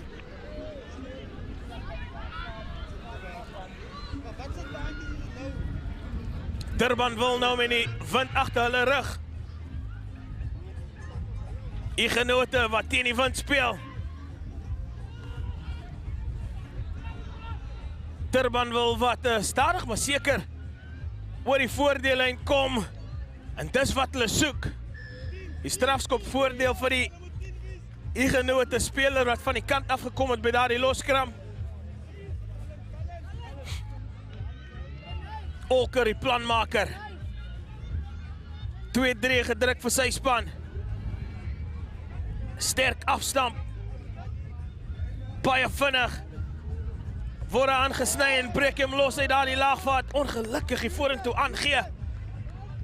Kan sien dat Durbanville is besig met 'n plan om die verdediging van Igenote te uitoorlê.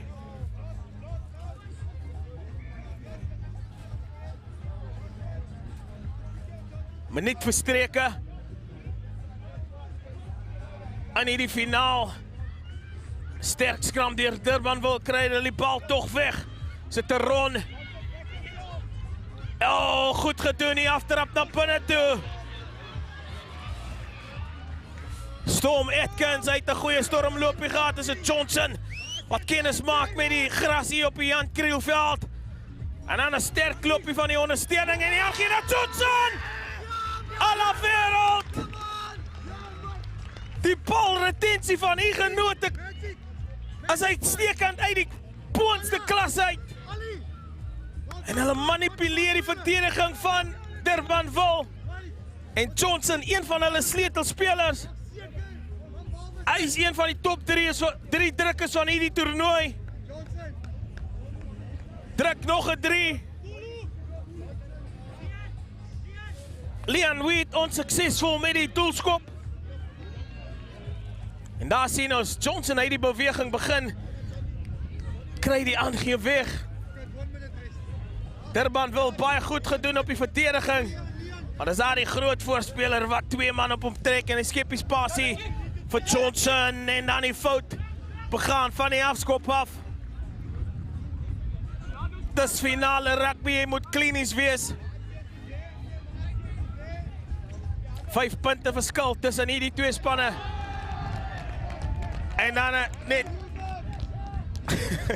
net wanneer ek praat van jy moet klinies wees, is dit Durban wil waar die bal aanslaan. Sebastian Theron, hy sal nie gelukkig wees met homself nie. Guldige geleentheid daarmee heen vir Durbanville. Om maar die scrum platform te gebruik om aanval te geloods het, maar hier is het die genote. Onder druk by die basis van die scrum, die skeidsregter sê speel aan. As het die genote beroof van hulle bal en die plaasvervanger nou op die veld. Goeie loopie ingekry en die bal van die voet af. Is het Tron, die bal deurskop, Storm Atkins, jag die bal. Reggemaak deur die kaptein vir Durbanville en 'n ongedisciplineerde spel in die tykslag en hier trek hulle. Durbanville, gevaarlik, is dit die spoedvrate wat mekaar jag. En Storm Atkins, hy is suksesvol. Durbanville se hokkers. Oh, hier kom nog 'n 3, hy gaan hom so naas moontlik aan die pale druk en Durbanville slaan terug. Dis presies wat hulle nodig gehad het. Sebastian Tron maak reg waar hy gefouteer het. En druk 'n broodnodige 3 vir sy span. Hierdie doelskop is van kritieke belang vir Durbanville. Wat maak hy met hom? Sit hom regs verby die telling 24-24. Daar sien ons die belangrike werk wat Storm Atkins verrig. Hy hardloop die Durbanville se speler in. Maar dis Sebastian Tron wat oordraf vir sy span se 3.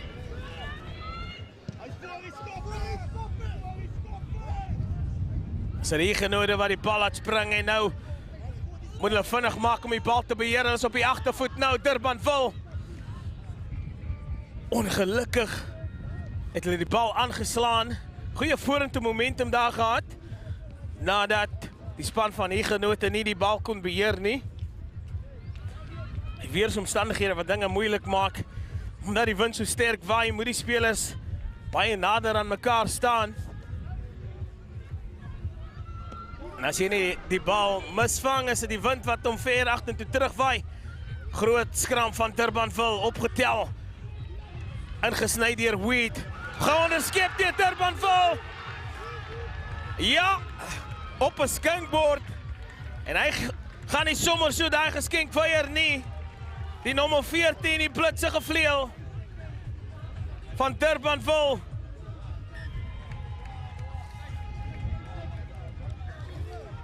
Die doelskop suksesvol. En is uit 'n fout uit van Leon Weed. Hy het die gevaarman aan die buitekant gesoek. Maar wat hy kry is 'n Durbanville se speler wat die bal uit die lug uitgryp en oordraf. Vir 'n baie belangrike 3. Hier genote moet gaan nou punt aanteken, maar hulle doen hulle self niks gunsies nie. As 'n Tron wat die bal jag! Ho! 'n briljante individuele poging deur Sebastian Tron. En hy verseël hierdie finaal vir Durbanville. Die wedstryd definitief verseël. Sebastian Tron met 'n puikpoging druk hy sy tweede 3.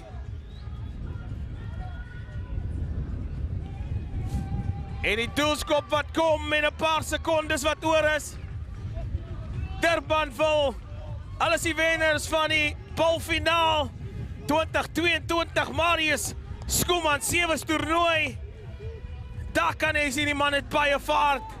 En hoe baie dit vir hom beteken Durbanville, julle het julle hart uitgespeel. Die genote, julle het moedig probeer. Kan hulle op 'n hoogtepunt eindig. Die span van Wellington. Johnson sit die skoppie deur. Hy vertrou sy spoedmanne. Ongelukkig die verkeerde opsie. En dis die einde van die wêreld van die wedstryd. Die genote 24, Durbanville 38. Jou 2022 pool kampioene. behoort aan Turbanville. Moet nergens heen gaan nie. Dis bekerfinaal. Net hierna.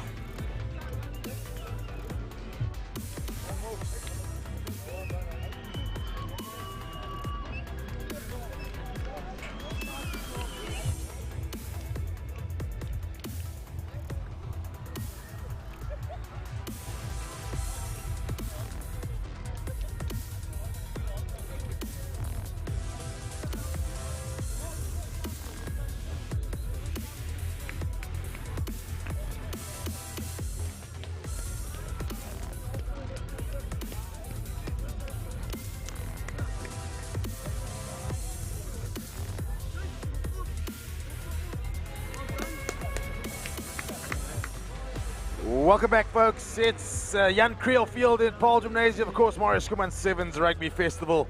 And it's Charlie Hofmeyer under 17s up against the Paul Roos under 17s. Of course, it's the plate final. And we're in for a fantastic affair. Plenty of running rugby coming your way. The wind is blowing, so it's going to be difficult to get the ball in the wide channels. But we'll keep a close eye on these sides. It's Paul Roos who will get things underway.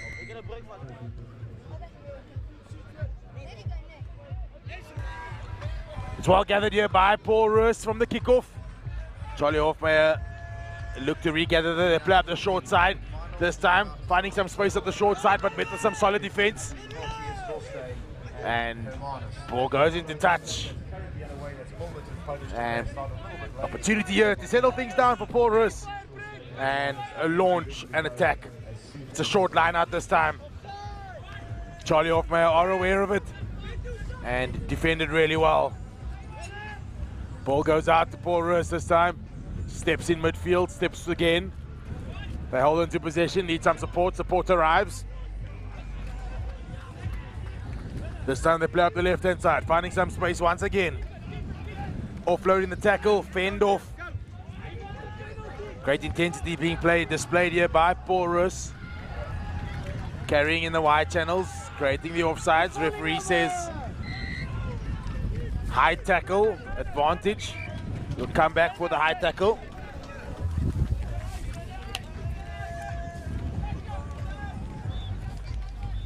Paul Roos take it quickly this time. Ball comes back. This time it goes through the hands to the speedster, Joel van der Merwe. Can't get away. Great cleaning down at the breakdown. Ball comes out into midfield once again. Great pick up there from the young man. Good hands displayed there from Paul Roos. Unfortunately, that final pass just not going to hand. An opportunity here for Charlie Hofmeyer to finally get their hands on the ball. The opening couple of minutes has been all Paul Roos. And Charlie Hofmeyer will want to look at launching an attack and putting this Paul Roos side under some pressure.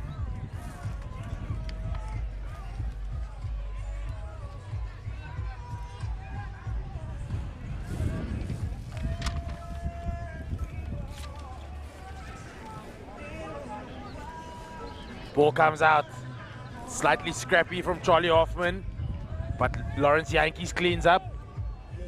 He's held up in the tackle, but nonetheless, ball comes out this time. Charlie Hofmeyer playing up the left-hand side of the field again. Very scrappy again from Charlie Hofmeyer. This time they see some space in behind the chip of the top. What's the bounce going to do? Unfortunately, the bounce doesn't work out. And Paul Roos turning their defense into attack. Strong carry here by Paul Roos. Ball is cleaned out there by Declan Croy. Paul Roos back on the switch this time. It's Philip Groenewald who carries strongly. Cleaners arrive, but too late, says the referee. Holding on the ground, an opportunity once again for Charlie Hofmeyer.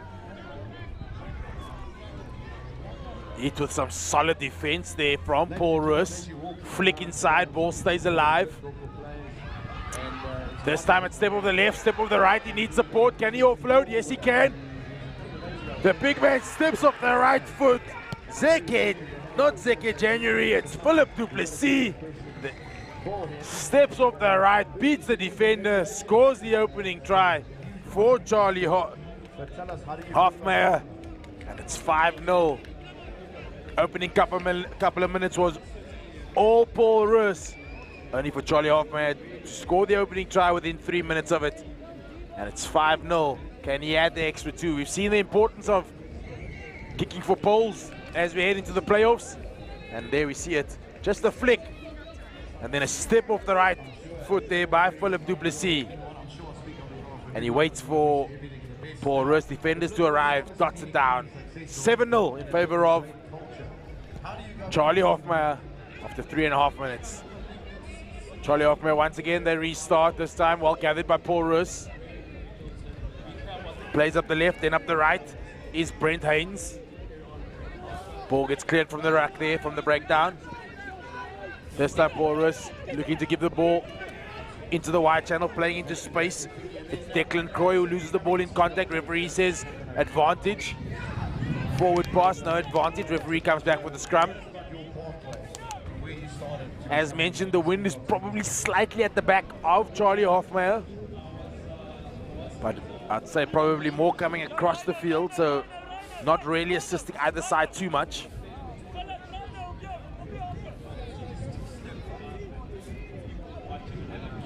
And an opportunity here for Charlie Hoffmeyer to extend their lead, but they do need a strong scrum. It's a strong scrum from Paul Roos this time. It goes through the 90. Referee says we will take a reset.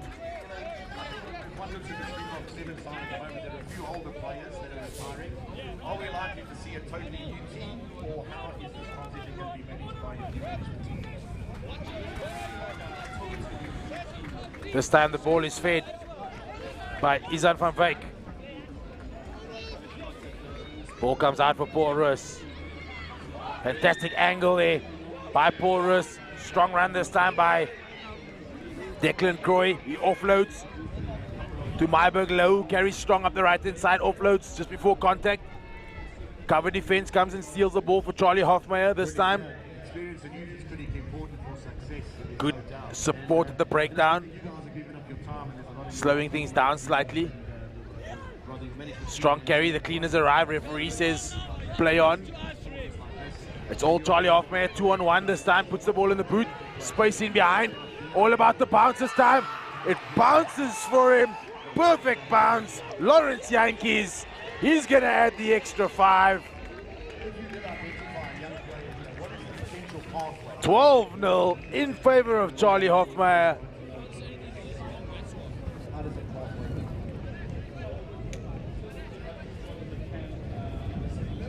With a kick to come, wind at their backs.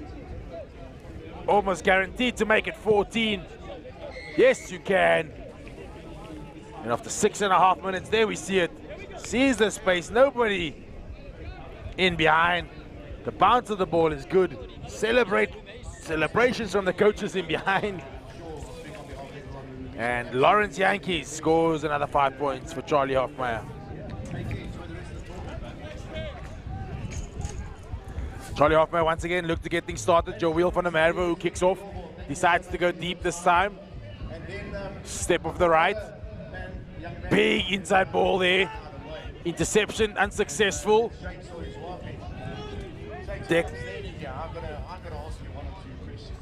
Strong run here from Paul Roos. It's Kian Edson. Support is there for him. Referee says tackler not releasing. He's not happy with something. The double blow, he hands the yellow. As Paul Roos take it quickly this time. An opportunity for them to bounce back later on in this first half. Offloading the tackle. 7 versus 6. An opportunity for Paul Roos to really get back into this encounter. Steps off the left is the big man. Number 7, Myburg Low. He beats 1, he beats 2. Scores the 7-pointer, or rather the 5-pointer, with a kick to come. And Paul Roos are right back in it in the dying minutes of this first half. Very important is this kick going to be. Needs to take his time. The wind is blowing directly into his face.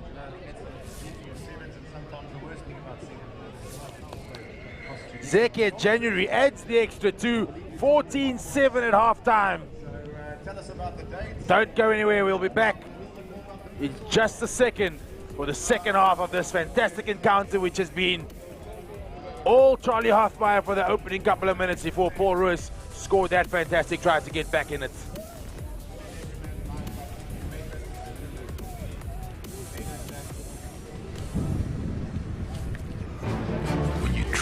imagination and stretch reality. When you're on the wrong foot, but still step into greatness. When you find a way through. When you take the shot. When you light up a match and show the way.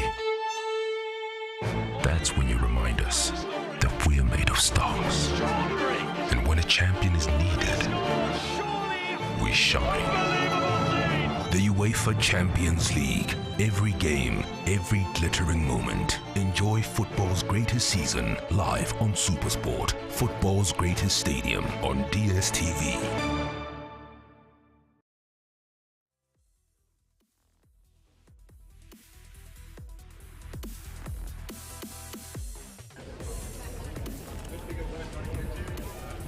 Welcome back to the second half of Charlie Hofmeyer up against Paul Roos. It's of course the plate final at the Marius Schoeman 7's Rugby Festival being played down here at Paul Gym. And as I already mentioned, it's been all Charlie Hofmeyer in that opening couple of minutes before Paul Roos got themselves back into this encounter, scoring late on in that first half. And the message from the coaches will be for them to continue where they left off in that last couple of minutes.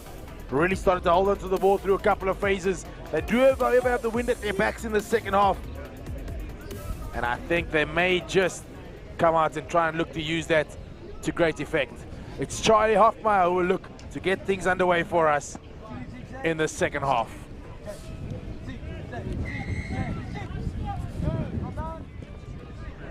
It's a nice deep hanging kick this time. Ball does go the 10.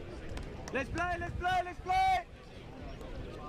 Brilliant, John. Thank you so much. I think very wise. Scrum. Thank you for giving up your time to come and spend some time with us today. Wishing you everything the best. Thank you. Line out rather to Paul Roos as the wind wreaks havoc alongside the field. Fantastic line out gathered by Charlie Hofmeyer. Well contested. Ball comes out. Charlie Hofmeyer decided to put the ball in the boot. There's a big chase there by Philip du Plessis.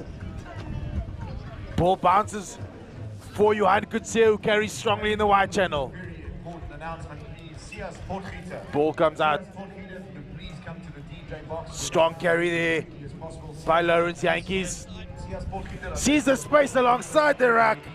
Philip du Plessis, presence of mind, looks up, sees nobody at pillar and post. Snipes, gets through the gap, scores the 5 points. And it's all happening down here in this plate final between Charlie Hofmeyer and Paul Roos. They ended the second half so well, but unfortunately just couldn't maintain the momentum going into the second half. And it's all to play for if they want to get back into this. There we see the replay. Nice strong carry. And then Philip du Plessis looks up, sees nobody at pillar and post, snipes, scores the 5 points. Unconverted, of course, 19 points to 7. With only just 5 minutes to play, Paul Roos really have their backs to the wall and need to put on some points early on. Once again, the kickoff is not gathered by Paul Roos. It will, however, be there. Throw in at the line out. Of course, wind wreaking havoc. Line out's going to be very, very difficult. They decide to throw over the back. This time it's put on the boot. Well gathered by Charlie Hofmeyer, knocked backwards. Referee says play on. Ball comes out this time. Strong carry by Isvan van Wyk. Referee not happy. This time goes to his pocket once again. Double blow, says shoulder charge. Sent the young man to the sin bin. 7v6. Will Charlie Hofmeyer look to slow things down or speed it up? Little inside ball there. Great communication between the two. Great understanding by Matthew Seister. Ball's got to come out this time. 7v6. They need quick ball. Well picked up by Charlie Hofmeyer. Support arrives. Coaches want quick ball. It comes eventually. It's Seister once again. Steps off the right. Carries nice and strong. Clean is good. Ball goes out. What a fantastic score. Yolan Isaac scores another 5 points. And is that the nail in the coffin that Charlie Hoffmeyer needed?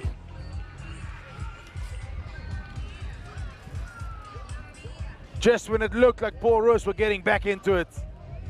2 quick tries. This time, Deolan Isaac scores for his side. Takes the scoreline now to 24 points to 7. With only just a couple of minutes to be played. There we see it once again, strong carry. Fantastic clean, often makes that try. And then the ball comes out, no one's gonna stop the speedster that close to the try line.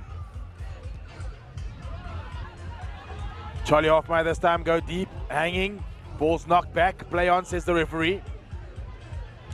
Strong carry in midfield this time by Michael Satade. Ball goes out into the wide channel, switch in the wide channel by Declan Croy.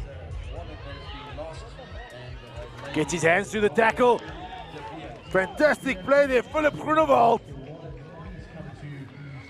Initially, Zeke January holds the ball in one hand, gets his hands through the tackle, makes the offload to Philip Groenewald, who scores the 5 points. And do Paul Roos believe they're still in this? Kick is good. 2 scores with only a couple of minutes to be played. It'll be interesting to see the belief that exists in this Paul Roos side. But there we see the captain, Zeke January, offloading to Philip Groenewald, who scored the 5 points. 2 minutes to play. 2 scores out. Can Paul Roos get back in this? It's all Charlie Hoffmeyer this time. It's a big run down the left-hand side by Johan Kutsia. Will they catch him? Yes, they will. Support is good. By number 7. Great rugby there. By Paul Roos. Take a bow. Great rugby. Makes the cover tackle, then makes the second one. I'm trying to get his name, but really, really impressive rugby by the young man.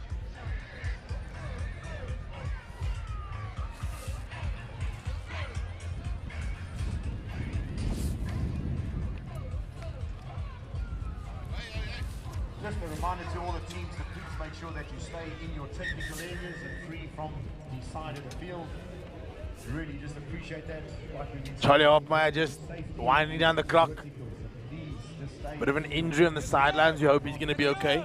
Thank you very much, gentlemen. Charlie Hoffmeyer take it quickly this time. Ball gets knocked back, says the referee. They come around on the blind. Steps inside, goes strong to the try line, met with some solid defense. Ball comes out for Paul Roos this time.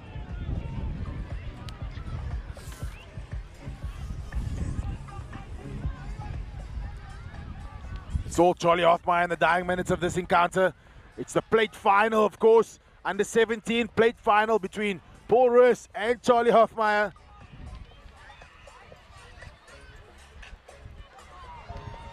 An opportunity of penalty, Paul Roos. Can they take it quickly? Couple of seconds left on the clock. They're going to have to run the length of the field to score. Here's this young man who impressed so much. Zeke January, of course. Or rather, Keenan Stoffels, I apologize.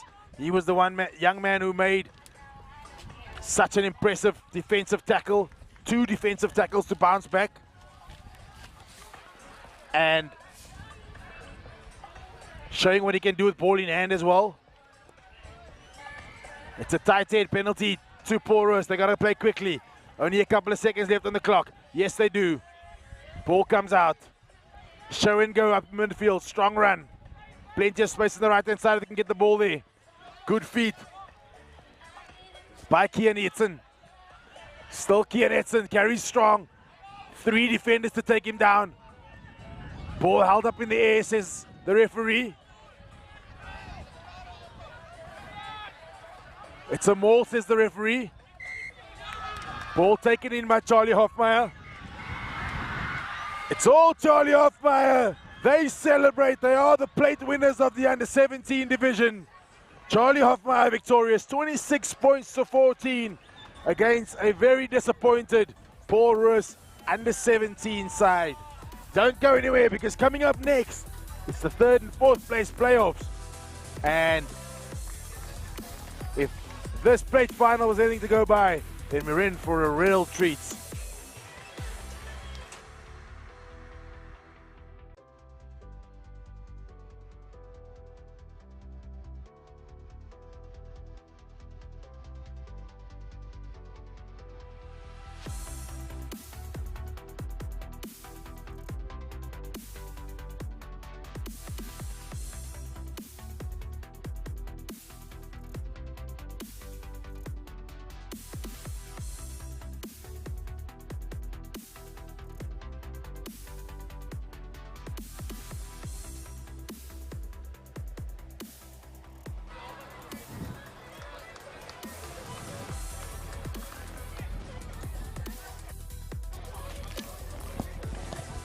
Welcome back to the Marius Schoeman 7's Rugby Festival 2022, brought to you by MDEC Group, and it's Paul Boys up against Affies for the 3rd, 4th playoff.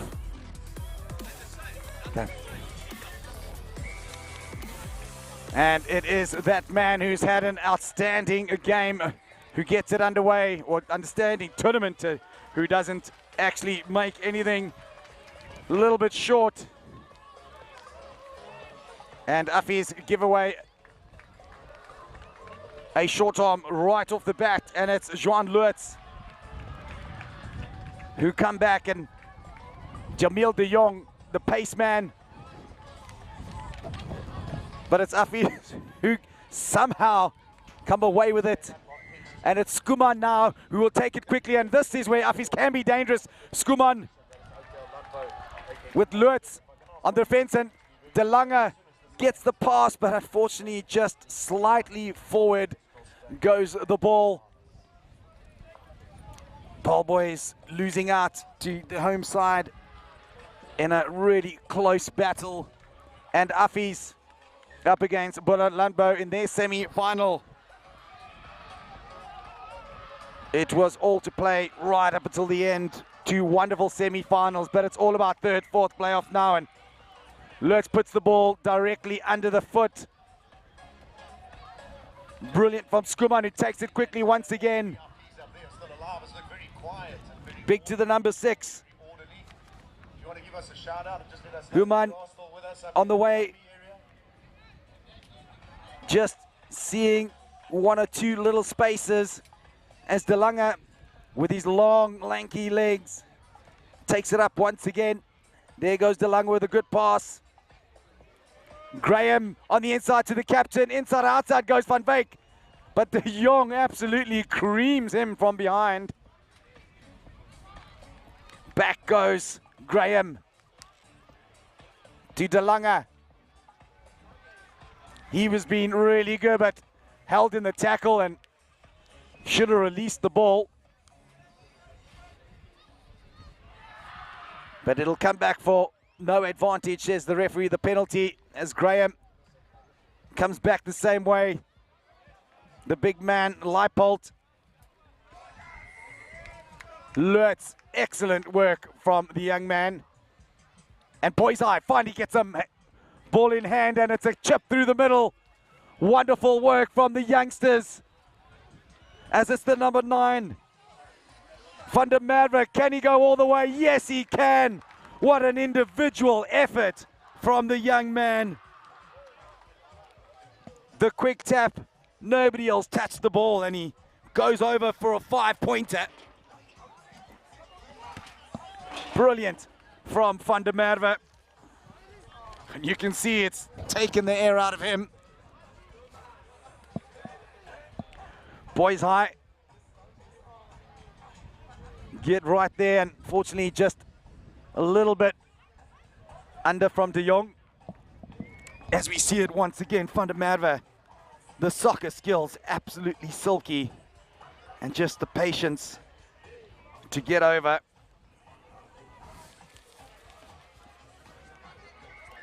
Jamil de Jong guilty of the same infringement as Affies. And Schoeman gets us underway.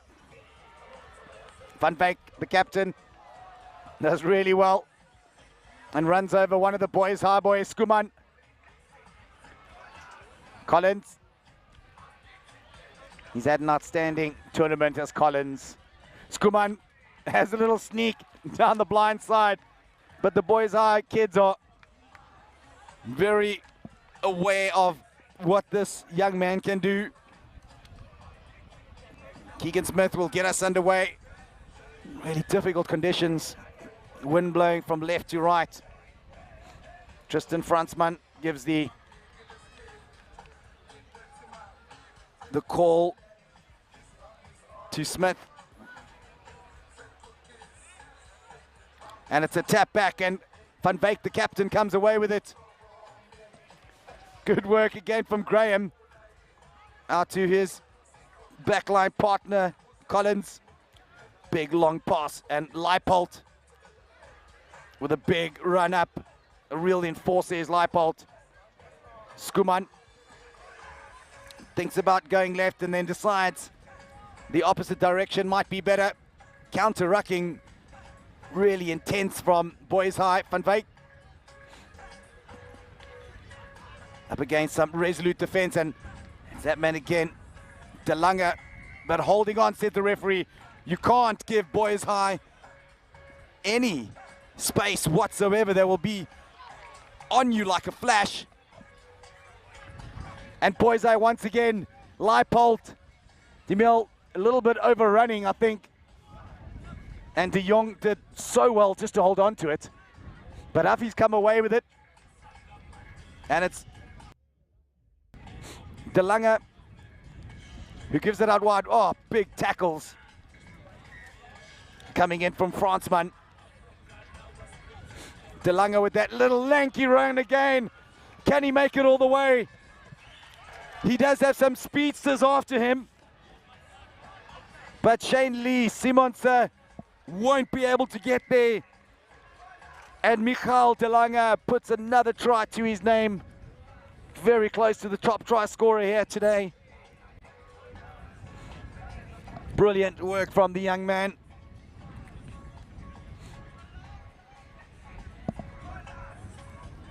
And he has put a lot of miles on this field. Brilliant. And has been outstanding all tournament.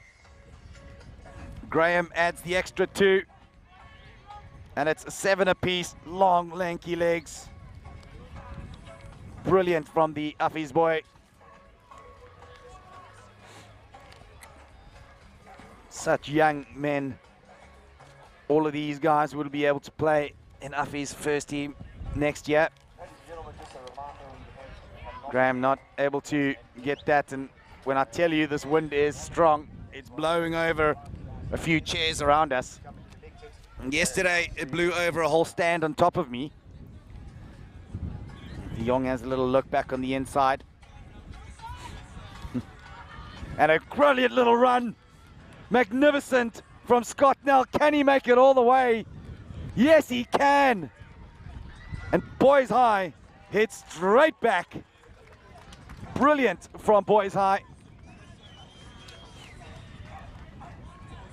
And that's what boys high can do to you. Absolutely punish you if you're just a little bit off. And what a wonderful kick. The 2 extra points is added. As we see it once again, Scott Nell on the outside. Lots of pace for a really big man. And the finish is absolute perfection. Leipold can only just look on as we see the pole mountain in the background.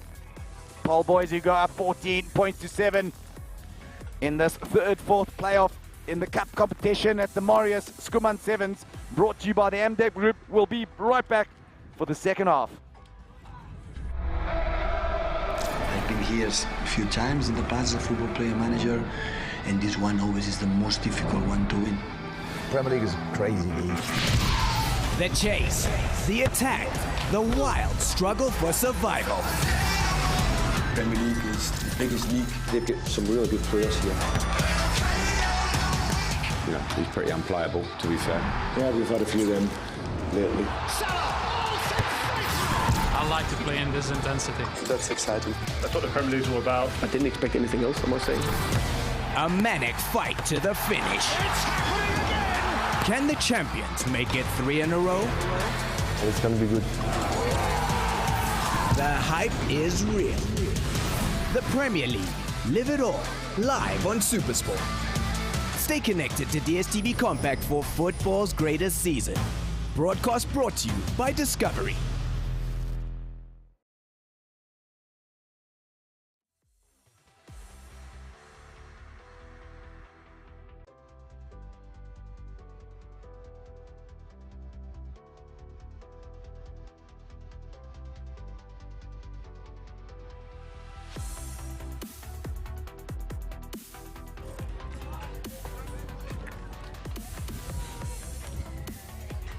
Welcome back to the Marius Schoeman Sevens, and it's Ball Boys up against the boys from Pretoria. Boys High, when they break away strongly, and they did so through an outstanding individual effort from both of these players, Scott Nell and Van der Merwe. But it's a new half, and we've got the big number 7 on now, Lagrange,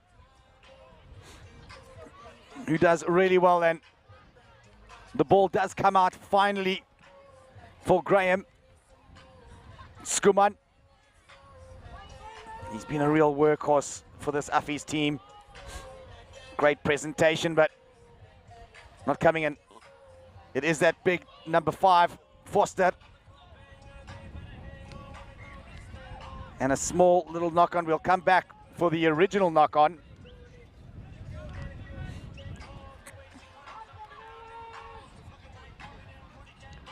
£12 to 7 to Affie's, just 1 try in it.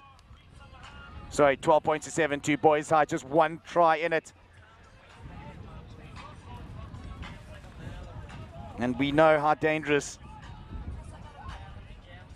these back 3 can be. DeLange, Graham and Collins. As Schoeman gets it out quickly.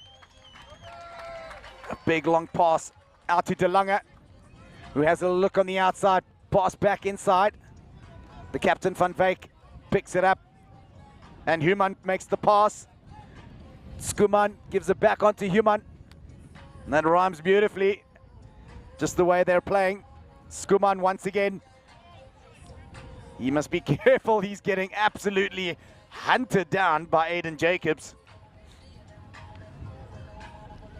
Van Wyk gets his hands freeze to Schoeman.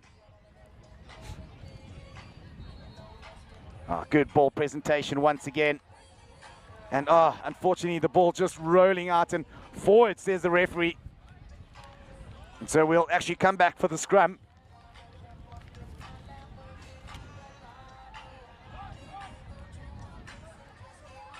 Boys High,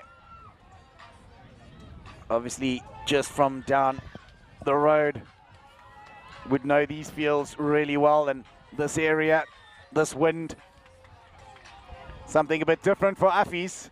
This time of year, it's pretty pleasant up there in the high veld.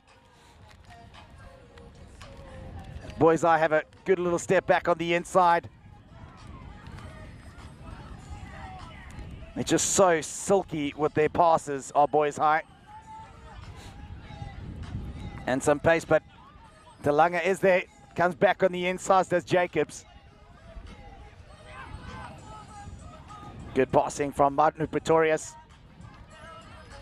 He's on the field right now, and unfortunately the pass not going to hand at Van Wyk. Cleans it up for Affie's. Comes off the feet, and they'll keep playing. Boys High, brilliant from that man John Lutz once again. It's not actually, it's Manu Pretorius who gathers it. Schoeman, excellent work from the small man. Getting tackled by Nell once again.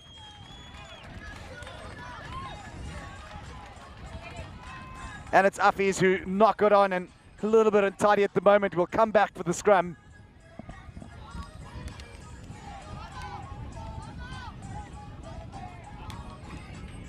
So Martin Pretorius had lots to do in that passage of play as the subs are rung on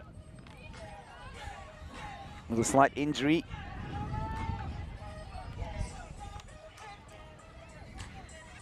JD van der Merwe will get us underway.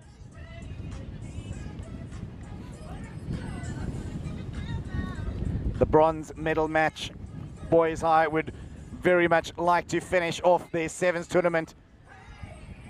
We thought it might have gone the way of the Uffies boys, but it came the other way, and finally Paul boys look like they've come through a little bit, and it's that man Jacobs. Can he hold it inside? He can, but it's a slight knock on, and it's Uffies now who will get the feed into the scrum.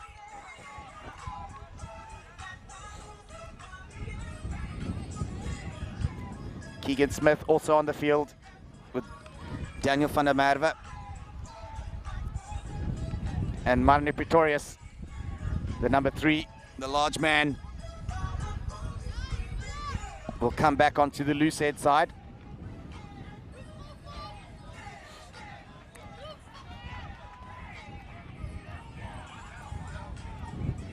Of course, in sevens, you can put it in from any side. Getting out to that man, Telanga, who has a little look on the outside. Fransman is there. And watch out for Fransman, he's quick onto the ball. And the penalty goes away, brilliant from the number 5. Tristan Fransman has been brilliant here today as Jamal gives it on the inside. And they just slow it down. Once again does Jamil de Jong with a big step on the outside. And it's that man Fransman once again. My mistake, it's actually Scott Nell. Brilliant from Boys High. They should be closing out this game pretty soon. It's Jamil de Jong. Will look to add the 2 points and gives it a good kick, and wonderful from de Jong. Almost from the touchline. We see it again with a big step. One man to beat, the passing exquisite, and a little bit of tomfoolery behind, and Uffies will look to hit back really quickly, but one would think that it's game, set, and match as the big Van der Merwe takes it up once again. Uffies not giving up one bit though. They'll want to play all the way to the end. Release, says the referee. And they got a long way to go. And it's Boyson who gets taken up and holding on, says the referee. They'll have to take it 5 out. We see Schoeman, who's been really good, and the poor man's getting up. I think he's got one to the wedding tackle. Big run from Boys High once again, and the try scored. Boys High running away with it at the end. I think it's Jean Lutz who gets up with the ball, and that is the game. Boys High will walk away with the bronze medal at the Marius Schoeman Sevens after coming so close against the host in the semi-final. Jamil de Jong with a good effort, but couldn't go there. And we see it once again. Great finishing from Boys High. And it is Paul Boys High under 17 who beat Uffies under 17 in the bronze final right here at the Marius Schoeman Sevens, brought to you by MDEC Group. Don't go anywhere. The under 15 final is right up, and then we've got the big one, the under 17 final, straight afterwards.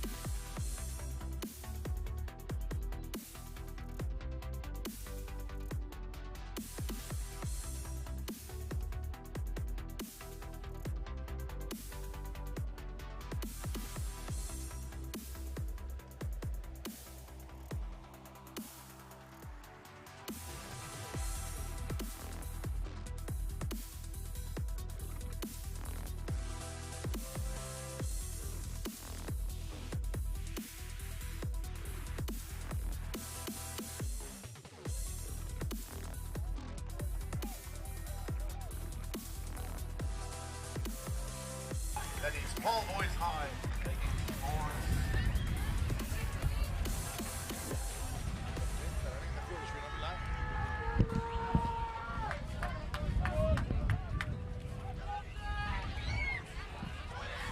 So the ball games have come to an end.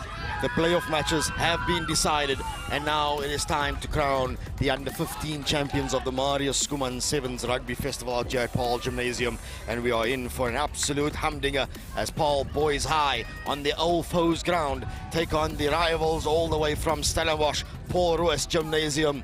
We saw in the semi-finals, they played it early on the B field. Both of these teams are high-quality outfits. And at the moment, it is 14 minutes that stands between Paul Boys High and Paul Roos Gymnasium to see who will walk away with the title, the under-15 title that is of the Marius Schoeman's 7's Rugby Festival. Immediately you can see that there is a stiff breeze that is blowing, the ball being kicked, looking for a little bit of a deep start to the game. It goes all the way, it rolls all the way over the dead ball line. Morgan, how much of a factor is this breeze going to be, because it's no longer a breeze? No, it's definitely not a breeze, Tariq. It's blowing a gale at the back of Boys High. They're going to have to definitely use this wind to great effect in the first half if they want to really lay down a marker. But Paul Roos, a side so well drilled, will know exactly how to manage it. So it's Klein, the captain of Paul Roos, trying to get it around the outside, but a good tackle comes in from Wege Snyman for Paul Boys. It's knocked on into touch, so Boys High will have the option of either a scrum or a line out. And they are indeed opting for the scrum. So key men to look out for on the Paul Roos side is Gert Kemp. He bagged 2 tries in that semi-final victory. And then on the side of Paul Boys, pretty much Wege van Zyl, the number 2, and Caleb Titus, the number 12, are their prolific try scorers. So definitely quality on either one of these sides. A massive shove from Paul Roos, and immediately is broken away by Cupido. Cupido goes for the dart. He's brought down between the 22 and the 10-meter line. It's a penalty against it, taken quickly by Kutsia. Chance on the left-hand side.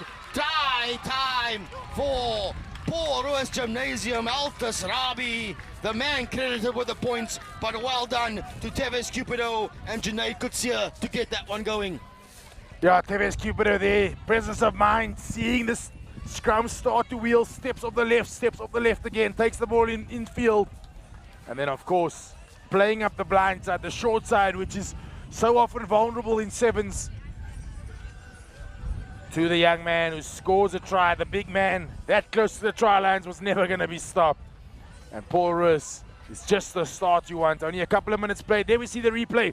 Takes the quick tap, does Kutsia, steps off the right, offloads to Rabi, who scores in the corner, has the presence of mind to bring it around to make it slightly easier for the kick. Unfortunately, was still missed. Score 5-0 in favor of Paul Roos. Kutsia goes short because he knows kicking it high up in this wind, the ball's going to come back, and it falls to Gert Kemp. The little offload on the outside. Paul Roos, the maroon machine, are rolling back. It goes to Kemp. The little chip through into the dead zone, and Paul Boys High able to rally some men behind the ball to dot the ball down in the in-goal area. So they will have a choice to make what it is that they want to do. It seems as though they're going to opt for the 22-meter dropout. That'll have his coaches pulling their hair out, trying to make a chip kick inside the 22 in 7s. It's not always the answer. And because of that chip, they now find themselves all the way back, just outside the 22 of their own half, with the wind into their faces. Not easy to get out of this. So it's been a very frenetic opening 3.5 minutes to this under-15 cup final. We promised you an exhilarating match as Gert Kemp rises and claims the ball. Now the ball gets flown out to the right-hand side. It's the captain, Matthew Klein, on ball, decides to take contact, has a little chicken wing offload, changing the angle. Now is Divan Lamprecht.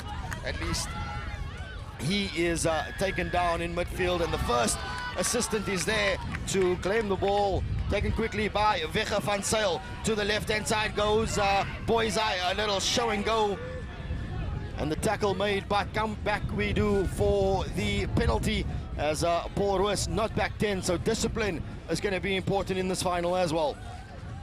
Discipline always important in finals. Of course, with the wind at their backs, any turnover there, they want to exploit. An opportunity here for Boys High. In the corner on the far side, Caleb Titus for the corner. Brought down just inches short. About a meter left for the touchline. It's there now for Francois van der Merwe. He sends it on to Wegge van Zyl. Tries to get the offload. The ball squirts forward. And here's the chance for Ger Kemp. His massive tackle coming in by the number 7, Hayden Samuels on Ger Kemp.